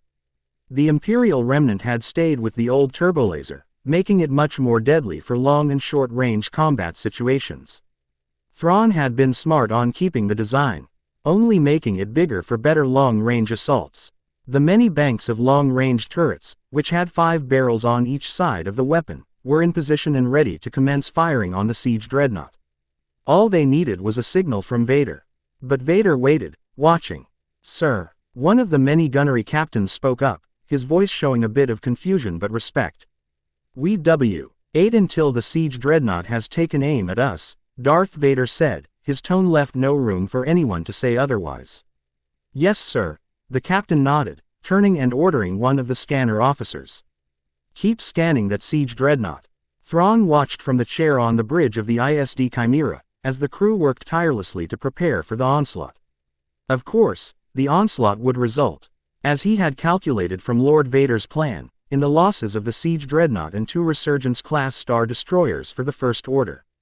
But it still depends on how the First Order reacts to Lord Vader's ultimatum. Thrawn mused thoughtfully, his crimson-colored eyes looking over the holographic display of the battlefield. The First Order is pulling the siege dreadnought back behind the 3 Resurgence. Clever, for prolonging the inevitable, unless... Thrawn activated his comlink, directly to the Sith Lord. "My lord," Thrawn bowed his head, slightly and respectfully, "the First Order may be changing tactics. I would like to make a suggestion." "Speak." Vader spoke. Thrawn steepled his fingers. "I would like to suggest a fighter initiative, causing the First Order to focus more on the fighters. However, we keep the TIE bombers back." The Sith seemed to ponder over the hologram before nodding. "Keep the bombers out of the fight until either the defenses are down or they have taken out the anti-fighter weaponry." "Indeed, Lord Vader," the Chiss Grand Admiral replied. "Once they are crippled, the long-range turbolasers will finish the job." "And the casualties?" the Dark Lord asked, his tone cold. "Minimal casualties if everyone follows through with the plan," Thrawn said, his mind racing through many scenarios. "Begin the plan, Grand Admiral," Vader said, a finger pointing at Thrawn. "General Leia is not as forgiving as I am."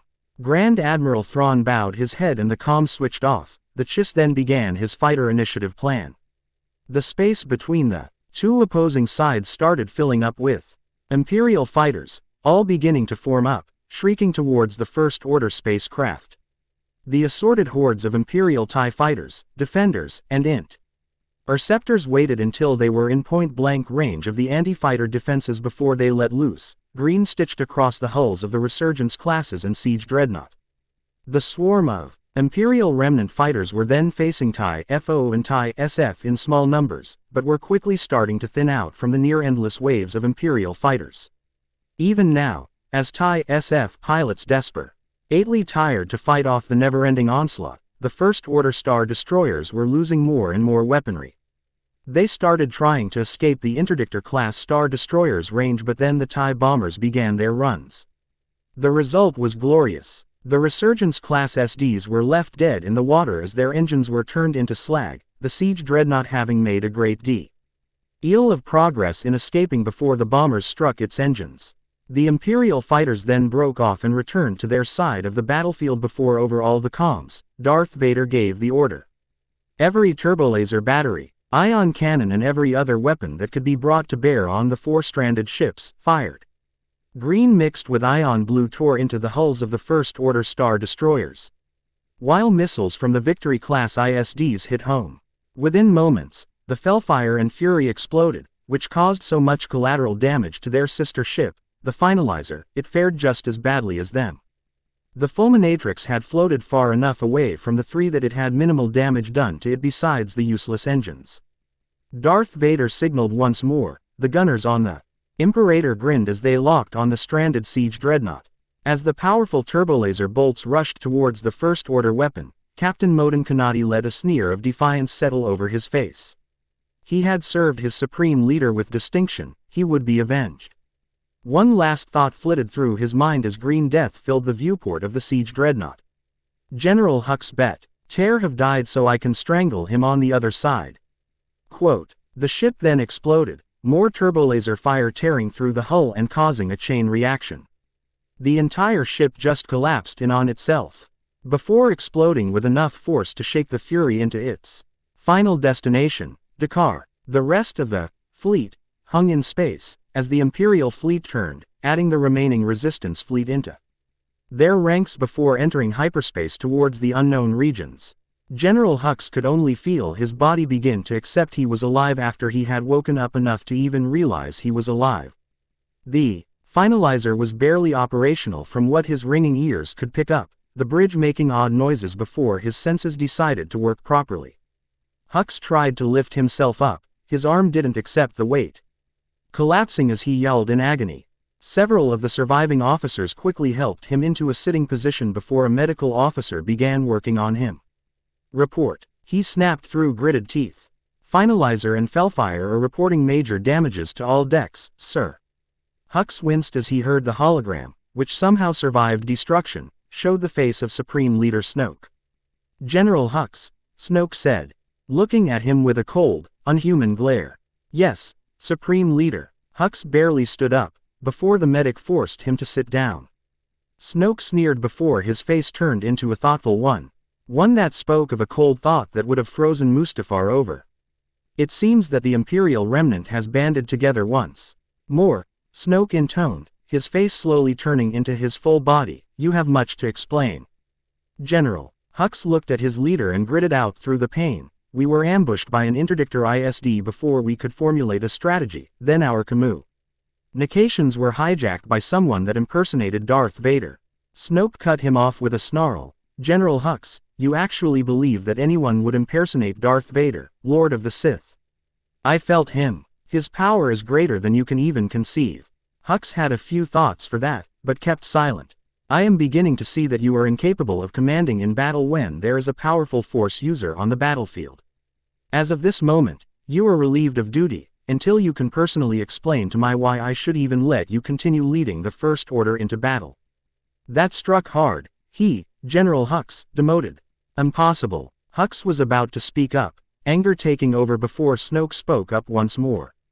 You will be on my ship, Hux. Until then, I am placing another in your stead. Someone that has been more useful to me in recent weeks. Who? Hux ground out. Who indeed? Snoke smirked, twisting his already hideous face further. My newest servant, Grand Admiral Talon Jade. The hologram flickered, then showed the form of a very beautiful and voluptuous Twi'lek, one covered in tattoos. Hux shuddered in revulsion. A Twi'lek lead his army. Of course, Talon Jade smirked. You would have liked to have me under you, didn't you? Now look who's on top. Hux snarled before looking at Snoke. Supreme Leader, I beg of you, one more chance. And why is that, Hux? Snoke questioned coldly. Hux couldn't help but triumphantly grin. The First Order Science Division has found a way to track any ship going through hyperspace. Part 2. Return CH-25. After finally reaching the current Imperial capital, on Wayland, the planet that had formerly been home to the insane Jedi clone of Jorus Kabath, Thrawn had thought ahead and created the perfect clone of himself, to the point that Thrawn simply had just transferred his very soul into the new body, since it was him. Magic seemed to have had a hand in this, since the magic-wielding Force users had sensed it from the cloning chambers being used. Though they couldn't sense the Force around the cloning facility, due to the species called Isalamiri. Not only that, but the research into the Emperor's plans for the future fascinating to break down for the Chiss Imperial. Of course, the Chiss had also been doing a lot of these search and find missions for any more tech left behind by the Emperor. Though, it also held that Thrawn had set up a spy network that made the former smuggler Lord Talon Caird seem like a rumor mill. Of course, the Imperials had made sure that any planet that was named a capital was only just a fake claim. Thrawn had the real capital of the Imperial remnant in his personal pet project, dubbed the Empire of the Hand, which would be where the fleet would jump to next in a matter of hours. They would have to clear Wayland of everything so the First Order wouldn't get any new technology. That meant the cloning facilities had to leave. So you're saying that we only stopped here to carry useless materials with us? Admiral Akbar accused Thrawn as the two met in Thrawn's personal quarters. Admiral, Thrawn said quietly, his tone soft but firm as the Mon Calamari Admiral looked nervous. These cloning facilities could make it so that the First Order could mass-produce troops in a matter of months, without the need to condition them. The Chiss' red eyes bore into the large ones of Akbar. Your logic would mean that the remnant would be left without the means to allow new recruits to be properly trained, as the clones are only there for boosting the numbers. Once the training is complete, the clone soldiers will put the newly trained recruits in live-action simulations, giving them combat experience while also allowing for more to be trained. This fills in the new MBERS of recruits that lack the needed experiences, as the clone handle the positions for them until they are ready. Furthermore, Thrawn concluded, the First Order wouldn't stop training troops. B. Would also mass-produce clones with the combat conditioning already in place. They wouldn't care, as they want more power to rule the galaxy. Akbar was silenced at that, as the points of Thrawn's argument held true to whatever scrutiny that the alien admiral mentally put it through. I concede to your better judgment, Grand Admiral, the Mon. Calamari acknowledged reluctantly, but seeing as we are simply on the run now, even the remaining resistance are nervous that we will be turned into Imperial soldiers. Thrawn pressed his hands together before answering, Admiral, your fears are founded on truth. Flimsy but truth, however. Let me explain this to you so we can resolve this matter. The Empire is at an end, it always has been, but now that the First Order has arisen, it must be that a balance has to be made. This fight is one that has been waged for eons, Admiral, to put it simply, the old facing the new. The Imperial remnant may have had the overwhelming numbers in battle, but in one-on-one combat, no. Imperial Star Destroyer, be it ISD-IR-2, could stand up against a resurgent Star Destroyer. We are the old, Admiral, facing an opponent that has learned from our past mistakes. ND doesn't follow any sort of rules that may have applied in the past. Akbar was silent as Thrawn continued, the Empire of the Hand is a better, not the best, variation of the old Empire. Under my guidance, the Hand has started creating new weapons and technology, even giving new life to the old Imperial military technology. However, it has been slow since the First Order has been making sure no one gets any new technology. It will be years, maybe even decades before we can successfully combat the First Order in numbers. Akbar made a gesture of agreement before saying, unless the son of Darth Vader finds the legendary Star Forge. Yes, the only technology that was even more elusive than that, Katana fleet, had been. Of course, he would be having the young Force user do what his father had done years previously. But the advantage against the First Order would be enough to maybe push the Empire of the Hand out of the protective covering that kept the galaxy inside itself. Of course, it would also mean that maybe, just maybe, the Emperor wouldn't be wrong about the Far Outsiders or the species' real name, the Yuzan Vong. Thrawn then stood and let the Resistance Admiral leave, returning to his seat to ponder. It wasn't long before the fleet split into two groups, having the majority of the fleet carry the needed technology back into Hand territory while Thrawn had Harry L.E.A.D. the Imperator towards the Star Forge. Of course, Thrawn had bound the Chimera to the Imperator along with the other escorts so that they would jump together as one, not having to be left behind and leave a huge trail for the First Order to follow. Darth Vader simply watched the readout that continuously updated as his son used the Force to guide the small fleet through hyperspace, going past stars, debris and other celestial objects. He remembered doing a similar thing years ago with the Chimera, but that had been in the unknown regions where Thrawn and Anakin Skywalker had met for the first time. Fleur, Penelope and Rey were all quiet, waiting for the young man to stop.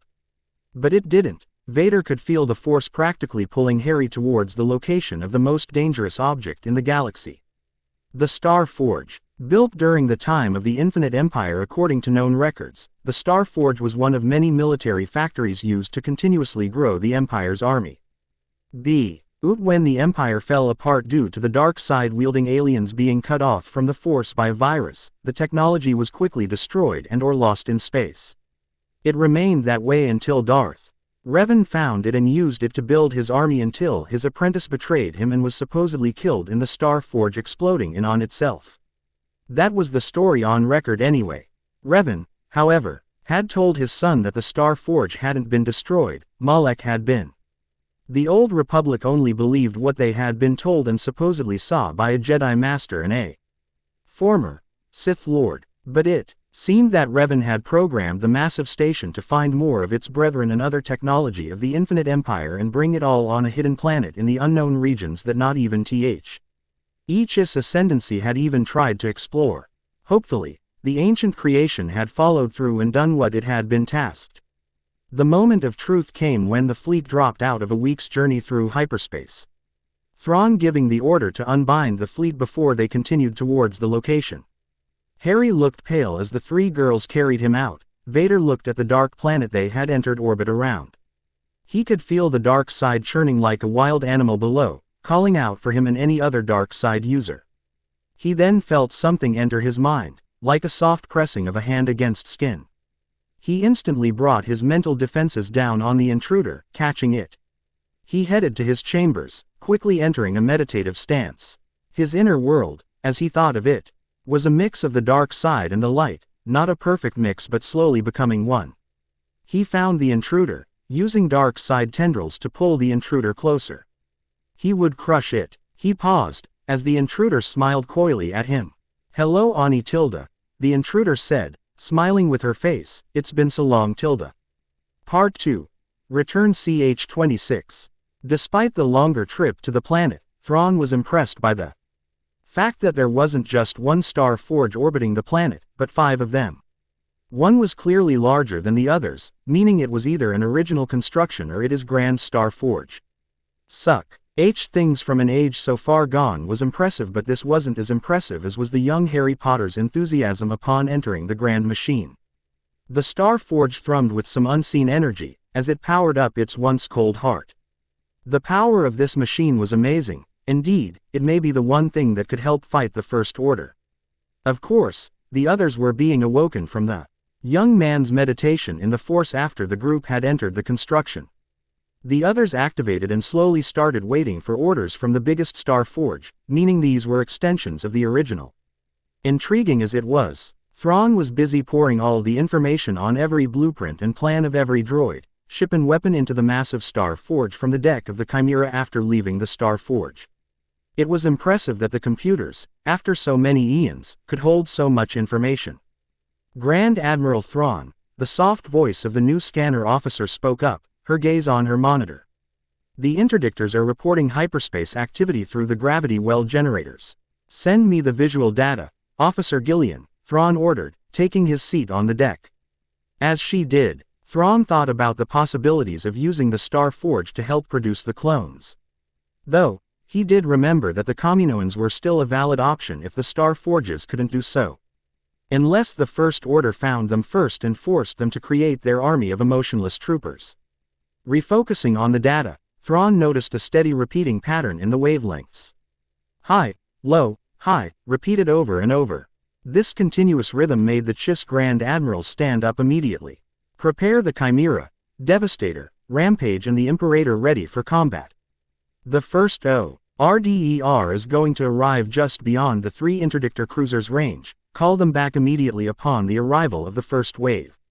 General Hux was almost sent flying off his feet as the massive Mega Star Destroyer, Supremacy, was forced out of hyperspace along with the rest of the escort fleet. No single gravity well generator could produce enough to pull the mighty MSD out of hyperspace without tearing itself apart. Then the reports came in. 3 interdictor cruisers were fleeing towards the supposed safety of SSD Imperator and its escort. He grinned evilly before the next report came in. "General Hux, sir, our scanners are picking up 5 huge ships orbiting the planet, but all are of the same design. But the power is off the scale." "Show me," Hux hissed, marching up to the officer. On the monitor was the objects, all of them of legendary design. "Sir, put the scan on a portable holoprojector, the Supreme Leader needs to know." Darth Vader stood on the bridge of the Imperator. Having conversed with his son before having the SSD turn so the mighty ship was tilted and ready to give the First Order ships a nice welcoming surprise. What caught him off guard was the fork. He whimpered as he looked at the massive ship, but way it sounded was painful. The ship held the new Sith leader, but his powers were hurting the Force. "Prepare the long-range cannons for action, get Thrawn on the holocom," he barked as the SSD bridge crew quickly rushed into action. Harry looked over the many blueprints that were going through the mega computer of the Star Forge, until he was lit to look up at the AI of the Star Forge. "Master," it said, clearly feminine but childish, "the enemy is here. What should I do?" "Calm down, okay." Harry smiled a little, nervous since he was with Rey, Fleur and Penelope in the brain of the mighty creator. "How about we let the Star Forge do what it does best?" "Create," Rey asked, looking at the semantics of tri-fighter droids. "I can do that." Inning scan of all files for best outcome in this battle. The AI all but cheered, picture rushing across the many screens until it settled on the brain of the tri-fighter droid and the builds of the TIE fighters of different builds and designs.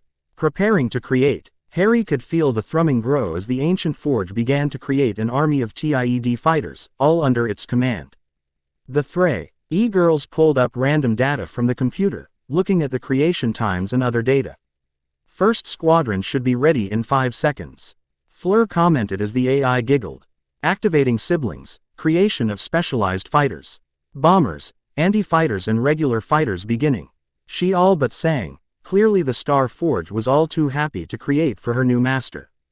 It didn't take long. For the first 1,000 squadrons of newly created TIE fighters scream into combat, rushing the oncoming First Order fleet without fear. Their computer brains having been upgraded so that the TIE fighters shared a hive mind. But the hive mind was only to share information. The rest laid in the tactics that were programmed into the ships, using battle plans and weak points of current models. The Supremacy was clearly taken aback as the first wave of TIED fighters reached it, green fire crossing the hull, exploding as the green beams found a target. The TIE FO and TIE SF rushed into combat as the anti-fighter laser emplacements were unable to handle the overwhelming numbers of regular TIE fighters. Then the second wave hit. TIE variations of the TIE Defender screamed past the regular TIE lines.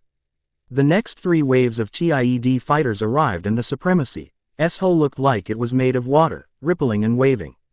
The hull may be able to handle the onslaught but the ship was unable to scan past the wall of TIED fighters as it gave Thrawn enough time to make a plan of counterattack. Part 2. Return CH-27. Thrawn finished his plan in record time, giving orders quickly and efficiently. The plan itself was a simple one. With the TIED numbers handling the Supremacy, the regular boarding crews and other fighters could make a grab for the central command bridge of the Mega Star Destroyer. That was the plan until Darth Vader said he would be going to join the boarding teams. That put a dent in the plan, but Thrawn nodded. Taking out the leadership from the inside would be a marvelous thing too. That was until Lord Potter said he would be joining him, making Thrawn frown internally. This was going to get rougher now, since if the Lord Potter was killed in battle, the Star Forges would not work anymore. That wasn't a good thing. But he didn't question it, just saying that if this was to work, Vader was in charge of the mission. Potter agreed and the mission was a go. Thrawn sent the plans of long-range attack to the Star Forge AI, allowing it to move the TIE fighters out of the way of the shots that would be fired from the defending Imperial ships. As the Arc Lord and his son were halfway to the MSD, Thrawn gave the order. All ships, open fire. Darth Vader felt the redesigned and upgraded Lot C rock from the force of a passing turbolaser bolt, then fully his boot had been magnetized the floor the entire time. Harry hadn't been so lucky, hitting the back wall of the carrier with a groan from the violent passing of the green blast. He looked at hologram that was hovering above the floor, showing the battlefield in light blue. The Dark Lord of the Sith smiled as the bolts connected against the hull of the Supremacy, causing major damage that the TIEs exploited. By flying into the holes that were left behind and flying around the insides of the ship, causing internal damage. The pilot called out that they were quickly approaching the drop zone. Vader nodded and looked over at Harry. "Put your helmet on. We're going to be going over the hull towards where the leader of this faction is." Harry nodded, putting the helmet of Revan on before the pilot quickly landed. Shouting at everyone to quickly move, Vader activated his blade and walked out swinging, sending blaster bolt fire back at the sources. First Order stormtroopers were swarming from strategically placed airlocks on the hull, as the few remaining turbolasers were aimed for the TIED fighters now. The Dark Lord hissed as he marched forward, Chrisman leaving a path of death in its wake as Harry followed. As the two slowly worked their way towards where the Force was most present, the fight was slowly turning in the Imperial remnant's favor. Kylo Ren could feel the presences of his uncle as it slowly made its way towards where Supreme Leader Snoke's throne room was. The Red Room saw everything that was happening, even zooming in on several skirmishes that were taking place on the hull. The leader of the Knights of Ren looked at Snoke, not sure about this move. Now, Talon Jade was here as well, in hologram of course, she was aboard the finalization. "I can sense them getting closer. Supreme Leader," she said, looking at Snoke, "we can still stop them here and now." "No," the sickly alien said, "let them come, I prefer to have a challenge." Snoke's eyes looked alive with some fire long forgotten, clearly ready to face the oncoming threats. "I see, Supreme Leader," Talon Jade said softly before the ship rocked. "They are close, Kylo Ren, prepare yourself," Snoke said, looking at Kylo. Kylo nodded mutely, as he turned to face the doors. Blaster fire could be heard before the doors opened and out stepped Darth Vader and besides him, Darth Revan. Harry looked at his father before activating his lightsaber, the emerald green cross guard humming as he walked towards Kylo. "No, Ben Solo." The two looked at one another before the fight began, red against green in a clash of sparks. Darth Vader looked at Snoke and felt the presence of his old master in the room. But this wasn't Sidious, no, this was something older than his old master. Then the memory came back to him. One he almost forgotten during his lifetime. Did you ever hear the tragedy of Darth Plagueis the Wise? The memory of Darth Sidious or Chancellor Sheev Palpatine asked softly. "I thought not. It's not a story the Jedi would tell you. It's a Sith legend. Darth Plagueis was a Dark Lord of the Sith, so powerful and so wise he could use the Force to influence the mid-ichlorians to create life. He had such a knowledge of the dark side that he could even keep the ones he cared about from dying. The dark side of the Force is a pathway to many abilities some consider to be unnatural. He became so powerful, the only thing he was afraid of was losing his power, which eventually, of course, he did. Unfortunately, he taught his apprentice everything he knew, then his apprentice killed him in his sleep. Ironic. He could save others from death, but not himself." Quote. Snoke smirked, standing as he looked at the Sith. Darth Vader activated his crimson lightsaber, focusing on the body that carried the soul of Darth Plagueis. The two looked at one another before Vader attacked, launching himself at the old Sith. The crimson blade met the hand of Snoke, which was covered in Sith lightning, allowing him to block the blade. "Darth Plagueis," Vader intoned, pushing his blade against the hand. "The chosen one, Snoke." "No," Darth Plagueis said, "Anakin Skywalker, the hero. Without fear. My apprentice's lapdog for many years. It has been a long time since we met." "We never met. I only heard of you from Sidious as a tragedy." In face, Vader slashed and hacked at the Sith, who effortlessly blocked and parried each blow. "This is more tragic than that story Sidious told, forced to survive in an old, dying body to survive." Plagueis snarled and forced Vader onto the back foot, using hand-to-hand combat against the lightsaber. The two were dancing around the room just like Harry and Kylo were doing, but the dance between these two was one that had been destined from the start. Two of the greatest Sith Lords to ever walk this universe. The Sith that had become the instrument for Sidious to have the perfect apprentice, and the apprentice that had returned to destroy the Sith that had brought him all this pain in the first place. The two Sith danced faster and harder, before Vader was blasted back with Sith lightning. His system screamed in protest, even how they had been upgraded to combat this very thing. He stood slowly, looking at Plagueis before hissing, sending his own blast of Sith lightning right back at him. Plagueis was struck down, the Force doing this, not the pain. The cybernetic Sith Lord summoned his lightsaber that had been tossed out of his hand when he had been flung back, bringing it to bear on Plagueis. Plagueis snarled, using both hands to catch the lightsaber. The two struggled before Vader heard his son scream in pain. Looking up, he saw that Kylo had cut off Harry's hand and his lightsaber in two. Harry was on his knees, holding the stump as he looked up at Kylo. "Kill me," Harry snapped, "and I shall become more powerful than you can ever imagine." Kylo did, driving his blade through Harry's heart. Darth Vader felt his blood run cold. His world become silent. Harry's body fell as the crimson blade was pulled out of his chest, the helmet falling off to show his lifeless emerald green eyes. The world seemed to slow down. Something in Vader snapped. Something that had snapped long ago, but he had forgotten what had caused that. Now though, he remembered perfectly. The dark side and the light screamed as one. Darth Vader let all that pent-up hatred finally break free of the dam he had built around it. The Force obeyed his will and he would avenge his son's death. It didn't matter anymore what happened to him. Plagueis and Kylo watched as Darth Vader go ridge before roaring like a rancor. Plagueis was sent flying into his throne, smashing it as Kylo was flung into the steps, his arm snapping audibly as he screamed in pain. Darth Vader looked at them as they slowly stood. The Red Guards and the two Force users could see the aura that surrounded Vader completely, like a living raging black fire that took the form of a massive dragon. You, Vader snarled, slowly walking forward, are both going to suffer. Harry woke up to find his head in the lap of a very beautiful woman, who wasn't his mother. Lily had red hair. Sheldia was alive, so who in the world was this woman? Hello Harry, she smiled, stroking his hair gently. I guess you're wondering who I am, aren't you? He nodded, confused at what was going on. Well, I would be the mother that you could have gotten if I had been alive, she said softly. I'm Luke and Leia's mother.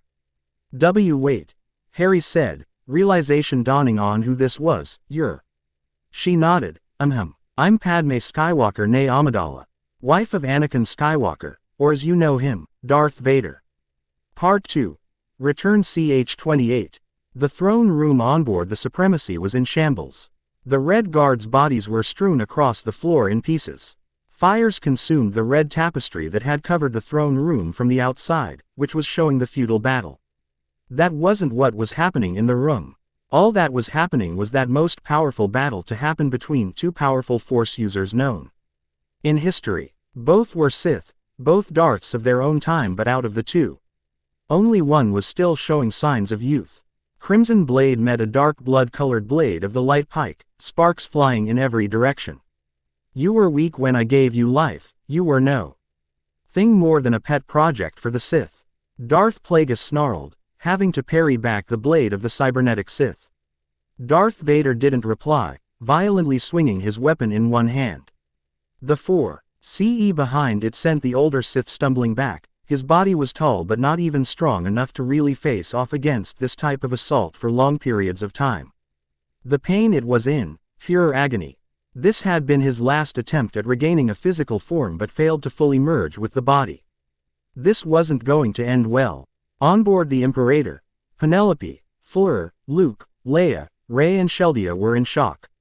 They had felt Harry become one with the Force, quite violently before Vader had gone berserk. Sheldia, Fleur and Penelope had been hit the worst. Luke was holding Leia in his arms. Why was just trying to understand what she had felt when Fleur had spoken. Her friend and would-be master was dead. Grief and loss flooded her heart, as she had to lean on Finn for support. The ex-stormtrooper looked shaken as well. Since he had gotten along well with Harry, it wasn't until Thrawn walked in that the last bits of hope that the truth wasn't real came crashing down. Harry Potter, Thrawn said, clearly having to keep any emotion out of his voice, is dead. The bio-readers are not picking up his signal. Luke looked up at the Chiss Grand Admiral. Now what do we do? When Lord Vader returns, we shall find out. Thrawn said flatly. Darth Vader felt nothing but pure rage, emotion so pure that both the light and the dark sides of the Force sang it. It filled his every cell, every mechanical fiber and wire. Darth Plagueis would die. He was the reason that Kylo Ren existed in the first place. His blade pounded against Plagueis's light pike, before he grabbed the handle between where Plagueis held it, smashing it into his face. Plagueis stunned. Vader spun his blade and slashed off where the pike met lightsaber. The now useless metal was pulled out of the hands of the old Sith. Before Vader rammed the still glowing end of the extended weapon through Plagueis's chest. The noise of flesh being penetrated followed by a distinct smell of cooked meat filled the room. Vader looked at Plagueis, snarling through the vocoder as the Sith Lord's golden silk robes were slowly becoming a sickly dark brown red. Plagueis looked up into the mask of Darth Vader, realizing that this was the end of the road. His body was dying. His spirit was losing its grip on it. He was going to die and there was nothing he could do about it, not this time. Vader shoved the metal further into the body, blood gushing out the back of the wound before returning to soaking the golden robes. The two Siths looked at each other for what seemed like an eternity, maybe more, but it was over in seconds. Plagu. Ice. Last thoughts barely even surfaced as he felt the Force drag his away for good. This wasn't how it was supposed to end. That thought passed as his eyes rolled up into his skull, the body going limp. Darth Vader let go of the handle, letting the body fall onto the ground. As it did, the Sith Lord fell to his knees, blade deactivating. He then cried for his son. This is how it feels to be Darth Vader right now. The man you had become was crumbling around you. Finally let the truth fill your soul. Every part of your being is filled with that ancient, dead and cold star dragon. Your son, Harry James Potter Skywalker. The son you swore to protect was now dead. Eventually, the dragon cackled, even stars burn out. The young man you raised the way you wanted your children, Luke and Leia, to be raised. You raised him to be the most powerful Force user since yourself or even Revan. But now, it was over, he was dead. Just like Padme was, like Obi-Wan, like Qui-Gon Jinn, all of them, dead. You can't even bring yourself to name all the younglings, Jedi or anyone else your blade or anger had destroyed. Your heart grieved so heavily that, now, it finally came to you that you will never stop the dragon now. You can never stop its truth from filling your mind like the words of Sidious. Nothing could stop your grief from escaping the mask that covered your burnt face. Your hand summoned the slashed hilt of your son's lightsaber, the weapon you had watched him craft through days of meditating and focusing his emotions into the weapon of purity that was his. The crystal slashed in two as you finally faced the body that wore the armor of your son's ancestor, Revan. Now it was only you, now. Not even Luke or Leia could save you this time, you were truly alone. Purely alone, forever, alone. You pick up the body of your son, your limbs heavy with sorrow as you place the helmet on his head, covering the sleeping face of Harry Potter. You wanted to lash out at Ben Solo, Kylo Ren, but you couldn't. You were now a broken cybernetic man that held the body of your son. Not even the Force can comfort you as your furnace heart is finally doused out, the rage and anger disappearing as you let out a mournful cry into the Force. The Force goes silent, letting you suffer in your own sorrow as the dragon laughs darkly. You finally hear your breathing, harsh and forced, as you step onto an empty troop transport, but as you almost reach that final destination. You stop, you feel her love. Love you haven't felt since you had been Anakin Skywalker. You could feel the love from the other side of the Force. The purity that had been his balance. It is then that you remember when you had found a way to save her from the Force, that dead dragon suddenly recoiled from around your heart. It screamed as your heart beats harder and hotter than ever before. You knew what you have to do, to save them from death that dared to take your family away. You will bring Padme and Harry back. They will be saved for good. Nothing will stop you from that. This is your path, to bring back the family you need to have. With this in your mind, you crush that dragon once more beneath your mental boot, grinding it into dust to small that it would never come back. It was time for the Skywalkers to come back for good. Epilogue. Kylo Ren was left on the operating table as the remaining First Order escort fled the battle. Talon Jade watched him with a frown on her face. The young Force sensitive was way too young, but now he was the supreme leader of this group, but he would need an advisor. Of course, that was what Plagueis had trained her for. A tool for the creation and continuation of the Sith Order, unless this boy wasn't prepared. The boy was already unstable as it was, after the return of Darth Vader. Kylo had killed his first Jedi, but it was purely for show, nothing more. But it had only made it worse. The boy was plagued by nightmares of that supposed Jedi. She would have to distract him once he was out of surgery. Maybe that would give him some focus and maybe a goal for the future. That thought brought a cruel smile to her lips, her body feeling warm at the thought of it. In time, my new little apprentice Tilda, Talon whispered huskily under her breath. In another corner of the galaxy, Lord Starkiller knelt before his reborn master, Darth Sidious. The Clo, nay the Sith Lord now inhabited, was able to withstand his overwhelming dark energies, allowing it to fill the body and allow Sidious a more permanent vessel to command. Rise, Sidious' voice said calmly, as the dark side was used to robe the dark practitioner, my apprentice. Starkiller rose, looking at his master through the cold mask. The two Sith studied each other for what seemed like eternity before Sidious smiled. Much has changed, my young friend, much needs to be done. Starkiller nodded before speaking. My family has been working on Operation Dark Empire while you have been resting. They are currently working on improving the designs even further. Sidious glowered at him but didn't lash out, the Emperor's lips turning from a frown to a smile as he walked out the door to look out over the operation. Good, good. Maybe I was wrong on not training other Force sensitives. Starkiller snorted and looked at the operation, Star Destroyers built in new black-colored alloys and W.I.T.H. new turbolasers that could tear a Republic frigate asunder in one shot.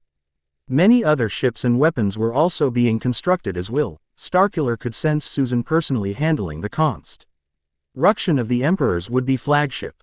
The ultimate weapon, of course, that could have been said for both Death Stars and the Starkiller base. Vader lives, and he has the Star Forge. Starkiller said bluntly, not caring if Sidious lashed out. Sidious chuckled before looking over at Starkiller. Those Sith yellow eyes glowed unnaturally in the twilight. Indeed, it was foretold by many before use that this would happen. But they were obscure and far in between. Such is the fate of any Force-sensitive seers, seeing the possibility of all futures but never seeing the outcome of which one.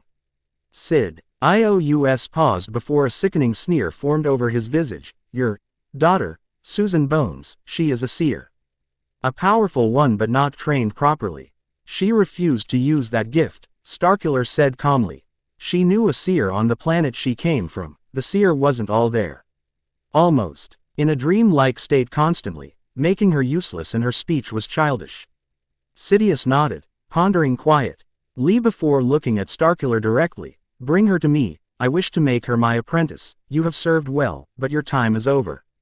Starkiller growled before Sidious continued, my friend, you will live to see the day the Empire rules again. You have earned that right, but you have already gotten an apprentice. I am no longer your master because of this. Starkiller nodded before leaving the room, not noticing that Sidious smirking evilly or beginning to cackle. In the waves of the Force, a consciousness was stirring, one that had been so powerful that death couldn't stop him. But now, after so long, he was so close to returning to his rightful place in the galaxy. The galaxy's god had returned. Final thoughts. After 3 years, I am finally bringing this story to a close. I hope you enjoyed the story so far, since I have much more planned for the future of this book. A sequel is in the works. I don't know when I'll be posting, but whenever I do, I hope that those who enjoyed this story can be ready for the next part of this series. As I look back on the final product, despite the other chapters that will be edited or have been edited for those reading this in the future, I find that I love doing this project. Despite the distractions and other ideas that have appeared, this stands out as my greatest work so far, and hopefully, maybe its sequel can live up to its fame. I thank all the reviewers, followers and people that have favorited this story. I'm grateful you stuck around, since this has been a long journey for myself. Hikari Nova, Primus Lightbringer, EP, White Eagle 1985. And many others who have reviewed this work, thank you for everything. As a parting gift, I'll leave you with an excerpt from the future sequel to this story. Until we meet again, may the Force be with you, always. Darth Vader stood before the arch that would lead to the world of the dead. The same place that Darth Momin had brought back his younger self, and this would be the same place he would bring back his son and, hopefully, his wife. He could feel the dark side humming in the walls as he looked over at the altar on the ground, cut in 2 pieces. I will bring you home, Vader swore under his breath. I will not fail you again.